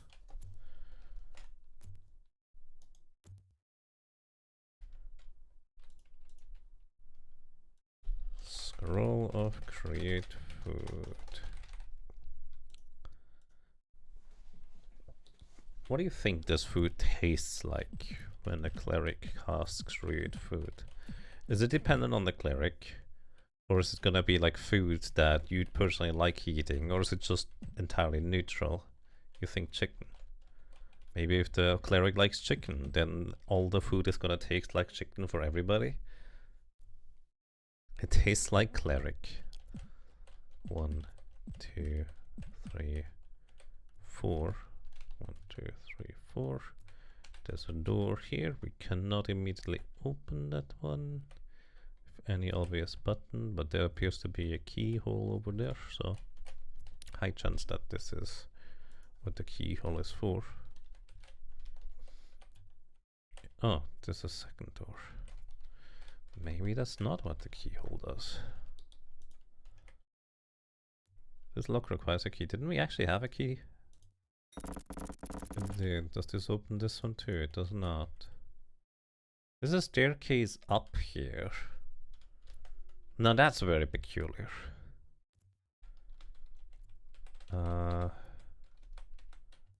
Staircase up. Let's take a peek. We're back on this floor. Wait. Wasn't there a ring? There it is. I just don't see it from that angle. Stone ring. Oh, that's important. We do need that. Okay.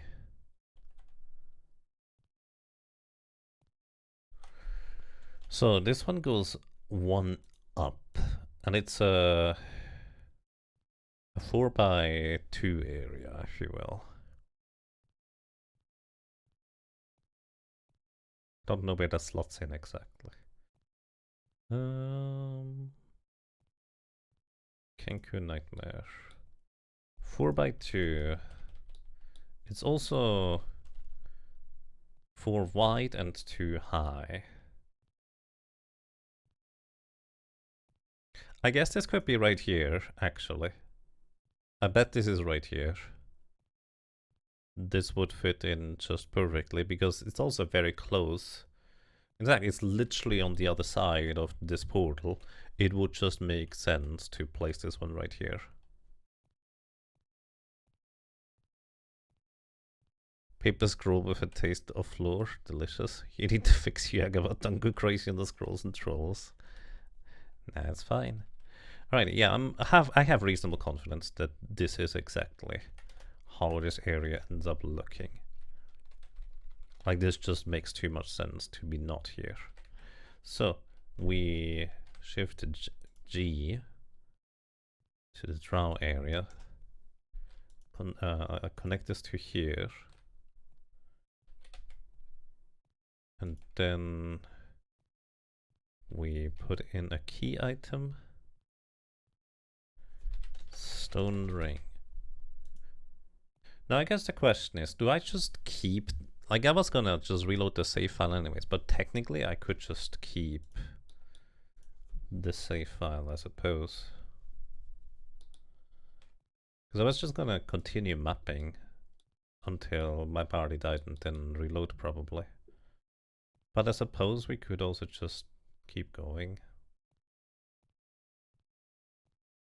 Oh, this is interesting. This place actually might lead from over here instead. And also, this appears to be dead end over here. Peculiar. Let's take a look.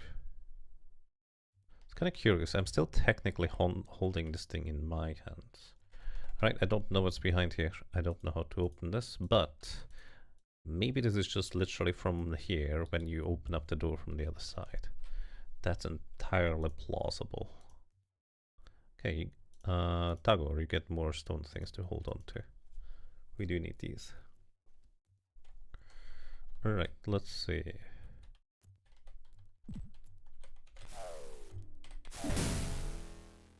It's fine, don't worry about it.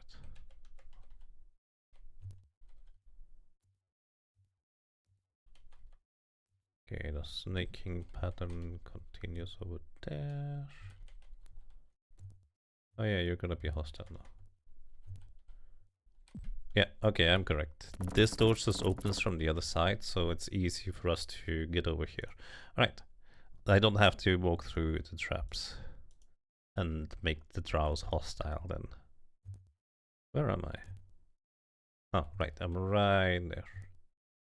It would be kinda nice to go and pick up this scroll of slow poison. Like, this like one of the very few scrolls I'm interested in, but I'm pretty sure no matter how I step here, I will aggro a drow. Actually, maybe not from this side. Maybe from this side we'll be able to get it. Anyways, this opens from here then.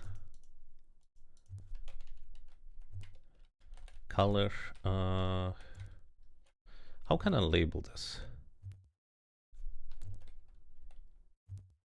Kinda like this. You need to open up the door from this side. I think that's a fine notation to use for that.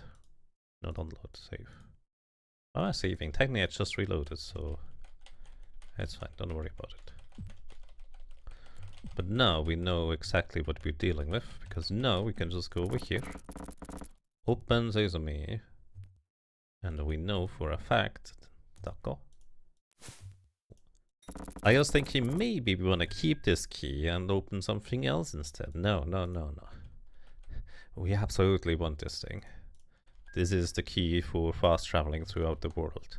I guess technically it might not be necessary because you can also just walk in a lot of cases, but it also, in fact, might be entirely necessary for all I know in order to get certain places that I couldn't get to until now.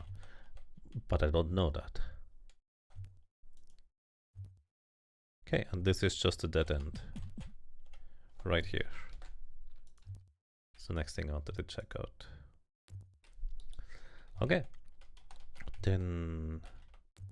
Oh, this is another key.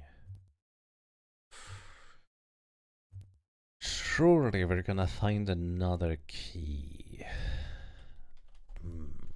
Also, I need to label this purple. Yeah, I want the stone ring. Like, I'm just gonna say we're gonna see whatever is behind there later. Or whatever that means, it's fine.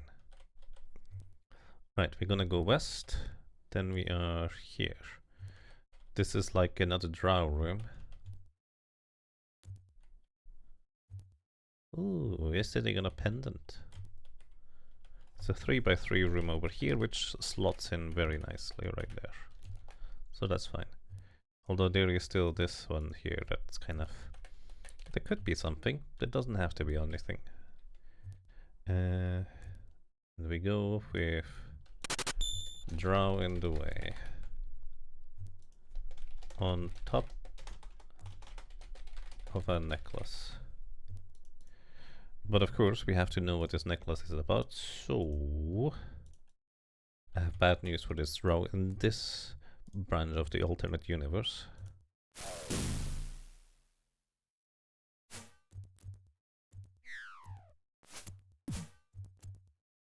And Tagore immediately gets paralyzed.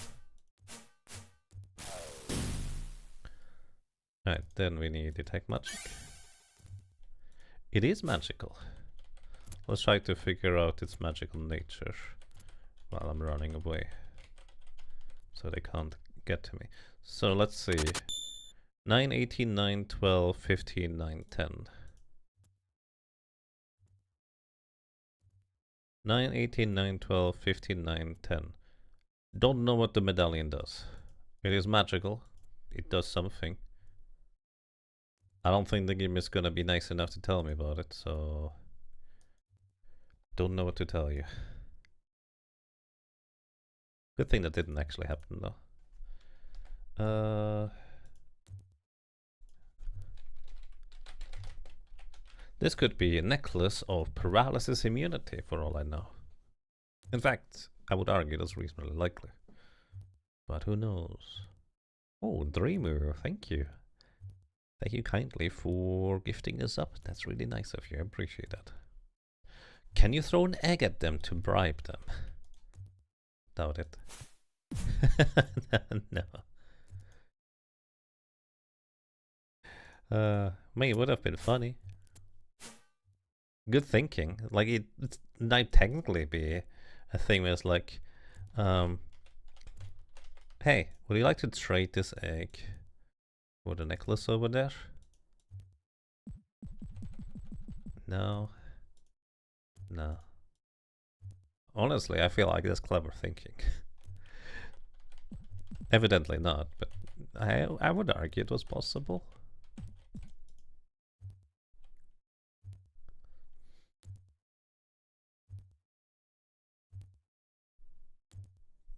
And with this, we actually have mapped the entire area we can possibly see around here.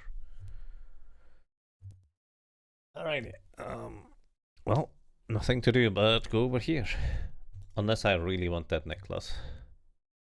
Let me be frank, chances are high, even if I grab this necklace, the only way I would ever figure out what it does is by reading it up in a clue book or something like that. Like, I highly doubt the game is going to inform me directly as to what this necklace does. I'm just going to see, oh, well, the guy wearing this necklace hasn't been paralyzed despite fighting drows for like hundreds of battles, so probably cure or like paralysis immunity. It doesn't, like, anything that doesn't directly affect armor class, we just have no idea. Right, well, this is this part, so if we could just go south, sidestepping here, we can go down into the next place. Oh boy. Yeah. Let me actually check something. Kenku Nightmare. Like, this just feels like it fits over there, I suppose. Now we're in the drow area, and now we need a new floor below drow area. Well, maybe below drow area. Draw. Round 2. Fright. Okay, staircase goes up. Link this with the staircase here. We're exploring this now, so we're gonna label this as not purple anymore. And we came from here, so we are standing right here. To the east of us is a junction, and there's immediately another staircase up, which I think is very interesting. I'm gonna label this as purple because I'm not gonna explore this part yet, because we're just gonna stick to this floor for now. There's something written over here. I think we can actually see that from this angle, right? Oh, that's a spider symbol. I don't know what to make of this. I'm gonna mark it on my map. Spider symbol. Hey, there's a bug. That works.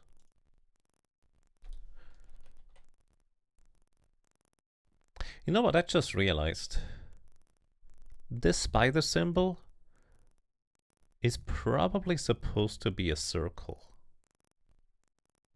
Which means the current resolution I'm playing the game in most likely actually either does a bit of a horizontal squish or a vertical stretch in order to display this on my current screen. I bet this was supposed to be a circle at some point. Or maybe it wasn't. Who knows? Yeah. Oh dear.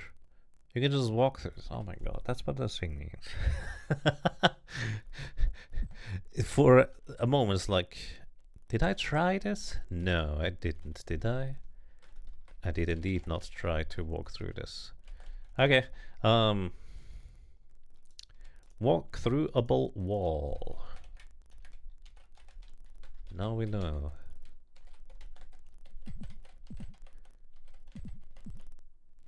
Funnily enough, I have attempted every single wall so far. And the first walkthroughable wall is labeled, in fact. There's another door, and we can't open this one, probably. Not without a key. There's a reasonable chance that this door here leads to the other area upstairs that is also behind the key lock door. So it's just different ways to get into the same area. Okay, and we're back over here. 3 steps. 1, 2, 3. Then there's a section here and a junction here. Oh. And this goes further down, my goodness. I'll label it purple, because I'm not... Well, let's peek in there, shall we? Let's see whether we find anything interesting immediately.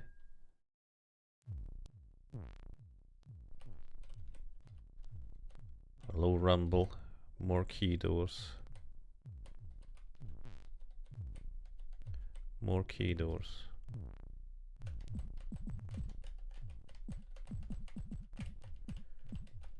Huh. Yeah, that appears to be everything there for now. I'll actually say this.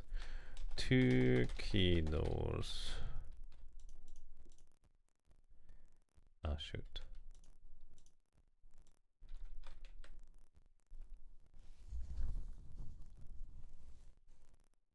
Also, I should label this as purple because I haven't gone over there yet either.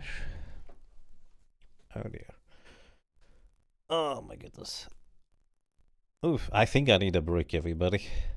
I'm actually trying to push through a little bit longer than previous because there is a game coming out soon, TM, called, I think it was Hellcard, that I would love to play alongside Belhart and maybe Backweeb as well.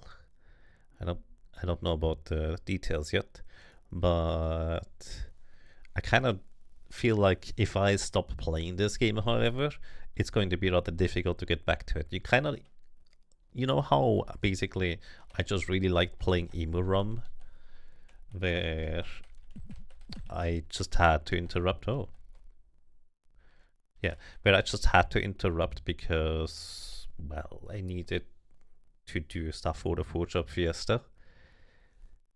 I kind of feel like this would be a similar case where I just might not return back to it for what it's worth. Let's see, gold key plus a red gem.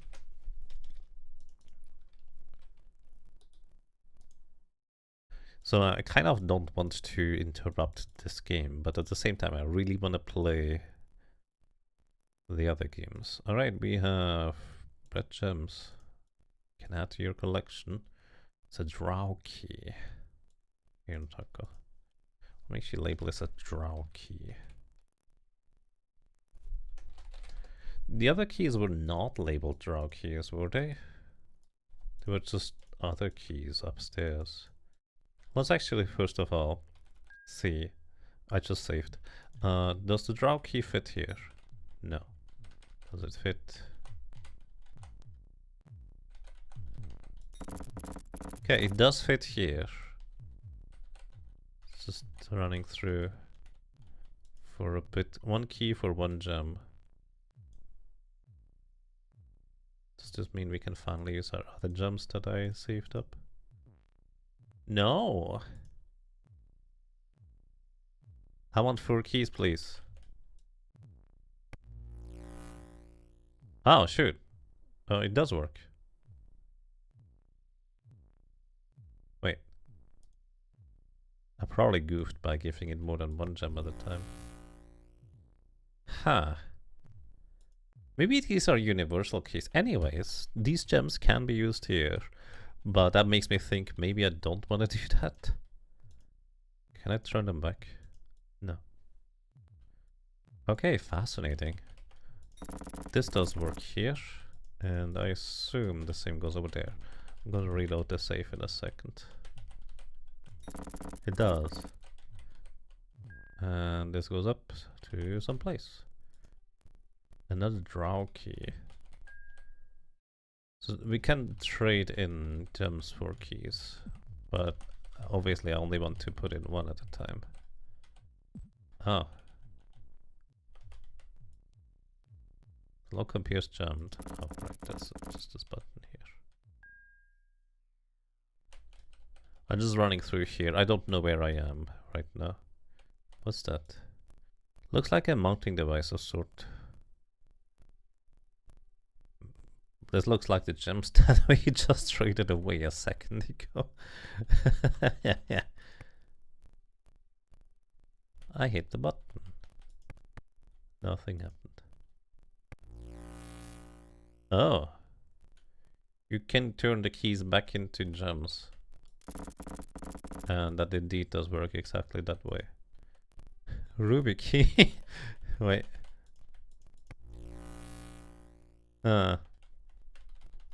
These are different keys. Sorry, I'm just running over. Oh, this was the entrance we were just in earlier. Oops. Oh, it closed behind me. There's no door, no way to open this place. This opened here. Requires a key.